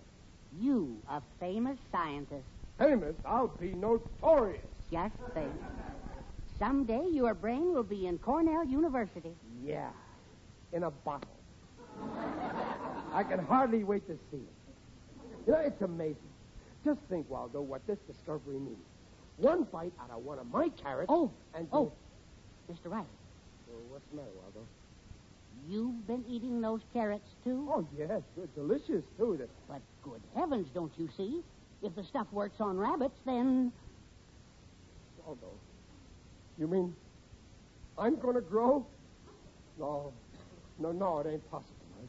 In science, anything is possible. Yeah, that's true. Oh, Waldo, what am I going to do if I grow? Now. Pull yourself together, Mr. Riley. Lots of people admire tall men. But that rabbit grew 5 times its size. I'll be 30 feet high. Now, don't be an alarmist. You probably won't be more than 15 feet high. But I don't want to be 15 feet high. Where'll I live? My bedroom's too small. I'll have to sleep with my feet sticking out the window. The milkman's horse will lick them every... Now. Keep calm, Mr. Riley. That's bad. Don't tell her about this. Not yet. Oh, my poor family. They always wanted me to be a big man. Now look.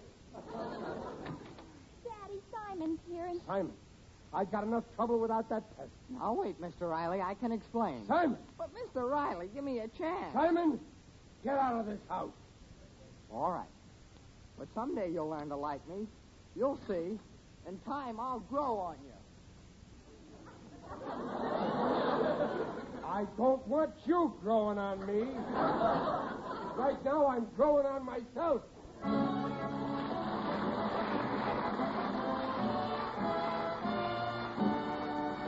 We'll hear the second act of The Life of Riley in a moment. Oh, Ken, more and more people are changing to Prell, Procter & Gamble's Radiant Cream Shampoo in the handy tube. Of course, everyone's buying Prell for 2 reasons. First, Prell brings out the natural radiance of your hair, leaves it far more radiant than old-fashioned soap shampoos.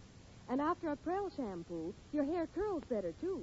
It's easier to set, easy to manage. Second, Prell removes unsightly dandruff in as little as 3 minutes.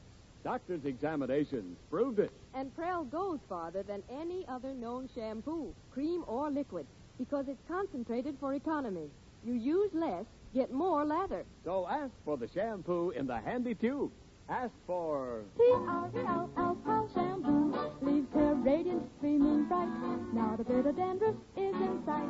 Comes in a tube, handy too. P-R-E-L-L Prell shampoo. Buy Prell shampoo. And now back to The Life of Riley with William Bendix as Riley. Well, actually, the 5-foot rabbit that Riley saw in his vegetable garden was really his daughter's boyfriend, Simon, who dressed up in a rented rabbit costume. But poor Riley is certain that his own secret fertilizer, which he had put on his carrots, is responsible for raising this gigantic rabbit. Having eaten some of the same carrots himself, Riley now fears that he is about to grow into a giant. But his family has no inkling of what's going on. Mother, isn't it time Daddy got up? He has to get down to his lodge and get ready for the Easter party. Oh, let him sleep a little longer, Bab.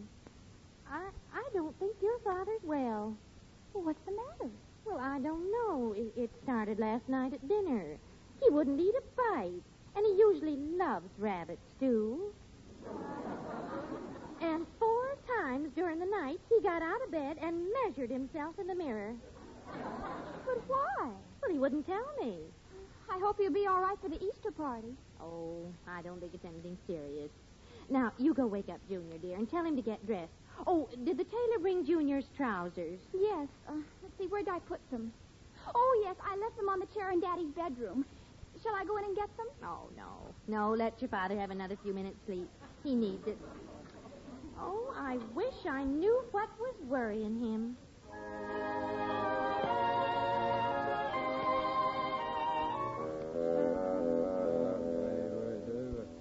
5 feet, 7 feet, 10 feet, 12 feet. I can't stop growing. Now my head is hitting the ceiling. What'll I do? I'll knock my brains out. Riley, wake up. What? Wake up, dear. Huh? Time to get up, dear. Oh, it's you, Peg. Oh, thank heaven it was only a dream. Hurry up and get dressed. I'll get your breakfast ready. Okay, I'll be dressed in a minute. Where's my pants? Oh, here they are on a chair. Oh, gosh, I wish I could go back to bed. No, I better get my pants on.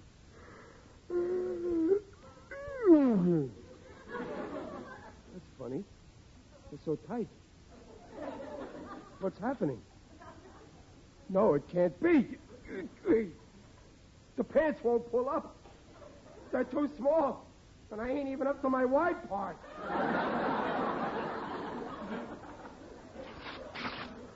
It's happening. I know it. I'm getting too big for my britches. I'm growing, just like the rabbit. I'm getting bigger by the second. I feel it. My throat, it's swelling up. I need air. The window. Oh, this is terrible. My body keeps growing. What can I do with such a big body? Oh, there, Riley. I brought you some lilies. Happy Easter.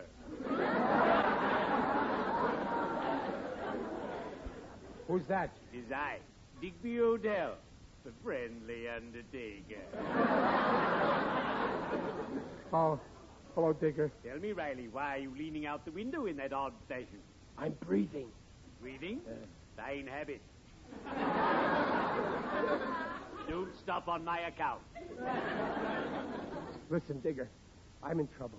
Come in the house. Can you come in through this window? It's rather high, but I'll try. Good, you made it. It's a trick of the trade. You've heard of the fireman's leap? Yes. This is the undertaker's fault. Good heavens, Riley, look at your trousers. Yeah, I know. Listen, Digger, what would you say if I told you I suddenly begun to grow again? And soon I'll be 15 feet tall. 15 feet? That would upset certain plans I've made for you. I bought you a bathrobe for your birthday. It's only size 42. Oh, it's awful, Digger. I'm like Frankenstein. I've created a monster. And I'm the monster. That's absurd, Riley. You look the same to me. However, to make sure, I'll measure you. Lie down. No. Measure me standing up. Well, there's a first time for everything. Now, let's see. Just as I thought. You're still 5'11". Are you sure, Digger? But these pants, look at them. They hardly... Wait a minute. What's this in my pocket? Marbles. When did I play marbles last? Oh, Digger. These are Junior's pants. And I thought I was growing. I guess my formula only makes rabbits grow. Yeah, that's it. Rabbits, Riley? What rabbit? Well, there was a big rabbit in my garden. I've been gardening, you see. Gardening? Oh, I approve of that hobby. Recently, I was elected president of the UEPBTTSM. UEPBTTSM? The Undertakers, Embalmers, and Pallbearers Back to the Soil movement.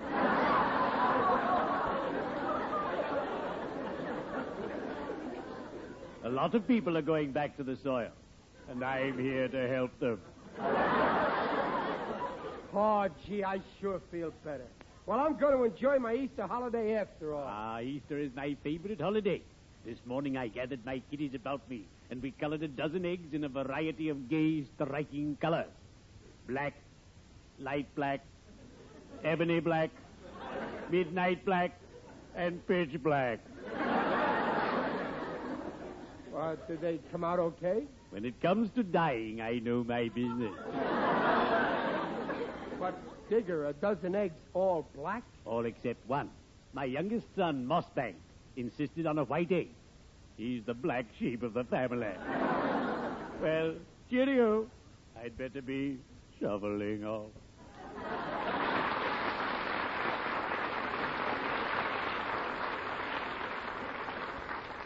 So long, Digger. Watch your head going through the window. Oh, what a sweet guy. Always ready to give people a lift. Riley, aren't you dressed? Oh, Riley, your pants. My Oh, my pants. Yeah, don't get frightened, Peg. I tore Junior's pants when I got into them because I was 15 feet tall. You were 15 feet tall? Yeah. Dear, why don't you get back into bed? I'll call a doctor. I don't need a doctor. I mean, I thought I was 15 feet tall. Riley, dear, please get back into bed. Bed? What is... Oh, you think I'm crazy? Well, I got a good logical reason for thinking I was 15 feet tall. Oh, you have? Well, sure. Because the rabbit I saw in the garden was over 5 feet tall. I see. The rabbit was 5 feet tall. Please, Peg, stop feeling my forehead. I ain't crazy. But you're talking so foolish. I'm not... Oh, no wonder you think I'm nuts. You don't know why the rabbit is 5 feet tall. Why, dear? Tell me. On account of he's been eating my carrots that I grew with my secret formula. It makes rabbits grow 10 times their size, you see? And what... Oh, Peg, this is terrible. I didn't realize... Now, Riley, please, control yourself. Look what I've let loose in the world. Do you know what'll happen when 5-foot rabbits begin chasing each other all over Hollywood and Vine? It'll be the end of civilization. Oh, now, Riley, listen. You didn't see a 5-foot rabbit. And even if you did, it's only one rabbit. Yeah, now it's only one rabbit. But spring is in the air. Suppose that rabbit decides to get married. But, Riley, please. Pretty soon there'll be so many big rabbits, us humans will be driven to the woods. There'll be rabbits in the streets, rabbits in our homes. Rabbits will be going into restaurants and ordering Welsh Riley. Riley, stop this crazy talk. Let me go, Peg. I gotta trap that rabbit and keep him a bachelor. But you couldn't have seen a 5-foot rabbit. I tell you, I did see Now, it. you listen to me. What happened to you is what they call an optical illusion. Now, you may have seen a rabbit in the garden, but it was only a little rabbit, and you thought...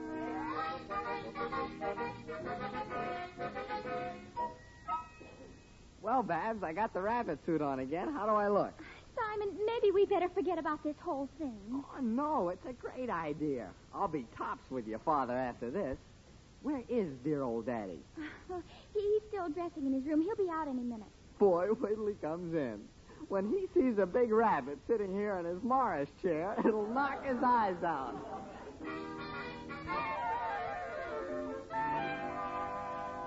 So you see, Riley, it was all your imagination now, wasn't it? Come on, now, admit it. Yeah, Peg, you're right. You convinced me. I imagined the whole thing. Boy, that Waldo Binney's stupid, isn't he? Well, I'm glad that's cleared up. Now, look, dear, you relax while I get this room straight. The Sunday paper's in the living room in your Morris chair. Okay, Dublin, I'll get it. Imagine thinking I saw a 5-foot rabbit. It's ridiculous. Only lunatics see 5-foot rabbits. Why, I ought to be... Yep! Oh! Hey, he's in there. Who? The rabbit. He's sitting in my Morris chair. The rabbit. Now, Riley, don't start... I'm going to look again. Whoop! Now he's reading the Sunday paper. This has gone far enough. Now, I'm going to prove to you once and for all that there's... No, Peg, don't go in there. He may be vicious. Daddy, hurry up. My bed. She's in there helpless. I got to save her. Now I got you, you monster. Daddy, stop. Move into my house, will you? I'll show you. Daddy, Riley, wait. Mr. Riley, wait. Let go. Help. Shut up, you beast. You can't talk yourself out of your bed. It talks. The rabbit talks. But, Mr. Riley, it's me, Simon. Oh, Riley. Oh, Daddy, you thought the rabbit was real. Wait a minute. It ain't a real rabbit. It's a weasel. Sure, it's me, Mr. Riley. What a revolting development he is. Simon, get out of that costume, you faker. But, Mr. Riley... Take it off or I'll rip it off. There. It's off. Simon, get out of this house. Yes, sir. I'm going. I know the way by heart. And don't come back. No daughter of mine is going to go out with an imitation rabbit. The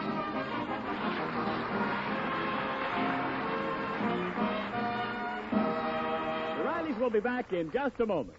A favorite with all the family. That's Prell Procter & Gamble's Radiant Cream Shampoo in the handy tube. From Appleton, Wisconsin, Mrs. Rellis Brown, right? My small son's a changed boy since I discovered Prell. Now he has no fear of broken glass or spilling, and he can't get enough of shampooing. My thanks for Prell. Yes, families everywhere love Prell. It's safe, convenient, easy to use. And Prell removes unsightly dandruff quickly. Leaves hair shining with radiance. Buy, try P-R-E-L-L, Prell Shampoo. leaves hair radiant, gleaming bright. Not a bit of dandruff is in sight. Comes in a tube, handy too. P-R-E-L-L, Prell shampoo. Well, time to hand out these Easter eggs to the kids. Well, if you hadn't thrown Simon out, Daddy, you wouldn't have had to dress up in that rabbit suit. I don't need Simon. I got enough brains to be a rabbit. Well, better get started. Come on, kiddies. Your Uncle Bunny's got some lovely Easter eggs for you. Now, who's first? Here you are, little girl. Take your egg and, well, what's the matter, little girl? You afraid of Uncle Bunny? What are you staring at? Oh, Mommy, look at the big funny ears on that rabbit.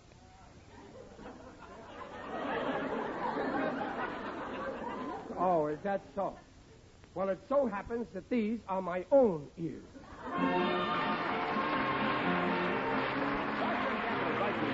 Next week, you hear The Life of Riley with William Bendix as Riley. The Life of Riley is produced by Irving Brecker.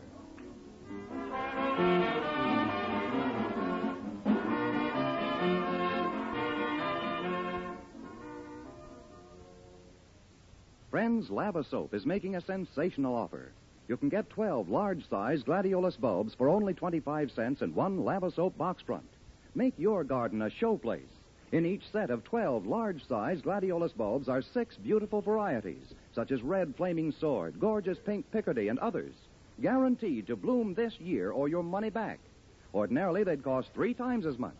Here's all you do. Simply mail 25 cents and one Lava Soap box front with your name and address to Lava Soap, Cincinnati 1, Ohio. To make it still easier, your dealer has convenient order blanks. Order several sets and have exquisite cut flowers for weeks. But don't delay. This offer, good everywhere in the United States except Montana, is made for a limited time only. Hurry, send tonight. Remember, mail 25 cents in coin and one Lava Soap box front with your name and address to Lava Soap, Cincinnati 1, Ohio. This is Ken Niles reminding you that for radiantly clean, lovely hair, get the shampoo in the tube. P-R-E-L-L. Prell Shampoo. And listen again next week when Prell brings you The Life of Riley. And now stay tuned for Truth or Consequences. Good night.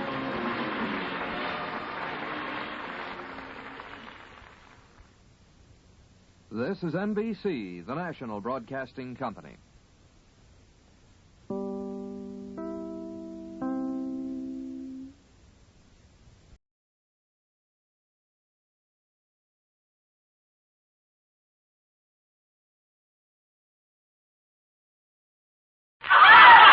Johnson's Wax Program with Fibber McGee and Molly.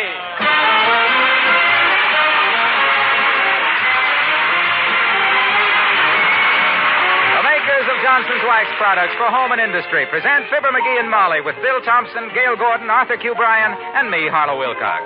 The script is by Don Quinn and Phil Leslie. Music by the King's Men and Billy Mills Orchestra.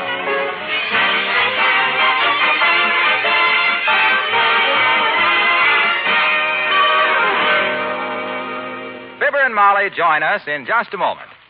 The easiest and best way to make a waxed floor look its shining best is to buff it with an electric polisher. And if you don't have one, here's good news.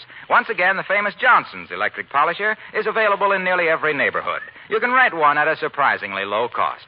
The Johnson's electric polisher takes all the work out of buffing. You merely flick a switch and guide it across the floor. You'll be surprised at how quickly you can polish every floor in your home. Polish them to such a hard, gleaming luster that just an occasional light dusting will keep them bright and clean. You know, of course, that there's no finer wax for your floors than genuine Johnson's Paste Wax. Now try the easiest and best way to buff Johnson's Paste Wax to a protective, mellow beauty. Rent a Johnson's electric polisher from a dealer in your neighborhood. Or if you prefer to own one, the price is $44.50. Use it with genuine Johnson's Paste Wax. They're a perfect team for bringing out the beauty of your floors. Look on the bright side, shine up the right side, bring out the beauty of the home.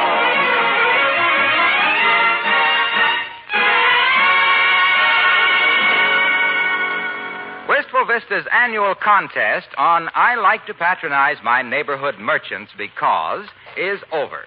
And guess who knocked out a prize-winning letter? The notification has just arrived in the morning mail, and... No, it wasn't him. It was her. Of Fibber, McGee, and Molly.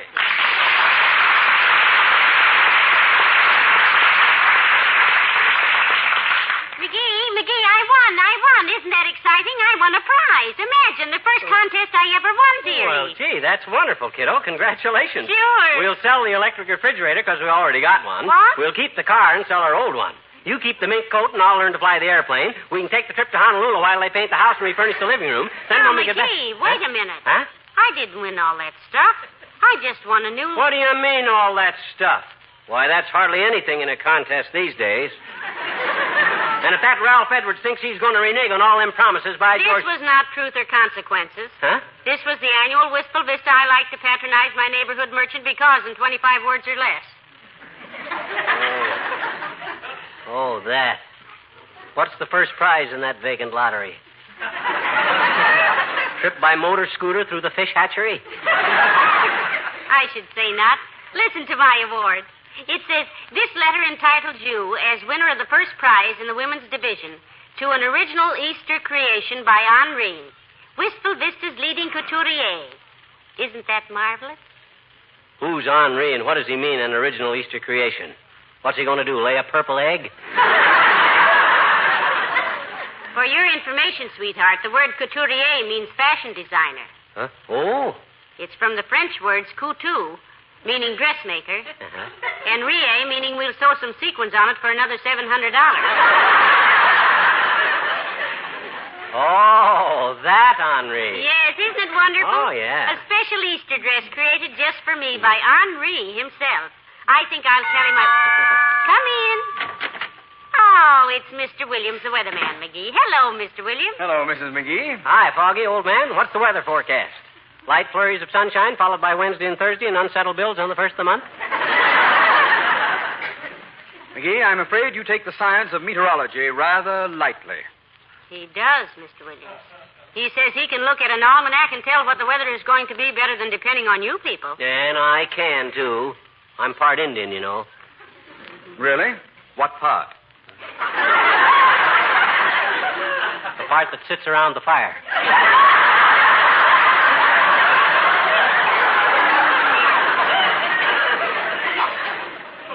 Are Indians good weather prophets, Mr. Williams? Oh, yes, indeed they are. Yeah, eh? Yes, some Indian tribes have uncanny powers of weather forecasting. Yeah? I spent 3 years with the Camelback Indians of western Arizona, and I'm still mystified. Yeah? Every year when they performed their rain dance, it rained within 24 hours. Oh, well, that's easy explained. They just waited for a rainy day and then held the dance the day before. Oh, I don't know, McGee. Some things aren't so easily explained. Yeah? Now, I'm not superstitious, but I went to a St. Valentine's dance once, and the next day I got 12 Valentines.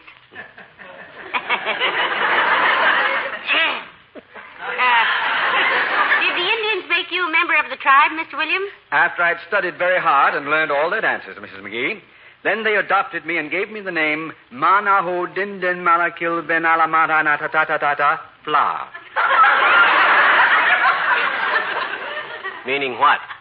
Clumsy. Show us how they did the rain dance, Mr. Williams, will you? Well, I'd be glad to, Mrs. McGee, but I can't dance it without a tom-tom. Oh, that's easy fixed. Here, I'll drum on the radio cavity. You all set? Mm-hmm. Go. Hey-yee! Hoo-hoo! Hey-yee! Hoo-hoo! Oh, that's the rain dance. Hey-yee! Hoo-hoo! Hey-yee! Hoo-hoo! Hey!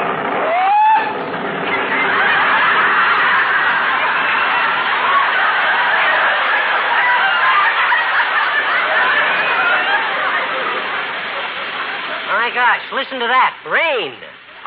I'm sorry. I'm a little out of practice, and I guess I overdid it a trifle. I'd better get home and phone the bureau what happened. I'm afraid I might have exceeded my authority. Good day.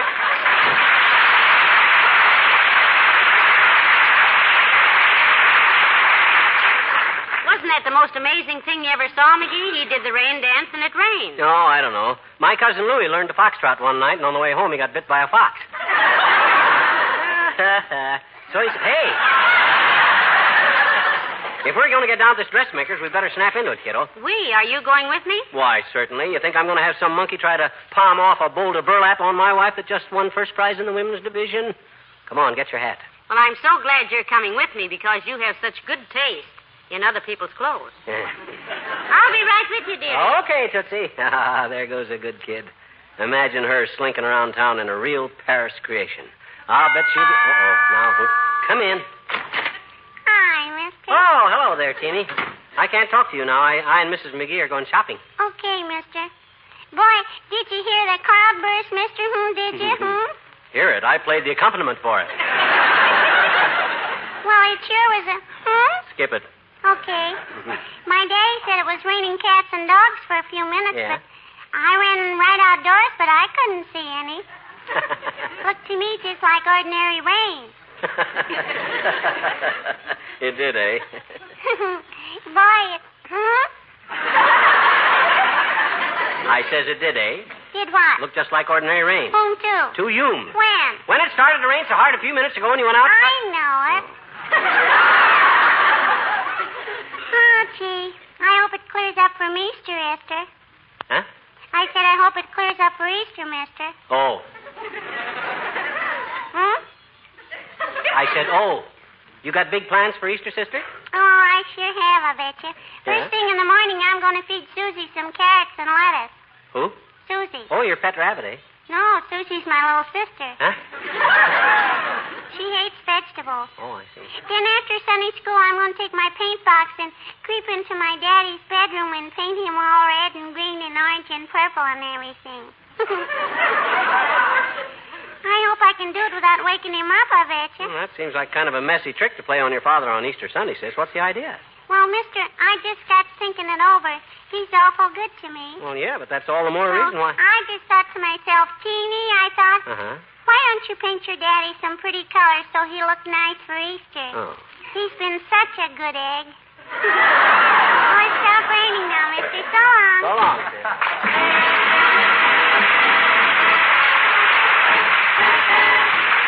Billy Mills and the orchestra and Saturday Date.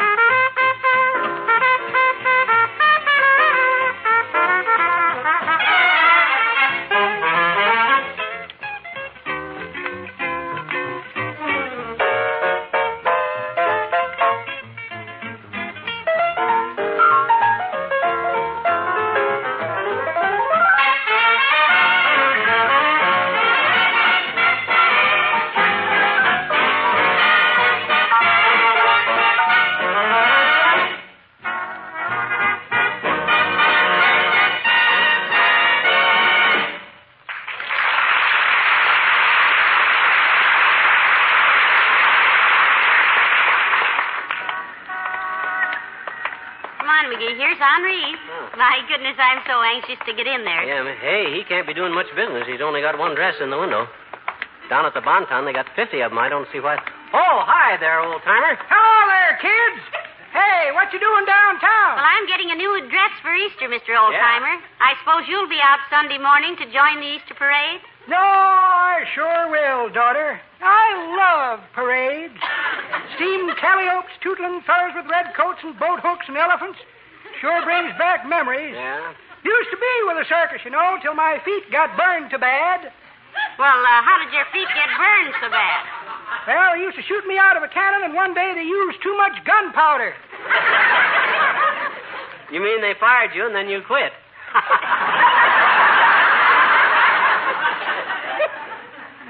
Son, it was no joking matter. No? I had a feeling something was wrong that sultry afternoon in Fort Wayne, Indiana in July 1889 I crawled down into the cannon where the crowds cheered. Then I heard the fellow pouring in the gunpowder, the scratch of a match, and boom. Yes? Next thing I knew, I was 8,000 feet over Cleveland, Ohio, headed northeast, with my shoes burned off and 3 friends back in my dressing room waiting to play pinochle. Spoiled the whole game. Be that as it may, and speaking of parades as I used to carry the front of the bass drum, too. Yeah? But I had to give that up too hard on my ears. Oh, yes, they're pretty noisy, all right. No, the noise didn't bother me, but the fellow that walked behind and played the drum had such long arms he liked to beat my ears off. You should have stood in bed and pounded your own ear.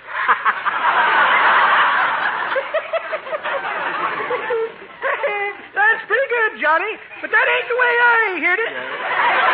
The way I heard it, one feller says to t'other feller, says, seen my wife lately? She's had her face lifted. Is that so? Says t'other feller. Now, who'd ever steal a thing like that?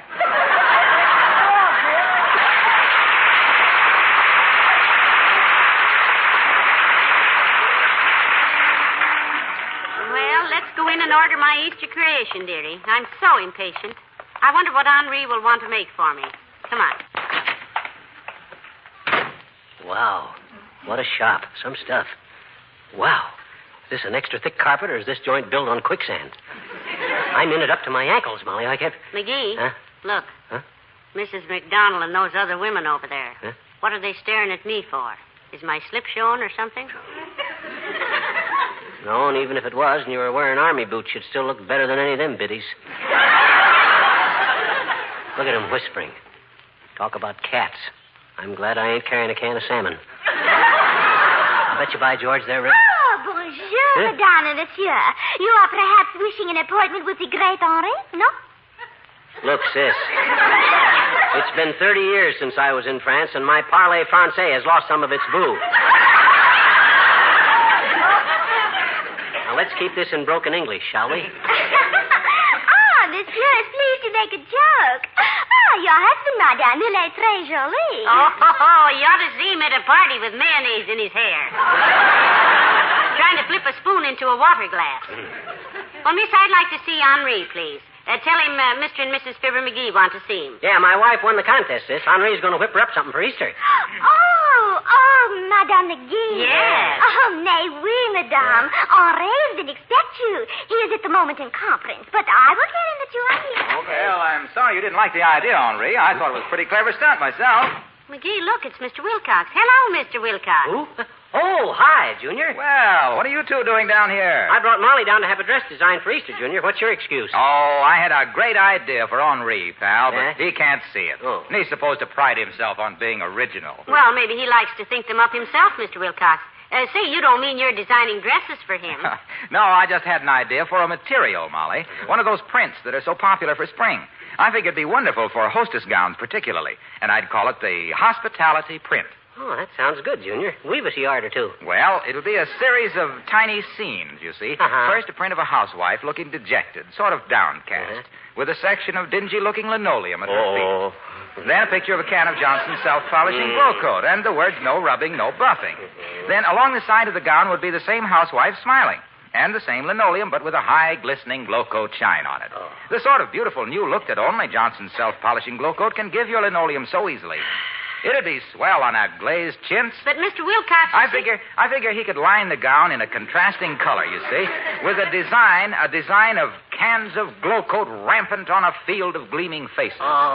Indicating the happiness that glow coat brings and the warm hospitality which would give the print its name. Yeah, but... Along the hem, he could embroider Harlow Wilcox, representative. And maybe my phone number.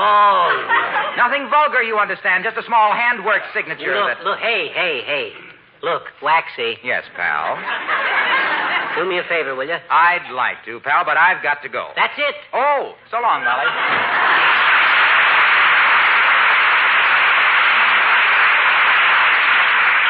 Well, I wonder when we'll see Henri, McGee. My goodness, I haven't been so nervous since graduation. Nervous? You know, the women in this town are just scared to death of him. Pata, no frilly little minuet dancing ruffle duster's going to scare us, kiddo. What's to be scared about? Well, they say he's terribly temperamental. If he doesn't like a customer... Monsieur Henri will see you now, madame. Please, to step this way. Oh, yeah. Announcing Monsieur and Madame McGee. Oui. Entrez. S'il vous plaît. Oui. Well, heavenly days. So you're Henri. You know this guy, Molly? Well, I should. Huh?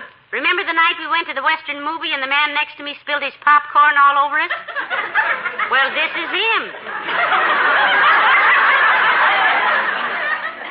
And you're Ms. McGee.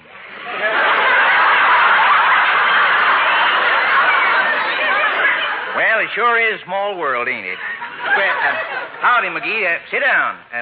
Say, it's a nice-looking suit you got on there. You like this suit, Henri? January clearance sale at the Bonton, $35 with 2 vests. I wear out a lot of vests because I'm an elk and my elk's tooth swings back and forth like a pendulum.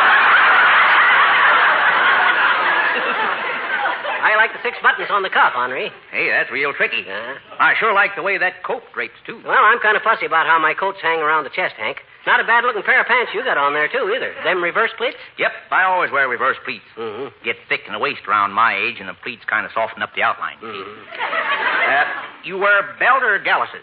Suspenders. Oh. Me, too. The pants hang better. Mm-hmm. I thought I like that button-down shirt collar you got on there, too, Hank. That's nice. Well, thanks. It's mighty comfortable. Yeah. Oh, excuse me, Ms. McGee. Here's a magazine you can read while we talk. What? Well, I don't want to read a magazine. I came down here to get a dress designed, remember? Oh, my gosh, she did it, that, Henri. Oh, sure. Well, now then, Ms. McGee, I'm going to design you something real pretty. Eloise, get me a bowl of that bengaline and whatever else is laying around out there, except Mrs. McDonald, and drag that dress for me in here. And hang up my beret, will you? Oui, Henri. Bengaline and whatever else. Well, now, let me see, folks. Take a look at these patterns. Here's one I done for Miss McDonald. She's the president of the bank's wife, and she was real tickled with it. Liked it, did she? No, she hated it. Huh? Tickled her so much she kept laughing in church. Kind of fuzzy material. Hank, I think you and I are going to get along. Now, here's my idea for a dress for my wife. Now, suppose we take a few yards of décolleté, sweep it up the shoulder in a sort of a percale bodice with a line gusset to offset the dirndl. Now, McGee, I don't Well, now, McGee, I sure would consider that idea a long time before I threw it out. Mabel, my pincushion. Okay, Miss McGee, now take off your coat. Now, let me see here. I think maybe a nice suit, full skirt with a fitted jacket and some peplum.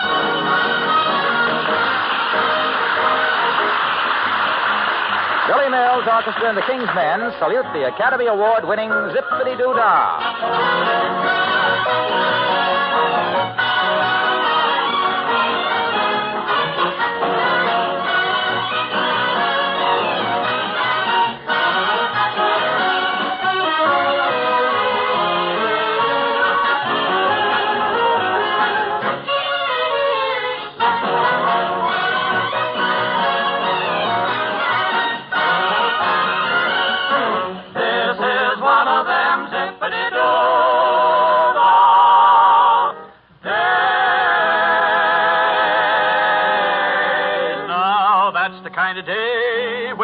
Open your mouth without a song, jump right out of it. Zippity-doo-dah, zippity-yay.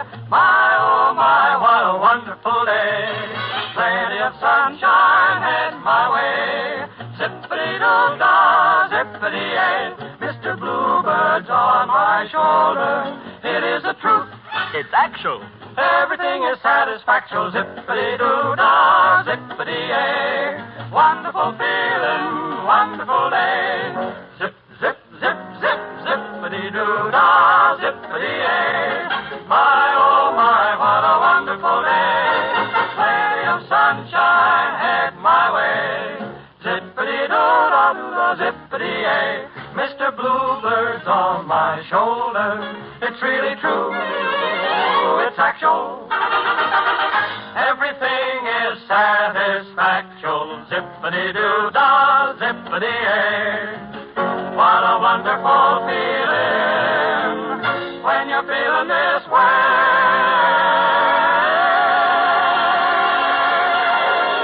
What a wonderful zippity-doo-dah.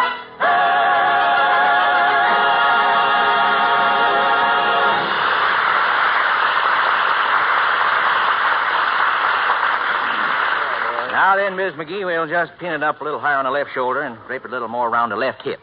There you are. Now take a look into the mirror. Why, that's beautiful, Henri. Simply beautiful. Why, George. And all with a handful of cloth and a mouthful of pins. Well, that's going to make a mighty handsome suit, Henri. Well, thanks, folks. Glad you like it. Eloise, take Miss McGee's measurements. Show her the best linings and buttons we got in the place. You just trot along at the fitting room with Eloise, Miss McGee. All right, thank you. Lead on, Eloise. Boy, you sure know your stuff, Hank, old man. Where'd you pick it up? You really from Paris? Twice. Huh? Yes, sir. I was born in Paris, Illinois, and run me a ladies' tailor shop in Paris, France in 1919. Oh. Lost my discharge papers, so I had to grow me a beard and get an accent and hide behind a dress form, see. Then I found I had a talent for it, and here I am. Oh, what do you know? I'm doing so good I could afford to throw away the accent. I was the kind of... Hello, Henri. I was just... Oh, hello, McGee. Hi, Doc. What are you doing here? Well, I always go through Henri's shop on my way to the hospital. It's a short cut. Oh? Out the back of the post office, through Joe's Coke and Smoke, through Henri's place, around the filling station, and there I am. Hospital? Mm-hmm. Well, how's it, Henri? Oh, just swell, Doc. Have a chair and roll yourself a cigarette. Here's the makings. I haven't got time, thanks. Well, how's business with you, bag bitches? I understand you worked some miraculous cures at the hospital last month by taking a week off. That is a lie, and you know it. Those people would have gotten well anyhow. So what are you doing in here? I'm going to have Henri make Molly an outfit for Easter. Hey, that's pretty expensive, isn't it? The best is none too good for my wife, boy. Expense is no object. Hardly. No, sir. It's only money. That's what I always say. Oh, brother, listen to little string saver. Rhinestone Jim Brady. You don't impress me, Pinch Nickel. No. I happen to know you're so tight-fisted you didn't buy gloves all winter. You got out your golf clubs and used the mittens off your driver and your brassy. Oh, now, Doc. Oh, let him talk, Hank. Let him rave. He ain't what you might call a swift man with a buck himself. The taxi drivers around town call him No-Tip Gamble, the man with the even change. I don't believe that, McGee. Oh, thanks, partner. Well, I look forward to seeing Molly in the Easter parade, Henri. Followed at 5 paces by our little Lucius Booby in that pinstripe awning he uses for a sport coat. I mean the one with the belted back that ought to be belted right back to the sweatshop it came from. Now, let's not get started on clothes again, fat boy.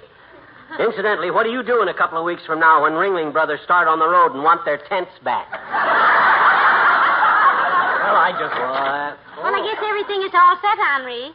And thank you very much. Come on, McGee, let's... Oh, hello there, Dr. Gamble. Hello, my dear. Can I give you a lift as far as the front door? Oh, no, thank you, Doctor. I just want to... Oh, excuse me, folks. Henri is speaking. Well, now, Miss McDonald, that's kind of an embarrassing question for me to ask. Ain't ethical. Mrs. McDonald, she's one of them women that was whispering about you when you come in, Molly. Probably wants to know if Henri has any material that'll make her complexion look like Molly's. Yeah? She has an epidermis that looks like it had been sprayed for fruit flies. Now, you just hold the phone, Miss McDonald. Hey, Miss McGee, Miss McDonald wants to know who made that dress you got on. She'll give me $500 to make her one just like it. Now, don't tell me if you don't want her. Tell him, kiddo. Should I tell him? Well, I made it myself, Henri. Yeah. When we needed slip covers for the Davenport, McGee ordered too much material, so I used what was left for a dress. Yeah. Well, thanks. Hello, Miss McDonald. That model was an original Sophie.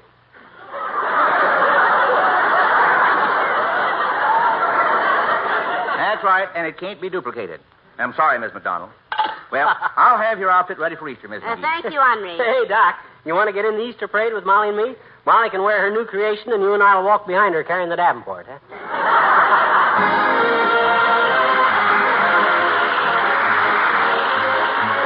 Fibber and Molly return in a moment. A friend of mine, a businessman who doesn't have much to do with housekeeping, helped his wife wax some furniture the other day. He told me about it later. He said, you know, it's amazing how much satisfaction I got out of putting Johnson's paste wax on that table and then buffing it to a beautiful shining luster. Well, I know just how he felt. It's a very satisfying experience. You start out with a dull, ordinary-looking table, and after a little buffing, you have a table glowing and gleaming with a rich, warm, mellow glow. And then, too, it's good to know that the furniture and floors you wax with genuine Johnson's wax will stay beautiful. That shining film of tough wax will protect them and make them easy to keep clean. A quick wipe with a dry cloth will remove all dust and dirt and spilled things. And you'll have added reasons to be proud of your home if you bring out all its beauty with genuine Johnson's Paste Wax. Look on the bright side, shine up the right side, bring out the beauty of the home.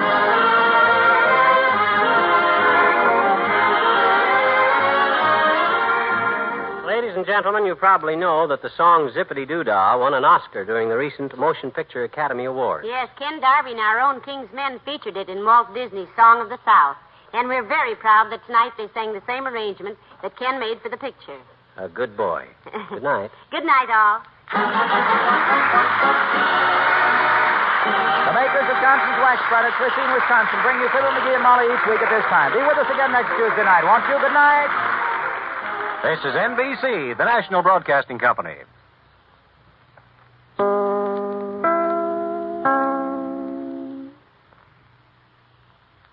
This is WMAQ NBC in Chicago.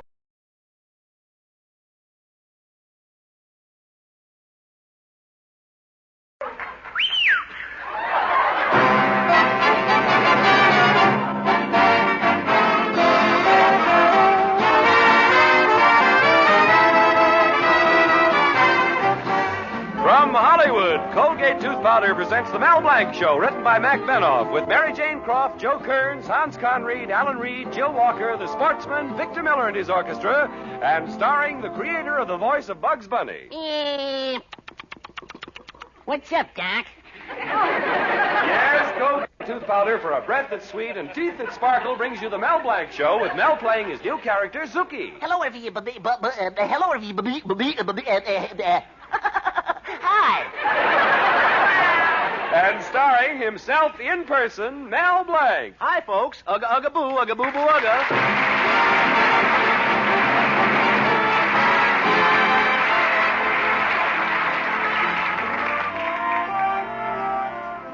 A few days ago, the whole country was filled with a festive holiday spirit. 129,999,999 people had a great time. Only one person had a miserable day. And who was that one person? You guessed it, Mel Blanc. It all started with the annual Easter egg hunt in Mel Blanc's little town. It seems that the local merchants offered cash prizes to anyone who found an egg with their ad written on it. And Mel Blanc was... Well, let's start at the beginning. It was just an ordinary day, and young couples were discussing the weather. In the park, a couple was saying, Oh, Dave, it's 2 weeks past spring. Yes, and it's about time I gave you a kiss. And in another part of town could be heard, Oh, Will, it's 2 weeks past spring. Yes, it's about time I gave you a kiss. And in Mel Blanc's Fix-It shop, where we find Mel and his girlfriend, Betty Colby, Betty is saying, Oh, Mel, it's 2 weeks past spring. Yes. And it's about time I stopped wearing my long winter underwear. That was Mel Blanc in a romantic mood. But now we find Mel and Betty discussing a more serious topic. Say, by the way, Mel, how's business? Well, Betty, it started out terrible. And it's been falling off ever since. There just doesn't seem to be any more fix-it work in this town. You mean you fixed everything so it can't be broken again? No, I've broken everything so it can't be fixed again. Well, I'm in a sad way financially, Betty. Well, have you tried getting a GI loan? Yeah, but I can't find a GI who wants to give me a loan. Stop being silly. Can't you get what you need at the bank? Well, not anymore. Mr. Grimes, the banker, told me not to come back again. Well, how can you get along without the bank? Easy. I just fill my pen at the post office. Gosh, Mel, you really are broke. Betty, I'm so broke that yesterday when I weighed myself, the penny came back with a card saying, Here, you need it more than we do. Oh, Mel, stop being such a defeatist. If you only advertise the Fix-It shop more, you'd do a lot better business. I'll bet you haven't even got an egg in the egg hunt. Oh, yes, I have, Betty. It's marked Mel Blanc's Fix-It shop, and if anybody finds it, they get a prize. Well, Blum's Candies is offering $25 for their egg, and my father's supermarket's offering $50 for his egg. What are you giving with your egg? Bacon and a side order of potatoes. Either that or $1 in cash. Oh, $1. Now, no wonder you never get anywhere, and Father doesn't think anything of you. Oh, hello, Betty. Hello, Mel. Father. Hello, Mr. Colby. Mel Blanc, you idiot. I asked you to fix my cash register. What have you done to it? Well, gosh, Mr. Colby, I ran out of parts, so I substituted them with some from a jukebox I was fixing. A jukebox? No wonder. Why? What happened to the cash register? Plenty. Every time I ring up a nickel, it plays How Are Things in Glockamore. Well, Blank, you're a failure and a moron. Oh, but Mr. Colby... Believe me, I'm telling you this for your own good. Oh, I wish someone had taken the trouble to tell me how to become a fine, decent, upstanding citizen when I was young. Well, gosh, Mr. Colby, maybe it isn't too late yet. What? Why, you imbecile. You talk that way to me. Why, I'll bet the cigar I'm smoking costs more than you've made all week. Oh, I wouldn't be too sure of that, Mr. Colby. I wouldn't be too sure. How much did it cost? Well, maybe I was too hasty. 10 cents. Maybe I was too hasty. You win. Just as I thought. And what, may I ask, are you offering to the one who finds your egg in the contest? A quarter? No, $1. No, $100. $100? Well, my son, if you're going to afford to offer $100, you must be going places. Yeah, I wonder if I can make the next train to Mexico. I mean, Well,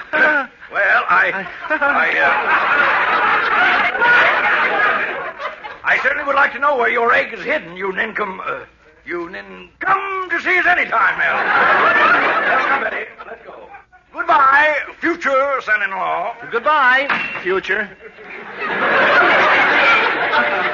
Oh, what a fix I got myself into. $100. Where can I get that much money? Maybe I can go to Joe's pawn shop and talk to him about my watch. Nah, Joe won't give it back to me. I gotta do something. Hello, Mel. How are you? Oh, Professor Potchnick, my favorite teacher. You look peeved about something, Professor. I am. I was sitting in the park and some kids were painting Easter eggs. Then I dozed off for a while. What happened? When I woke up, my nose was red, white, and blue. Mel, you don't look so good yourself. What's the matter? Oh, Professor, I'm in terrible trouble. I need money. Mel, my boy, I would give you the shirt off my back. And it would fit you, too, because it's your shirt. Thanks, Potch. You know me, Mel. Money never meant a thing to me. When I first married my wife, I never worried about money. If she asked for $5, I'm letting her have it. If she needed 10, I'm letting her have it. If she needed 100, I'm letting her have it. Well, why were you so generous with your money? I said no, she's letting me have it. Professor, I need $100 to pay the person who finds my egg. You too? The Chamber of Commerce talked me into entering my egg for $50.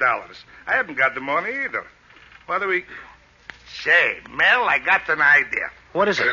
I'll find your egg and you'll find my egg.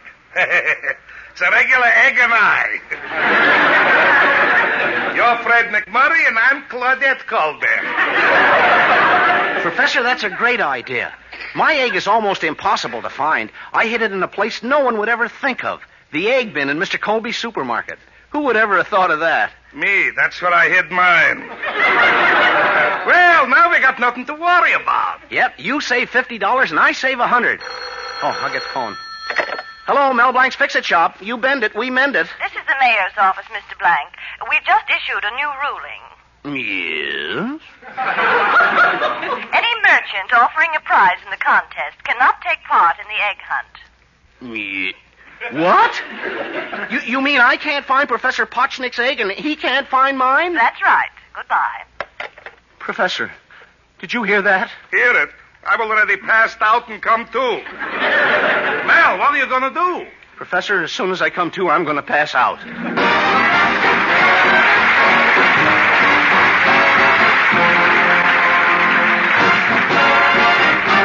Use Colgate tooth powder, keep smiling just right. Use it each morning and use it each night. It cleans your teeth, makes breath so sweet. Use Colgate tooth powder. Want teeth that sparkle and dazzle, a breath that's fresh and sweet? Then try Colgate tooth powder, for the new all-purpose Colgate tooth powder cleans your teeth and sweetens your breath.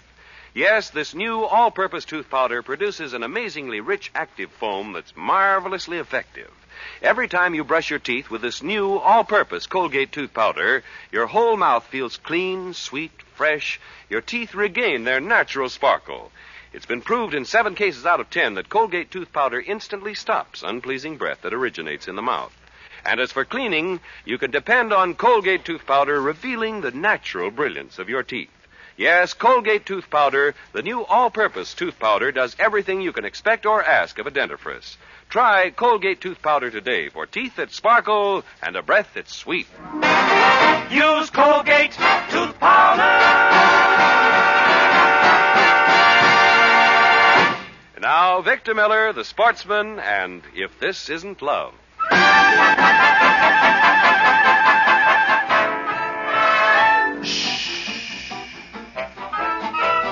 What we've got to tell you is entirely confidential at this moment.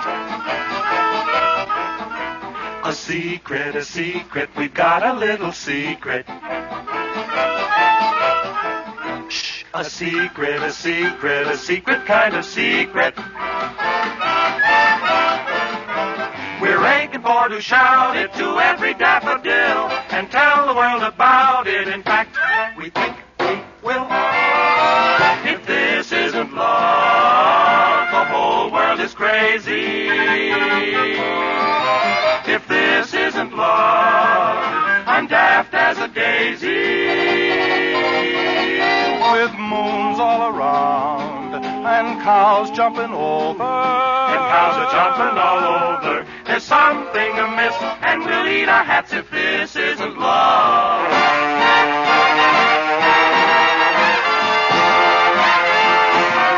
We're feeling like an apple on top of William Tell. With this I cannot grapple. Because you're so adorable. If this isn't love, then winter is summer, autumn, spring, and fall. If this isn't love, my heart needs a plumber, and that isn't all. We're swinging on stars, we're riding on rainbows, we're busting with bliss, and we'll kiss your hand if this isn't love.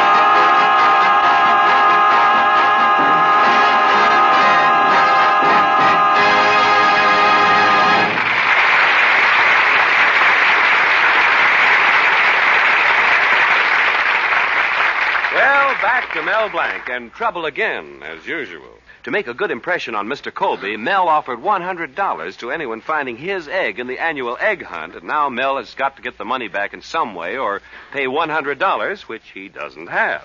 But now to add to Mel's troubles, along comes Hartley Benson, the town Beau Brummel. Hello, Hartley. What do you know? Only what every girl tells me. Hartley, you're wonderful. Hartley, you're beautiful. Hartley, you're adorable. Mel, boy, it'll break the heart of every girl who calls, but I'm taking myself to Niagara Falls.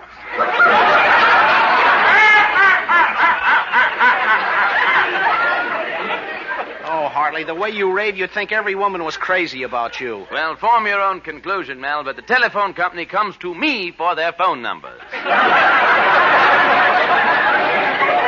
In fact, statistics show that last year, 200 women dialed the operator and said, I want a policeman. 400 women said, I want a fireman. And 28,749 said, I want Hartley Benson. I tell you, Mel, it's gotten so that I can't keep my receiver on the hook, and it's cramping my style. Why? Well, as soon as I'm out with a girl, 3 minutes, I say, deposit another 5 cents, please.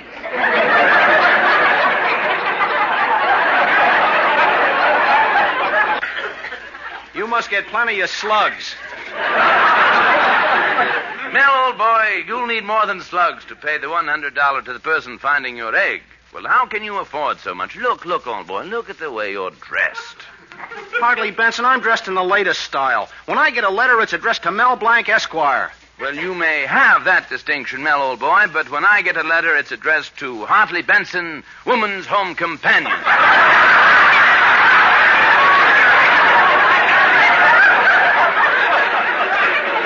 So you see, Mel, I'm practically a household necessity. So is a mousetrap. Now, that's getting very nasty. And to you I say,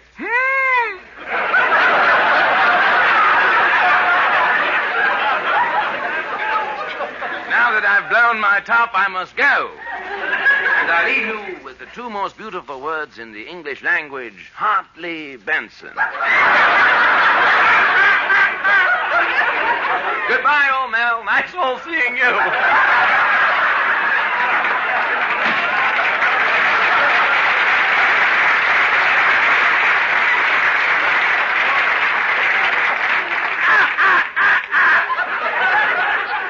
What an old character.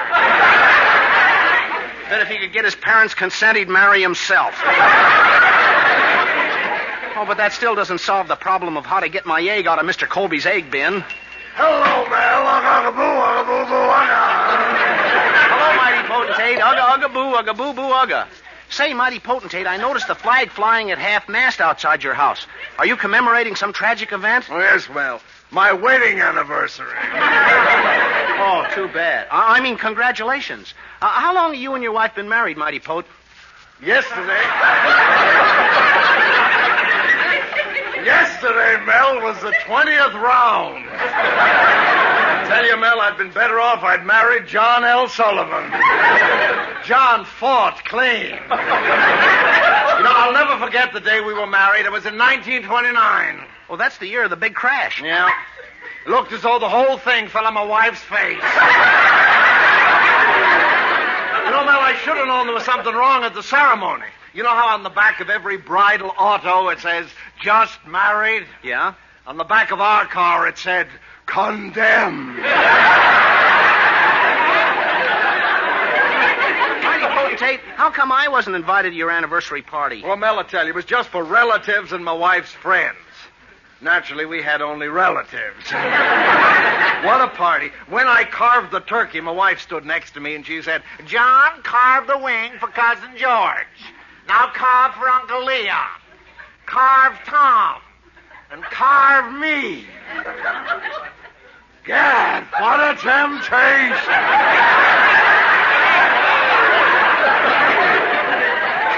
Well, what part of the turkey did you finally carve for your wife? Ha! I don't know why I'm telling you all this. It's just that I've got no one to talk to. Well, buck up, mighty potentate. You think you've got troubles.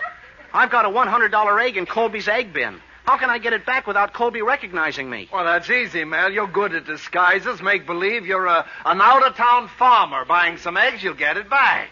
Say, that's a great idea. Thanks, mighty potentate. Well, so long, Mel. I gotta be going now. Oh, where are you going, mighty potentate? Well, I can do one of two things. I can go to the movies and see my favorite brunette, or I can go home and look under the wig I'm married to. Well, Mel,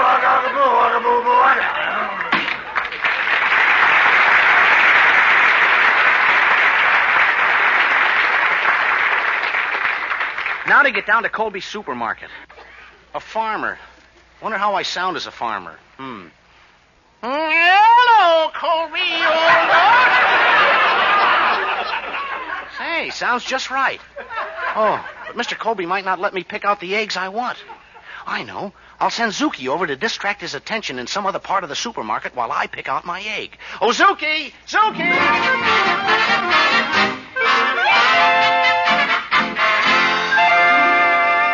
Hello, Mr. Happy Easter. Happy Easter. How long is it till Christmas? Well, Zuki, what can I do for you? Well, I want a bottle of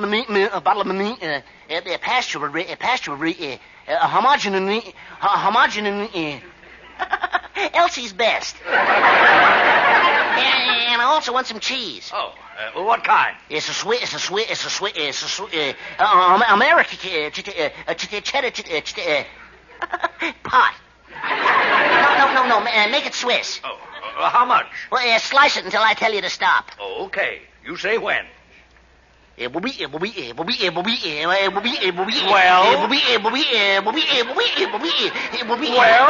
Stop already. You slice through all the cheese and two salamis. Hey, Mr. Colby, why are you hanging around the egg bin? Well, to tell you the truth, Zuki, I've got my $50 egg hidden in that bin, and I'm not letting anybody get near it. What? Oh, excuse me, Zuki. I see another customer coming in. Pardon me. Well, may I help you, sir? Howdy, Bob. They think the rain will hurt the alfalfa.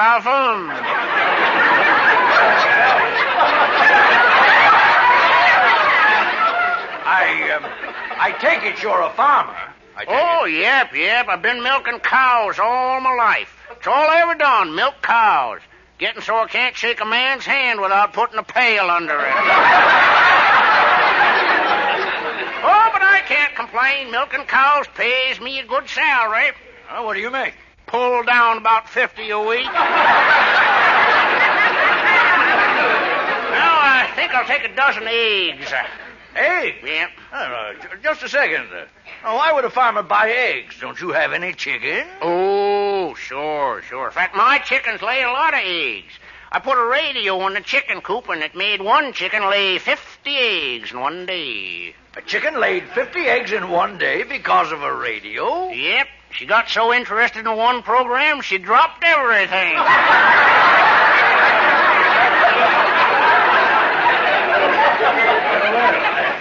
Well, then, what do you want the eggs for? Well, we use the eggs for hatching purposes. Got me a setting hen. Yeah, she was setting on some eggs when she took sick, and I had to sit on the eggs myself for a week. What happened? Have a cigar. Yeah, I'm also having a lot of trouble with my Rhode Island Red. Trouble with your Rhode Island Red? Yep, she's being investigated by Congress. Now I'll take my eggs. All right, but I'll pick them out for you. You'll pick them out for me. Well, don't bother. I'll be back. What am I going to do now? I got it. I'm desperate. I'll hold him up. I'll take one of these bananas off the stand, wrap a handkerchief around it, and use it as my gun. And I'll put a handkerchief over my face, too. Say, it's a good thing Mother taught me to be neat. Always carry two hankies. Well, here I go. Stick 'em up, Colby. This is a holdup. Don't shoot, mister. Take my money, take my clothes, take my jewelry. I want none of those. Well, what do you want? Your eggs. My eggs? Yeah, I steal them all the time. I'm an egg yake.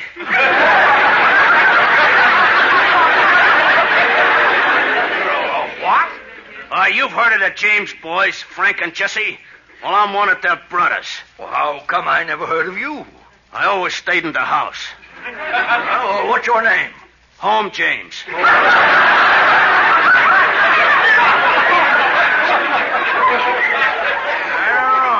This whole thing sounds highly ridiculous. Careful now, Colby. I got you covered. Oh, is that so? Give me that gun. Be careful, Mr. Colby. You're bending it. I'm bending it? Yeah, this isn't really a gun. It's one of your bananas. Oh, Mel Blanc, I'll break every bone in your body.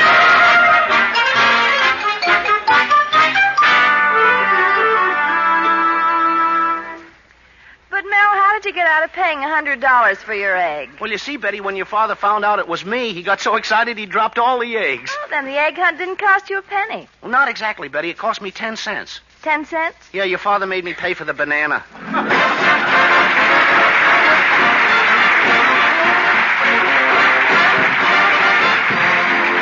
Blanc will be back in just a minute. Use Colgate tooth powder, keep smiling just right. Use it each morning and use it each night. Don't take a chance with your romance. Use Colgate tooth powder. A breath of trouble, unpleasing breath, can lose you friends and alienate people. So ask yourself if you could have this social handicap. Best thing to do is to guard against it. Brush your teeth night and morning and before every date with Colgate tooth powder. For Colgate tooth powder cleans your breath as it cleans your teeth. Yes, scientific tests have definitely proved that in 7 cases out of 10, Colgate tooth powder instantly stops unpleasing breath that originates in the mouth.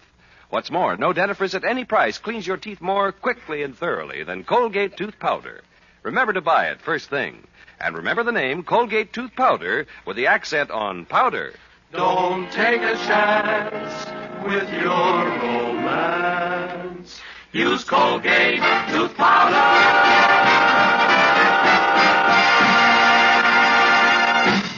This is Mel Blanc saying thanks for listening. Good night, and That's all, folks.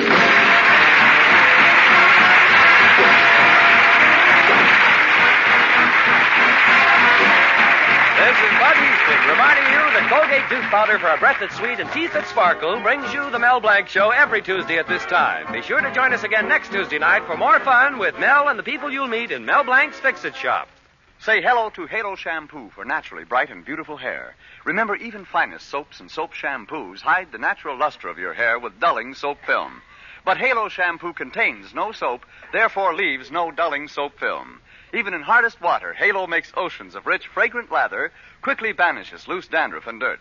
Halo needs no lemon or vinegar rinse. Say hello to Halo and goodbye to dulling soap film.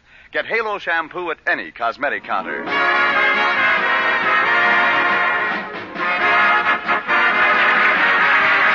Mel Blanc every Tuesday night at this time.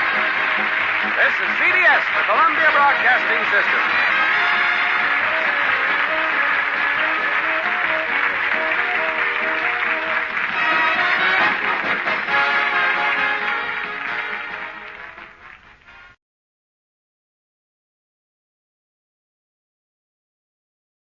The CBS Radio Mystery Theater presents...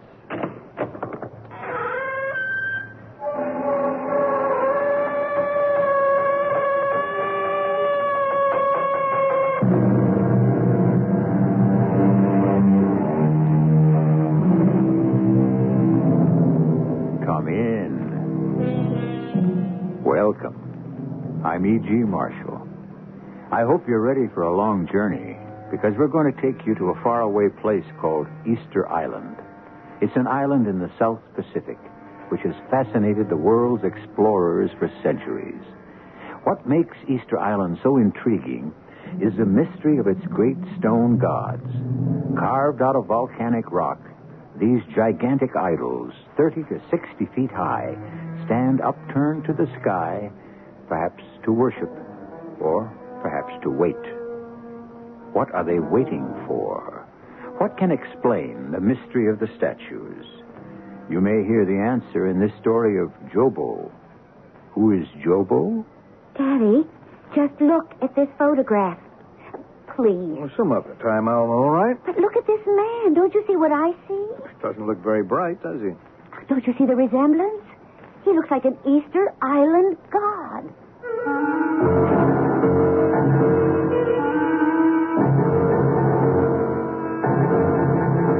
Our mystery drama, Jobo, was written especially for the Mystery Theater by Henry Slessor and stars Earl Hammond.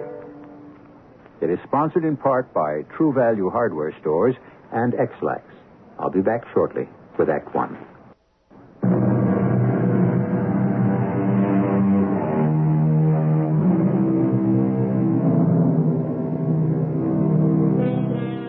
The gods of Easter Island. Mammoth figures hacked out of stone with primitive hand tools. Hundreds of them. They were all alike. Long-eared, long-nosed, thin-bodied figures with a topknot of red stone balanced on their heads.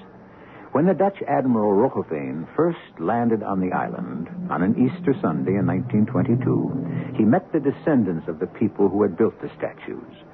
Most of them were pure Polynesian, and the island was dotted with dozens of secret caves, shelters created as refuges against some unknown invader. To this day, no one knows what they feared. But some people, like the well-known archaeologist Professor John Tillotson, had theories. David, it's very good of you to come all the way from Boston. I hope you find it worthwhile. Well, if I can get to see your daughter, Professor, that'll make it worthwhile all by itself. Well, Alma's upstairs working on that thesis of hers, as usual. I'm hoping she'll join us for dinner, however. Oh, here's what I want to show you. It's on my desk someplace here. Yes, there it is. Look at it, Dave. It's a miniature Easter Island statue, right? Well, that's what it looks like to me. Only not made of stone, as you can see. It's metal. Very nice. If you like ugly-looking statues. Ugly? Oh, well, yes, I suppose some people would find these faces grotesque. But I've been living with them for such a long time, they're almost beautiful to me. Anyway, there's something very unusual about this statue. What's that? It appears to be indestructible. Well, are you kidding? I'm not a metallurgist, of course, so I know nothing about the properties of the thing, but I've studied it. And that was the conclusion. Slow down now. Where'd you get this thing in the first place? Well, it was sent to me as a gift by Everett Clurman.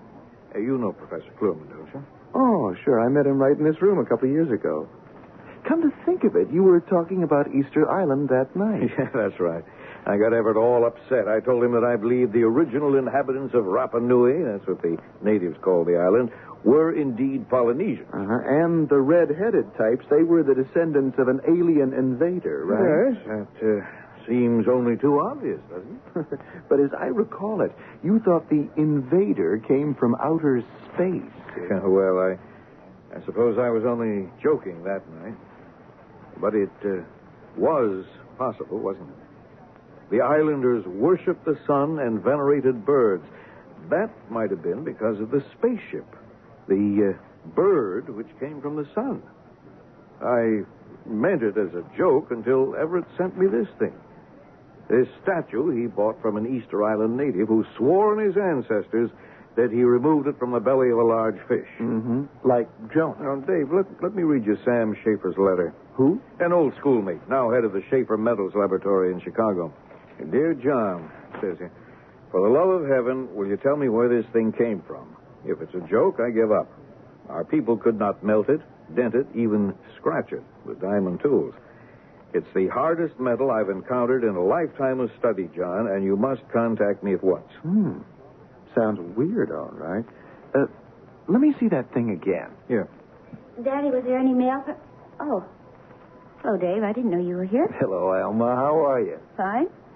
Sorry, I didn't mean to interrupt. Oh, it's all right. I'm glad to see you again. I was just telling Dave about my new Easter Island mystery. Oh, yes.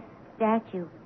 Isn't it incredible, Dave? It is incredible if it's true. Of course it is. Sam Schaefer said so. Well, even scientists make mistakes. See, Daddy, I told you Dave would be negative. Now, wait a minute. I didn't say I was negative. I'm just trying to... If I didn't have my darn thesis to finish, I'd go on this expedition with Daddy, and he wouldn't need you.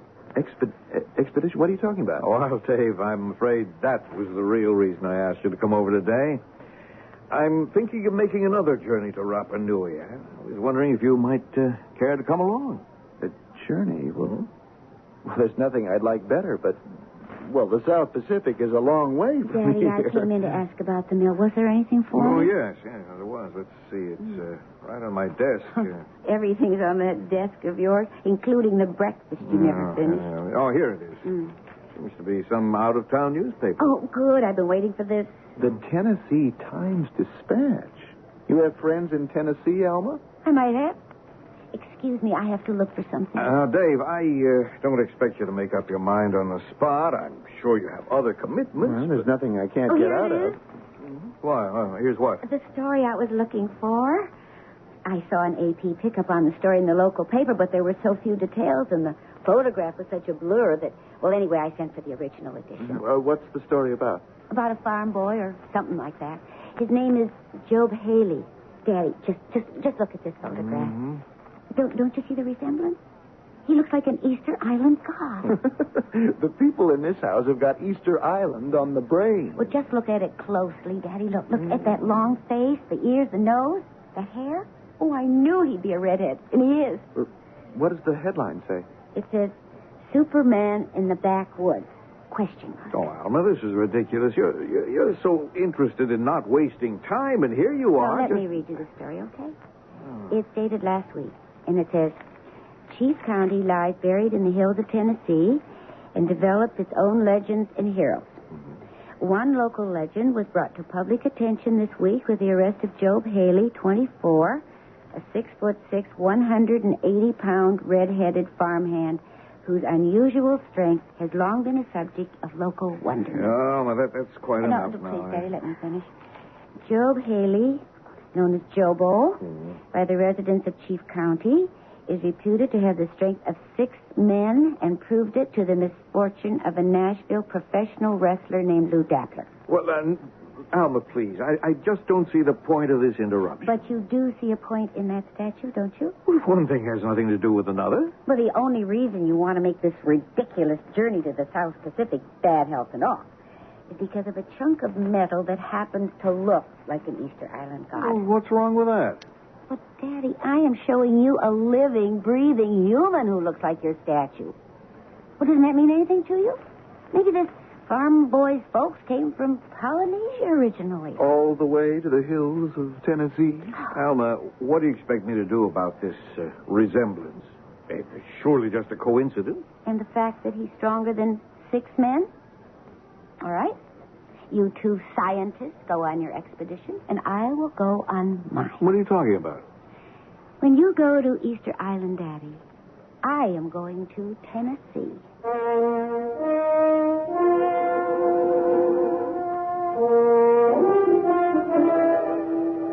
Please sit down, Miss Tillotson. Oh, thank you. My name is Dr. Richmond, by the way. I'm attached to the psychiatric section of the Cumberland Hospital. The court asked me to examine young Joe Bailey. It was very good of you to talk to me, Doctor. Well, since you've come such a long way on this matter, although I'm not clear what your interest is. Oh, I'm not sure myself. I'm simply very curious to meet Joe Bailey. See, I'm writing a paper for my doctorate, and one of the subjects I'm dealing with is, well, I guess you call it myths. Well, I'm afraid you've been listening to a lot of silly stories, Miss Tillotson.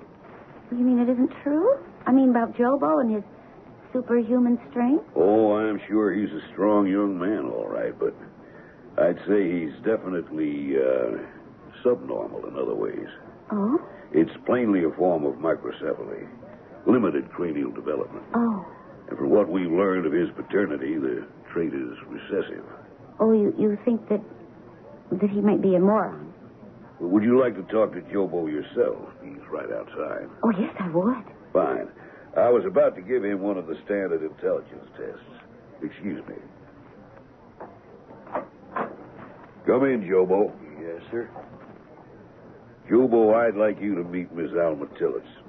She'd like to hear a little bit about you. How do you do, miss? Hello, Jobo. I'm sorry to hear what happened. I mean about that man you hurt. Well, I didn't mean to hurt him. That's what I told him, miss.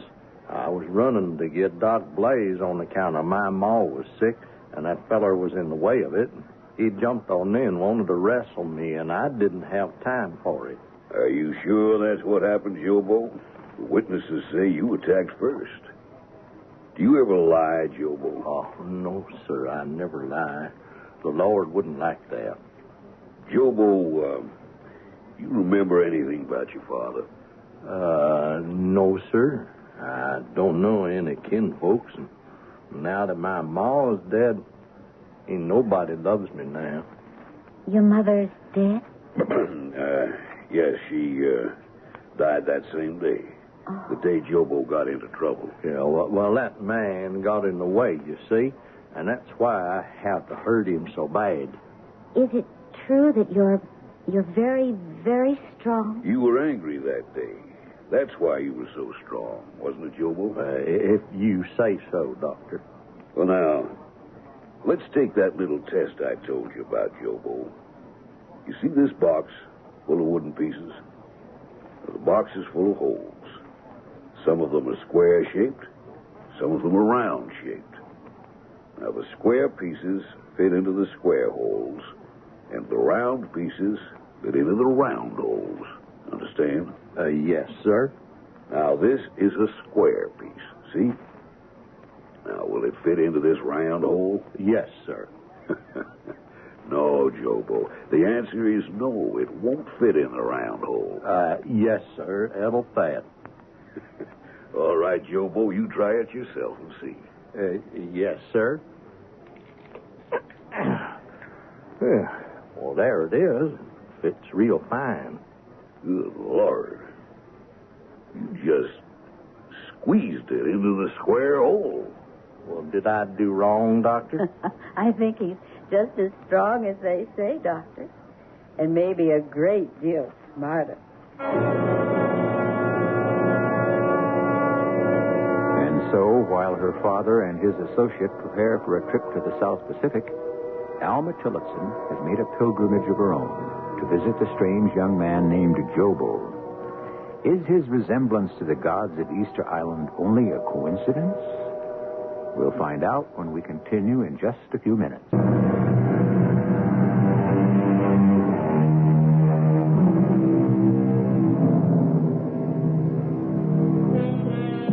A silent ship creeps through the darkening blue waters surrounding the lava-strewn coast of Easter Island. At the rail of the trawler, Professor John Tillotson stands and looks at the shoreline. Even now, he can see the silhouettes of the mysterious stone monoliths that stand sentry on the island. He's seen them before, but now, instead of excitement, the professor feels nothing but gloom. Outer space aliens. How could such a wild notion be true? Professor, I found the man. Who? The guy who sold Professor Klurman that metal statue we sent you. His name is Picard. Picard, over here. Yes, sir. The reason we had so much trouble trying to contact Picard from the States was because he was in jail. Well, that doesn't sound very promising, does it? Does he speak English? Yes, senor. I speak English. I have done nothing wrong. The charges against me were false. I have many enemies on this island. It's all right, Picard. We're not here to make trouble for you. Dave, get the statue out of my gear. Right. Picard, do you remember a man named Klurman? A professor? He was an old man with a short white beard who visited the island last year. You sold him this thing. Yes. I remember now. But the price he paid was fair. The sacred things of our forefathers have great value. All we want to know is where you found it. I cannot remember. Well, you told him you took it from a giant fish. Yes. Perhaps that is so. And perhaps it isn't.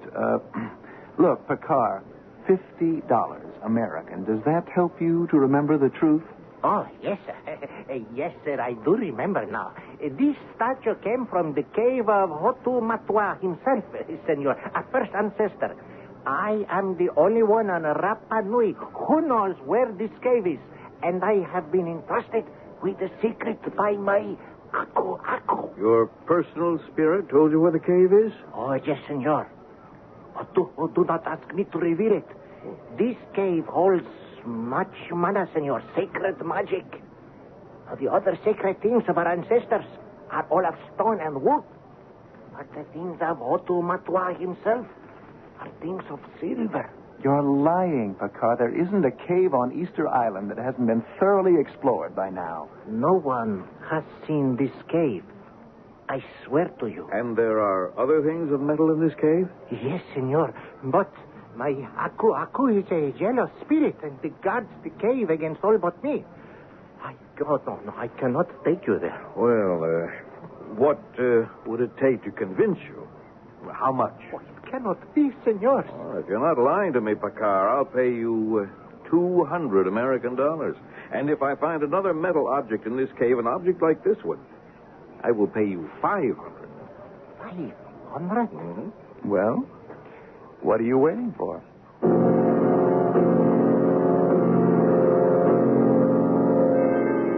Dear Alma, I had to write you this letter as soon as I could to tell you some astounding news. Dave and I have made a discovery. The cave that we entered today was located within sight of the old stone quarry of Rano Raraku. It was the private hiding place of a professional thief named Picard. But that wasn't the most interesting part of our exploration.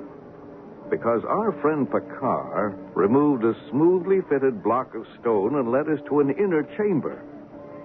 This auxiliary room was an archaeologist's paradise, my dear Alma.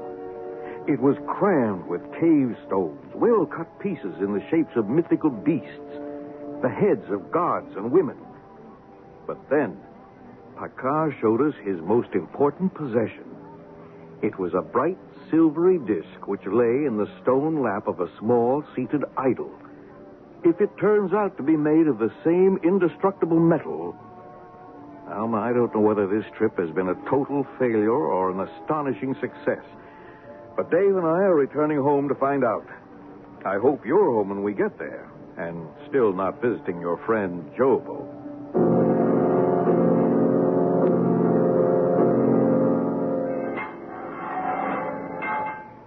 Well, Jobo, how have you been? Well, I've been all right, miss. Yourself? Oh, I've just been very anxious to talk to you alone, Jobo. That first day wasn't very satisfactory. I mean, I still don't understand what this is all about.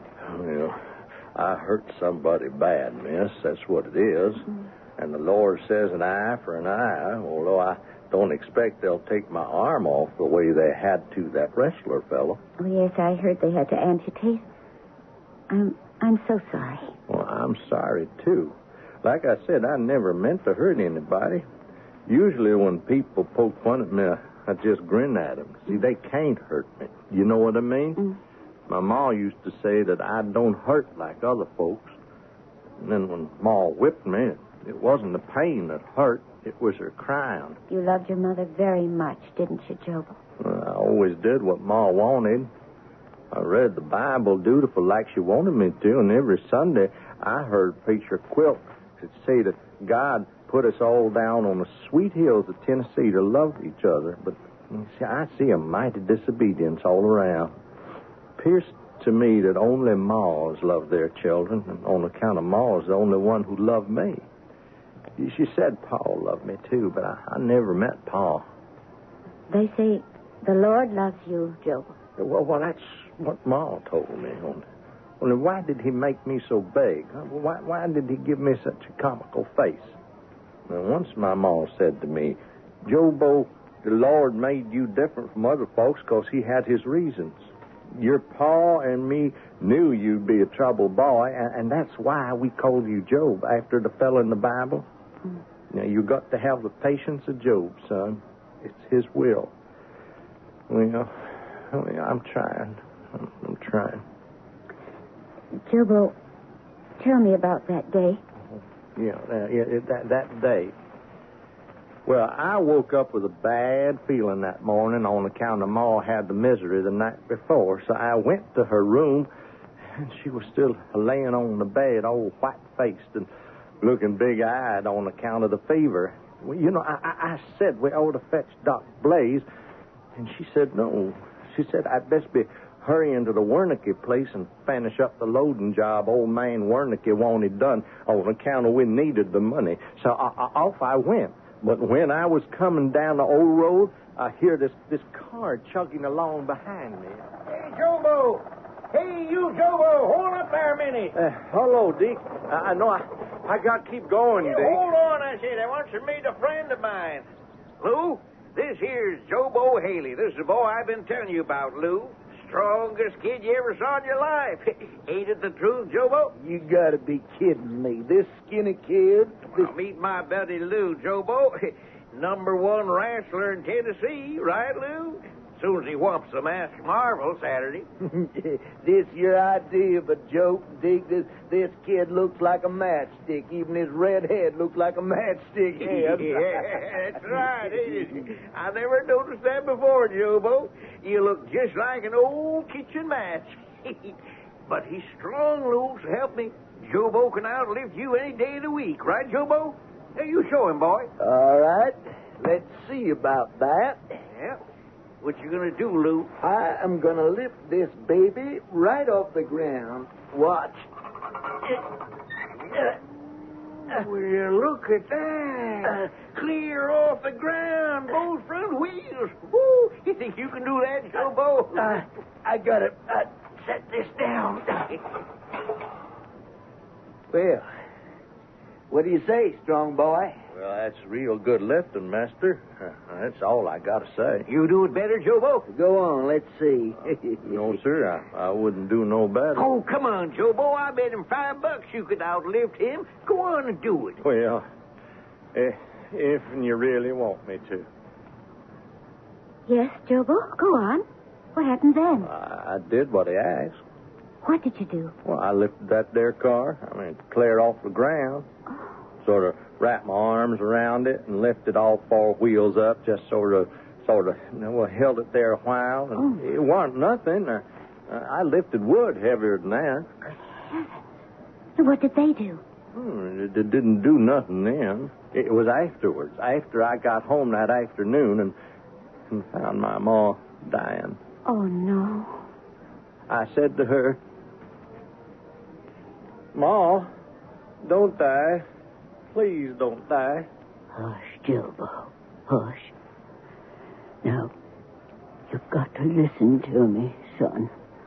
When I'm gone, you've got to do something. I'll go fetch Doc Blaze. Oh, please let me fetch him. Now, hear me first, Jobo.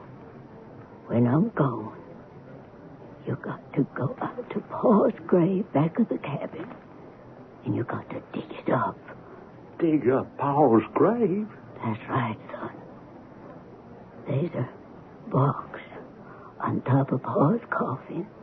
There's something in that box he left for you. You were supposed to see it when you was 21. See what, Ma? I was scared, Jobo. I was scared of that thing he told me about. The Aku.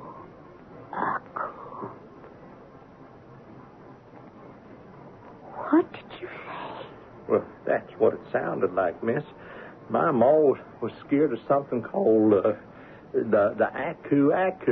Oh, good Lord. Well, anyway, she got quiet then, and I ran off to get Doc Blaze. Now, I ran as fast as my legs could take, and then I saw that car again. Hey, Jobo! Jobo, stop! Stop! I can't. Hold it, Jobo. We want to talk to you. Oh, where's the fire, Jobo? My ma's sick. I got to get to Doc Blaze. Well, go on, Louie. You said you could take him. Let's see you do it. Okay, farm boy. Here I come. Oh, no, please, now. I got no time for fooling around. Well, hey, who's fooling? Okay, funny face. Here I come. Yeah, that boy, Lou. Right slip good. Hey, Jobo, what's the matter with you? Why don't you fight back? That's it. Grab his arm. Let me be. That's it. Stop. Oh, no, Jobo, wait. Don't do that. Stop. Stop it. What did you do to him, Jobo? Well, I didn't want to hurt him, miss. I didn't, but I had to get help from my moss. So I took his arm and I made juice out of it. Well, and that's when the police came, and so I never did get to dig up Pa's grave, and I still don't know what Ma was talking about when she said she was scared of the Aku.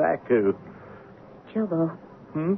We're going to leave this place right now. Leave? Mm-hmm. Well, how come? Well, I paid your bail, and that means you won't have to stay here until your trial. And I'll make sure you get a very good lawyer.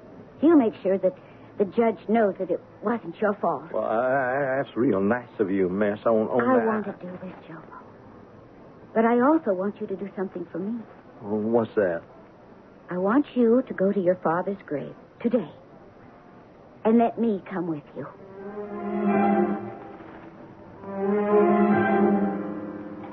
Oh, sure seems like a blasphemous thing to do. Digging up Pa's burying place. Your mother wanted you to do this, Jobo. It can't be considered wrong. I won't have to touch Pa's coffin none. She told me that. She said that what was buried with my Pa was all by itself. And you don't know what that thing is? Oh, no, miss. I surely don't. I hit something. It must be the coffin, Jobo. Oh, I am scared, Miss Alma. I don't like doing this. Yes, I know. The Aku. It ain't that coffin. What is it? This thing I hit. It's a box, miss. It's just a little wooden box. Oh, that must be what your mother meant, Jobo. Can you get it out? Yes, miss. I got it. Oh, open it, Jobo. I'm scared to. Oh, no, you must open it. Oh, here, let me do it. Oh, you be careful now. If it's the Aku, no telling what it might do. It's a little rusty, but there. It's opened. Jobo. It looks like a piece of jewelry. My pa never owned no jewelry. But that's what it is. Look. Oh, it's lovely. It's a medallion of some sort. A shiny silver medallion. It hurts my eyes. Just looking at it hurts my eyes. And there's some sort of writing on it, but I can't tell what it means. Can you, Jobo? No, please, ma'am. I can't look at it. I can't. Oh, what's the matter? It hurts. It hurts me to look at that thing, Miss Alma. Jobo!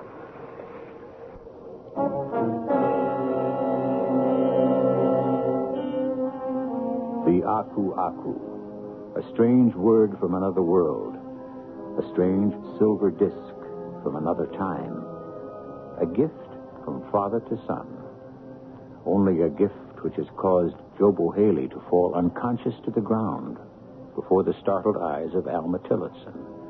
What does it mean? We'll learn the answer when I return shortly with Act 3.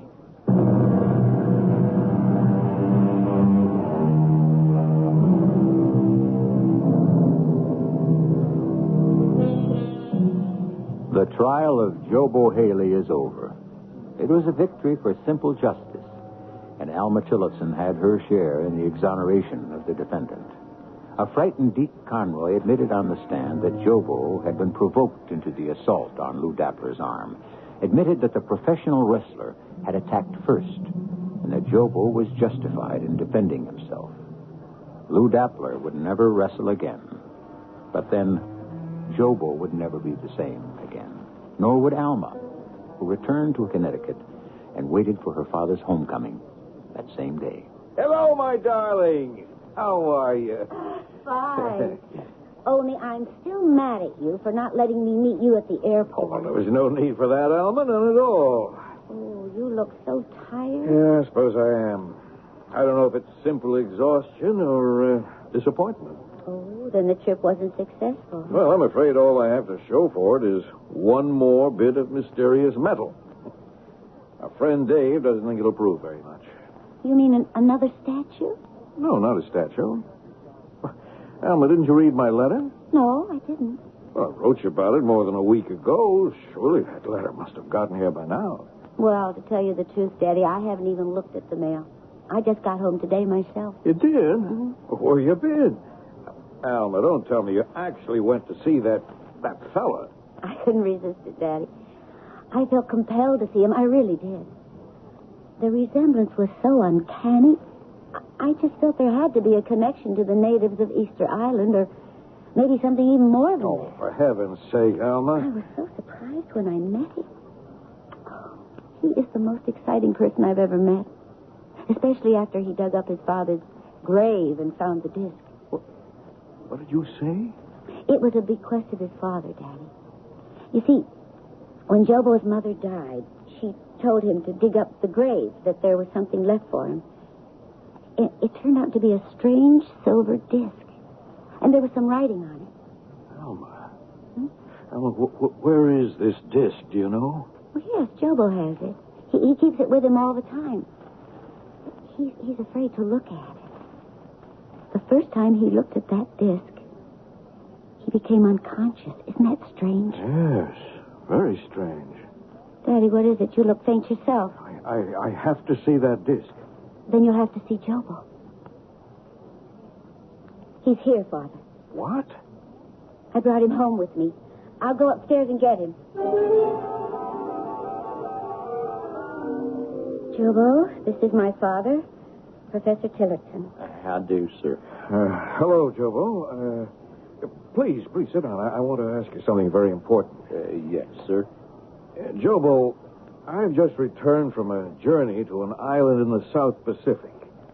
I found something strange in this island. A metal disc with peculiar markings. A bright thing that looks like silver. Now, my daughter tells me that your father left you something like that as a gift. Yes, sir, he did. It's a round, shiny thing, but I don't know what it's for. It hurts me to look at it. Well, I've brought that other disc with me, Jobo, and I've been carrying it about since my return from Easter Island. Will you look at it? Yes, sir. The effect of the Aku Aku is powerful at first, but then it can be... The first time I saw the disc was too much for my mind, and I could not support the shock. But what happened to you? The disc has released the power in me, Alma. What? The power which has been mine from the beginning of my life. Its effect might be described as post-hypnotic. I've come into my inheritance, Alma.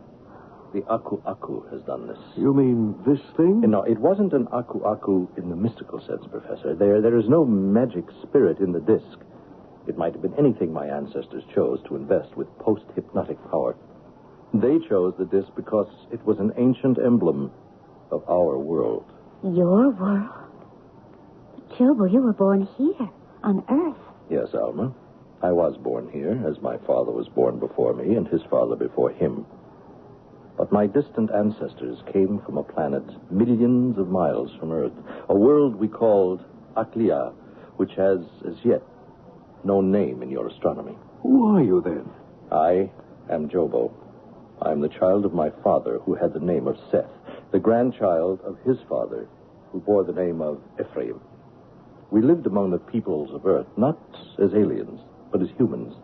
We loved and married and gave birth here. For you see, this was our chosen home. Then you are different. No, our seed is as your seed. We can mate with the people of Earth. And so we are your brothers in life. But yes, we are different. The child of Aklia is born with a great inheritance. Memory. Memory that dates back endless generations. All that has happened to our race, all that is known to us, is known to that child. Each of us is a living record of our history. Oh, it's incredible. You mean you remember everything? All your father knew, your grandfather? It was a gift from the Creator, Mr. Tillotson. Perhaps as compensation for taking away so much from us. Ours was a dying race. The flight from Aklia to Earth so many centuries ago was a flight of desperation, not of adventure. In the last agonies of our planet, this power was given to us. And are there others like you on Earth? No. I am the last of my people. If I had never seen the aku-aku, if I had not wakened to my inheritance, the soul and sacred memory of my people would have vanished from the universe. And you didn't know all this time? No, Alma. I knew nothing of my destiny. And Easter Island, Jobo. What of that? That's where your ship landed, wasn't it? There were 40 of us on the voyage, 20 men, 20 women. But when we entered the gravitational field of Earth, the unexpected happened. An atomic reactor exploded. Half of our number were killed. And something even worse occurred. The explosion rendered the women sterile. They could not have children. The life of our race had ended on a primitive island. But it didn't end, Joe. It would have, Alma, if there had not been women of this earth willing to see beyond this ugly face, this clown-like body. Oh. Women willing to accept us in love and understanding, and to bear us the child who would bear the burden of our race forever. There haven't been many such women in our history. That's why I'm the last, the only survivor. And when I die, childless, we are no more. Joe. Alma, wait a minute. I love you, Joe. I love you.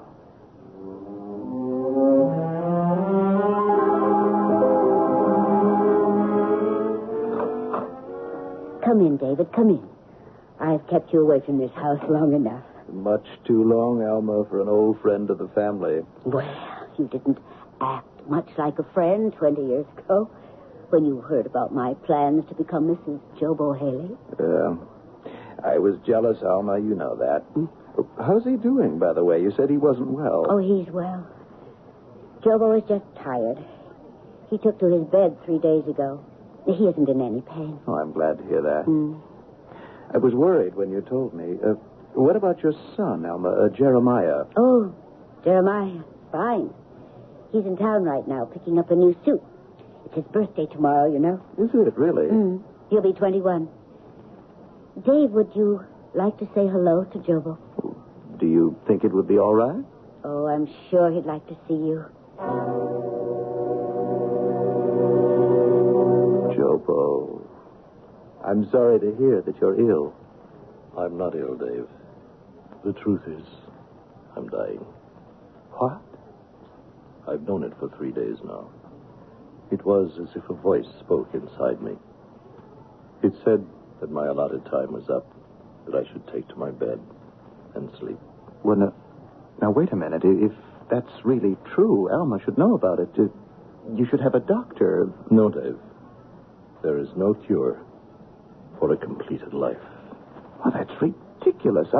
I'm going to tell her. No. Sit down. Alma must not be told anything yet. Nor my son. I haven't met your son yet, Jobo. The time has come for his aku, for his inheritance. For him to be awakened to the memory of our ancient race and homeland. You really believe that's true, don't you? Jobo? Jobo?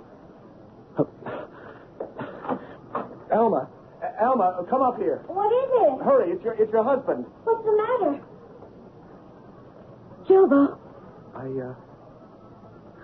I think he's dead. No, he can't be. He told me that he was waiting for death. No. That he knew it was about to happen. No, Dave, you're wrong.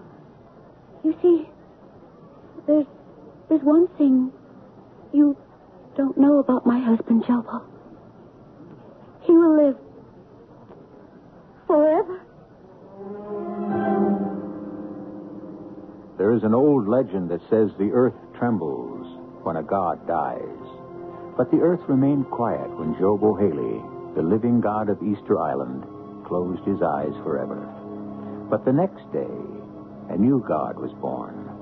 When Jeremiah Haley looked into the gleaming silver disk that was his birthright and became the inheritor of one of the most precious gifts of all, the gift which makes civilization possible. Memory. I'll be back shortly. I guess I'm lucky. My family's always been healthy. Oh, a touch of constipation now and then. But we've got X-Lax for that. When you need a laxative, shouldn't your first choice be the one more families buy than any other? That's today's X-Lax. Families like the chocolated taste. You like the way X-Lax works, gently overnight for relief in the morning. Next time, make gentle chocolated X-Lax your first choice. For occasional use only as directed. We've always been healthy, and X-Lax is part of that.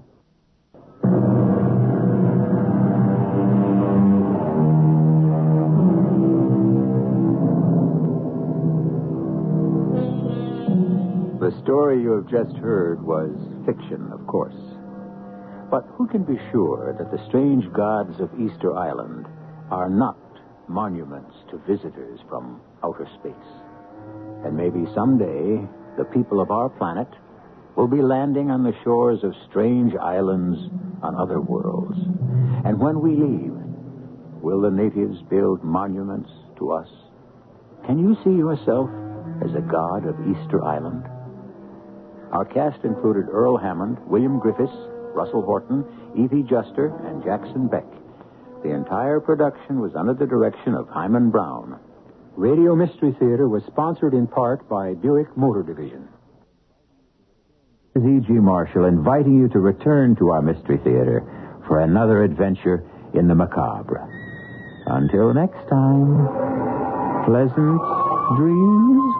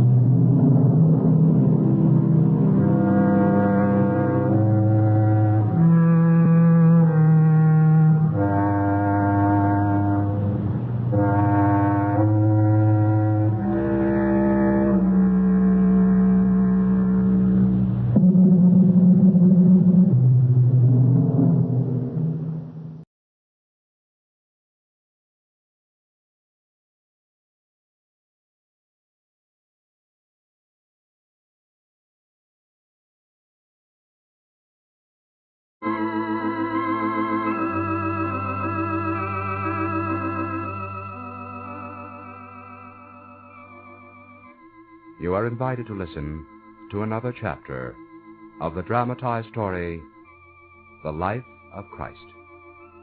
Brought to you, transcribed each week by the Graymore Friars, who offer this series with a prayerful hope that this vivid portrayal of the life of Christ will help awaken in you a deeper personal love of God and a firm determination to strive to prove that love in your daily life.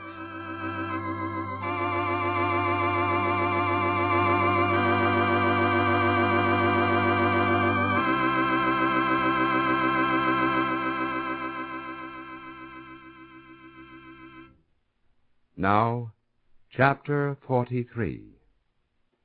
He is risen.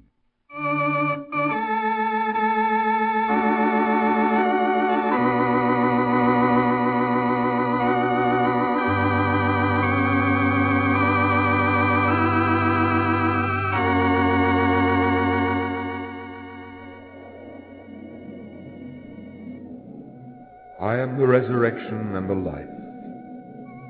He who believes in me, even if he die, shall live.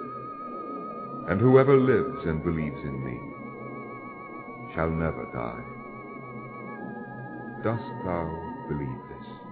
Yes, Lord. I believe that thou art the Christ, the Son of God, who hast come into the world.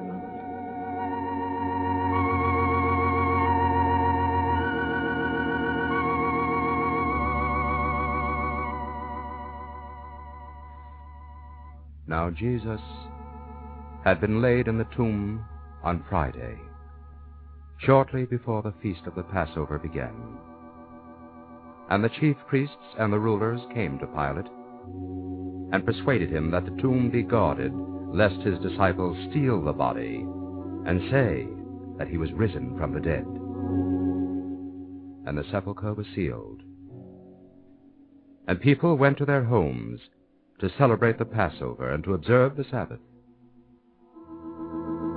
And the soldiers remained on watch until an early hour on Sunday, at which time there was a disturbance in the bowels of the earth.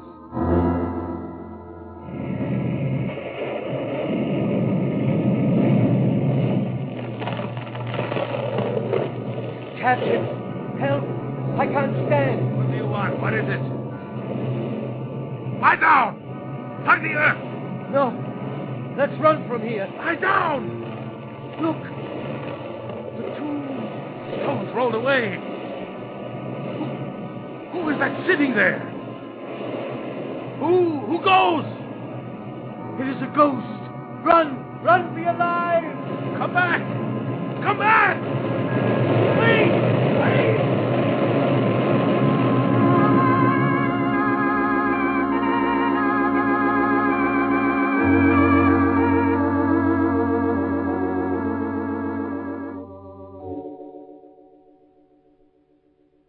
Captain, this is a strange tale you bring us. It is the truth. Perhaps you and your men have been drinking, and you make this up to protect yourselves. No soldier could make up such an excuse. You've not reported this to Pilate?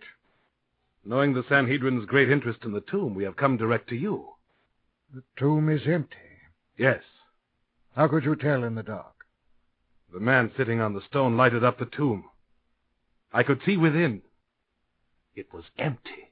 You realize this is a very serious matter? That's why we reported to you first. It was you that asked Pilate for the watch. Desertion from a watch carries a heavy penalty, does it not? The penalty is severe, yes. However, there seemed to be no point in guarding an empty tomb. Of course, it was the disciples who took the body. My men and I think differently. We will swear to it. How do you account for it? If questioned by Pilate, you will have to report just what I've told you. Perhaps the man spoke the truth. I told you at the time he seemed not a boastful man. If, as you accuse him, he be the Son of God, he would have no trouble pushing aside the stone from within. We do not accuse him of being, but of claiming to be the Son of God. But that does not concern you. If there's nothing further, I'll now report to Pilate. No, don't go yet. Sit down, Captain. I'm wondering if we could not arrive at some understanding. Of course, you know Pilate will not believe this preposterous story. But there are certain quarters where it will be believed. It would be most unfortunate if your story was noised about. Yes, there are many foolish people who would believe it, and it would cause no end of speculation and rumor. I can well understand. Would it not be best to say, his disciples came by night and stole him while we were sleeping? Sleeping on watch like desertion is a serious matter. Of course. But suppose you were rewarded for your slumber. Well, it could salve the sting of Pilate's displeasure. If the procurator hears of this, we will persuade him to keep you out of trouble.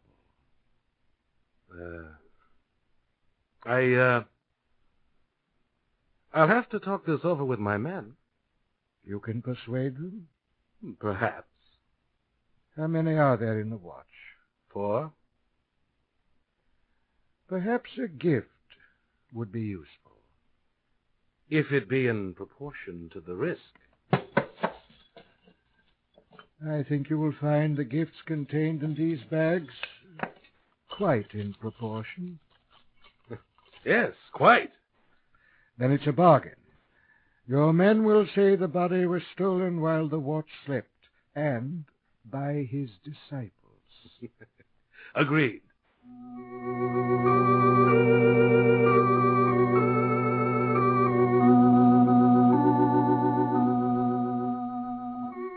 Now the women, who had prepared spices and ointment on the day of the burial, came early on the first day of the week.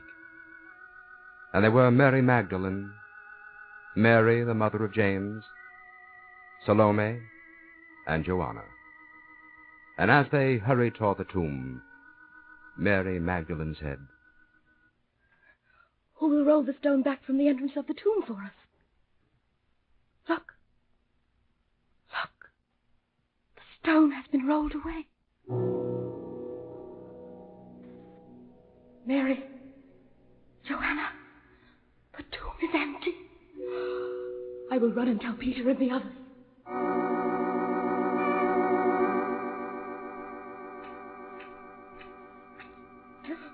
Who's that? Do not be terrified. You are looking for Jesus of Nazareth who was crucified. Why do you seek the living one among the dead? He is not here, but has risen. Remember how he spoke to you while he was yet in Galilee, saying that the Son of Man must be betrayed into the hands of sinful men and be crucified, and on the third day rise.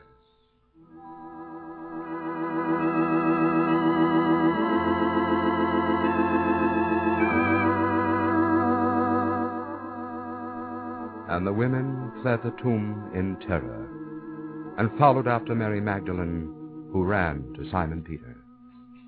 Peter! Peter! Mary, what is it? You must come at once.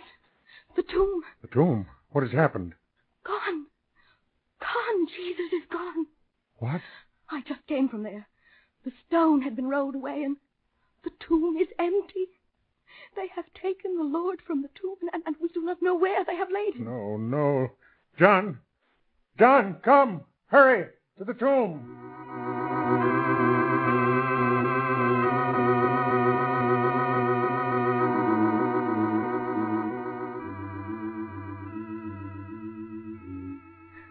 The other women and I came early with spices and ointment. The guards were gone, and the stone was as you see it. I looked in. He was gone, and I ran to you after telling the women. Where are they now? I don't know. I left them here. Let's go in. Not a trace of him. Wait. Come here. Look. The linen in which he was wrapped. The napkin that covered his face. The napkin is neatly folded. There's no doubt the body has not been stolen. Why would they unwind the linen and fold the napkin if they wanted to steal the body? But where is he? I don't know. I don't know. Come, John, we must go to the others and tell them what we have seen. Woman, why art thou weeping? Because they have taken away my Lord, and I do not know where they have laid him. Woman, why art thou weeping? Whom dost thou seek? Art thou the gardener? Oh, sir, if thou hast removed him, tell me where thou hast laid him, and I will take him away. Mary. Rabboni. Master. Do not touch me, for I have not yet ascended to my Father. But go to my brethren and say to them, I ascend to my Father and your Father, to my God and your God. Yea, Lord.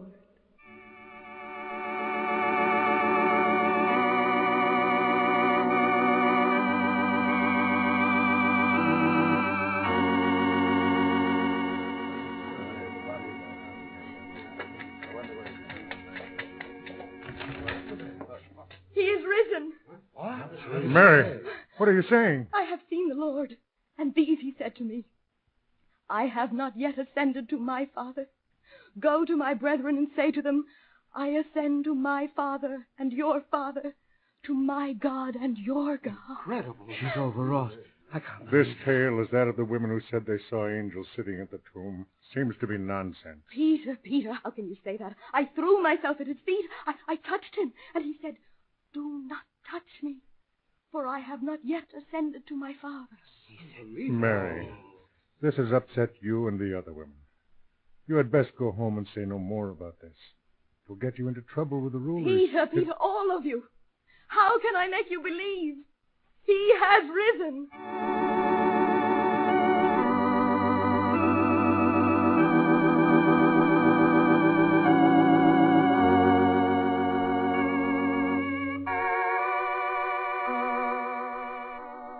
But this tale seemed to them to be nonsense, and they did not believe the woman.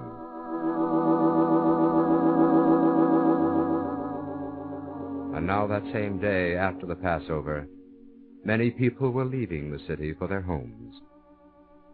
And among these were two of Jesus' followers, one of whom was named Cleophas, who were walking toward the village of Emmaus, which is about 7 miles from Jerusalem.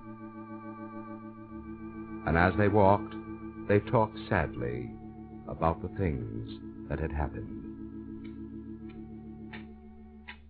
What could have happened to the body of Jesus? We know Joseph had Pilate's permission to place it in the tomb and did so. Surely the chief priests would not have stolen it themselves after sealing the tomb and placing guards. This they did, it's rumored, because they feared the disciples would steal the body and tell all the people that Jesus had risen from the dead. I did not go to the execution place. Who is this who follows us? Greetings, stranger. Greetings. What words are these that you two are exchanging as you walk and are sad?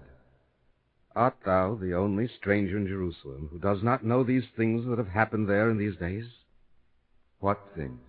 Concerning Jesus of Nazareth, who was a prophet, mighty in work and word before God and all the people, and how our chief priests and rulers delivered him up to be sentenced to death and crucified him.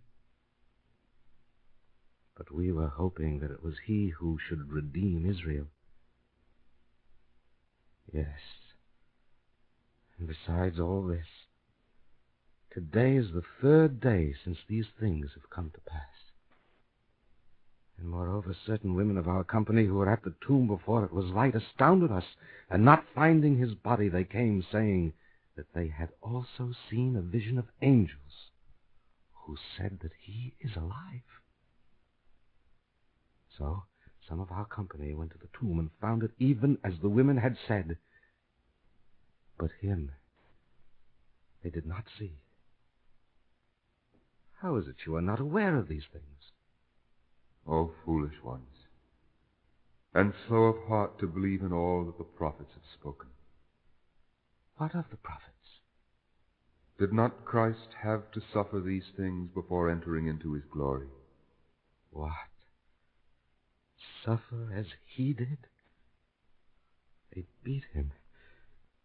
They spat upon him. They mocked him. And then they scourged him and taunted him the more before nailing him to the cross. Moses and all the prophets have written of these things. And they cried out even as he was dying, "If thou art the Son of God, save thyself." And the chief priests, the soldiers, and many of the people cried out, saying in effect, "If thou art the Christ, why art thou now nailed to a cross? Why doesn't God save thee if thou art his Son?" Eli, Eli, lema sabachthani. All they that saw me have laughed me to scorn. They have spoken with the lips and wagged the head. He hoped in the Lord. Let him deliver him. Let him save him, seeing he delighteth in him. They have dug my hands and feet. They have numbered all my bones. They have looked and stared upon me, and seeing me they parted my garments amongst them, and upon my vesture they cast lots.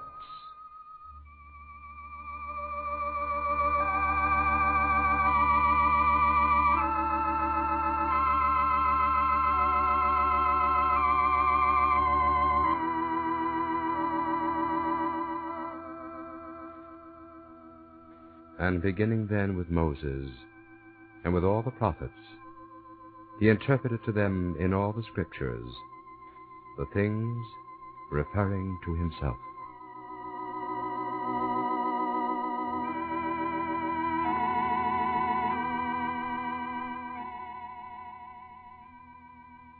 As it was written, so it came to pass. And they crucified 2 robbers with him, that the Scripture might be fulfilled.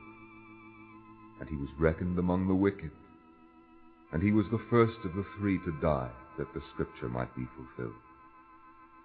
Not a bone of him shall you break. And a lance was thrust into his side, that they shall look upon him whom they have pierced. And thus the Scripture be fulfilled. Who art thou that you should know these things?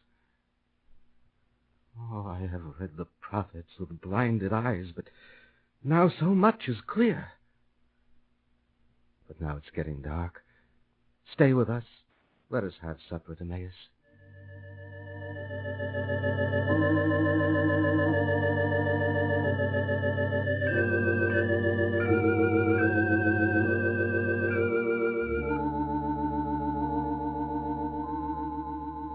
And the stranger walked with them to the village.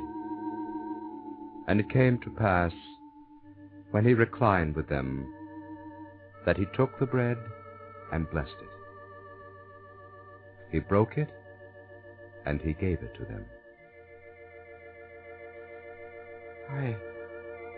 I recognize thee. Thou art the Christ. Thou art... He's gone. Vanished.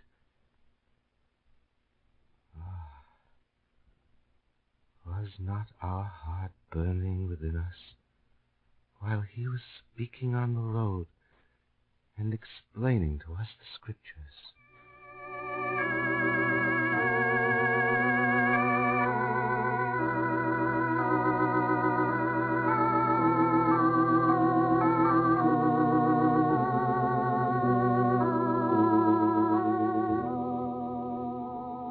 And they who were slow of heart to believe in all the prophets had spoken rose up that very hour and hastened back to Jerusalem, that they might tell the others of all these things they had heard and witnessed.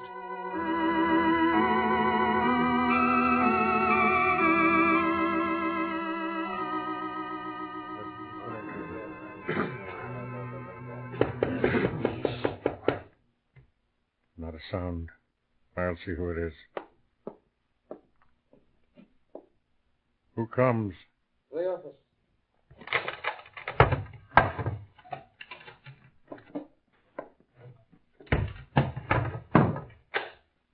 We hide here and bar the door for fear of the rulers. We've just come from Emmaus, Peter. A most miraculous thing has happened. A great thing has happened here. Simon has seen him. What?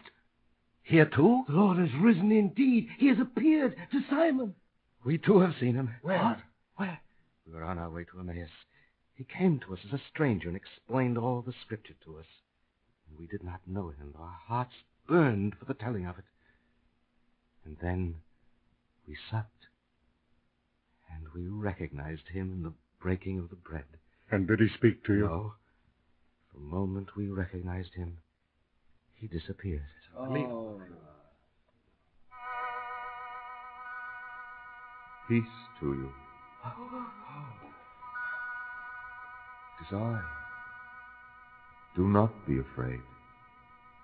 It is a spirit. Why are you disturbed? Why do doubts arise in your hearts? See my hands and feet, that it is I myself. Feel me, and see. For a spirit does not have flesh and bones, as you see I have. It is true. It is true. Have you anything here to eat? Here. It's broiled fish and honeycomb.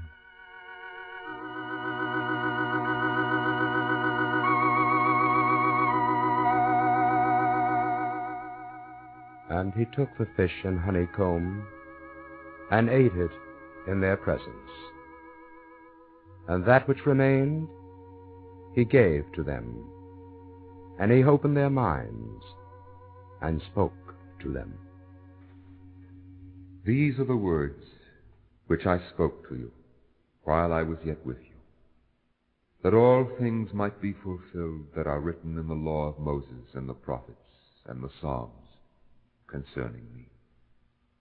Thus it is written, and thus the Christ should suffer, and should rise again from the dead on the third day, and that repentance and remission of sins should be preached in his name to all the nations, beginning from Jerusalem. And you yourselves are witnesses to these things. And I send forth upon you the promise of my Father. But wait here in the city until you are clothed with power from on high. I am the resurrection and the life. He who believes in me, even if he die, shall live. And whoever lives and believes in me shall never die. Dost thou believe this? Yes, Lord. I believe that thou art the Christ, the Son of God, who hast come into the world.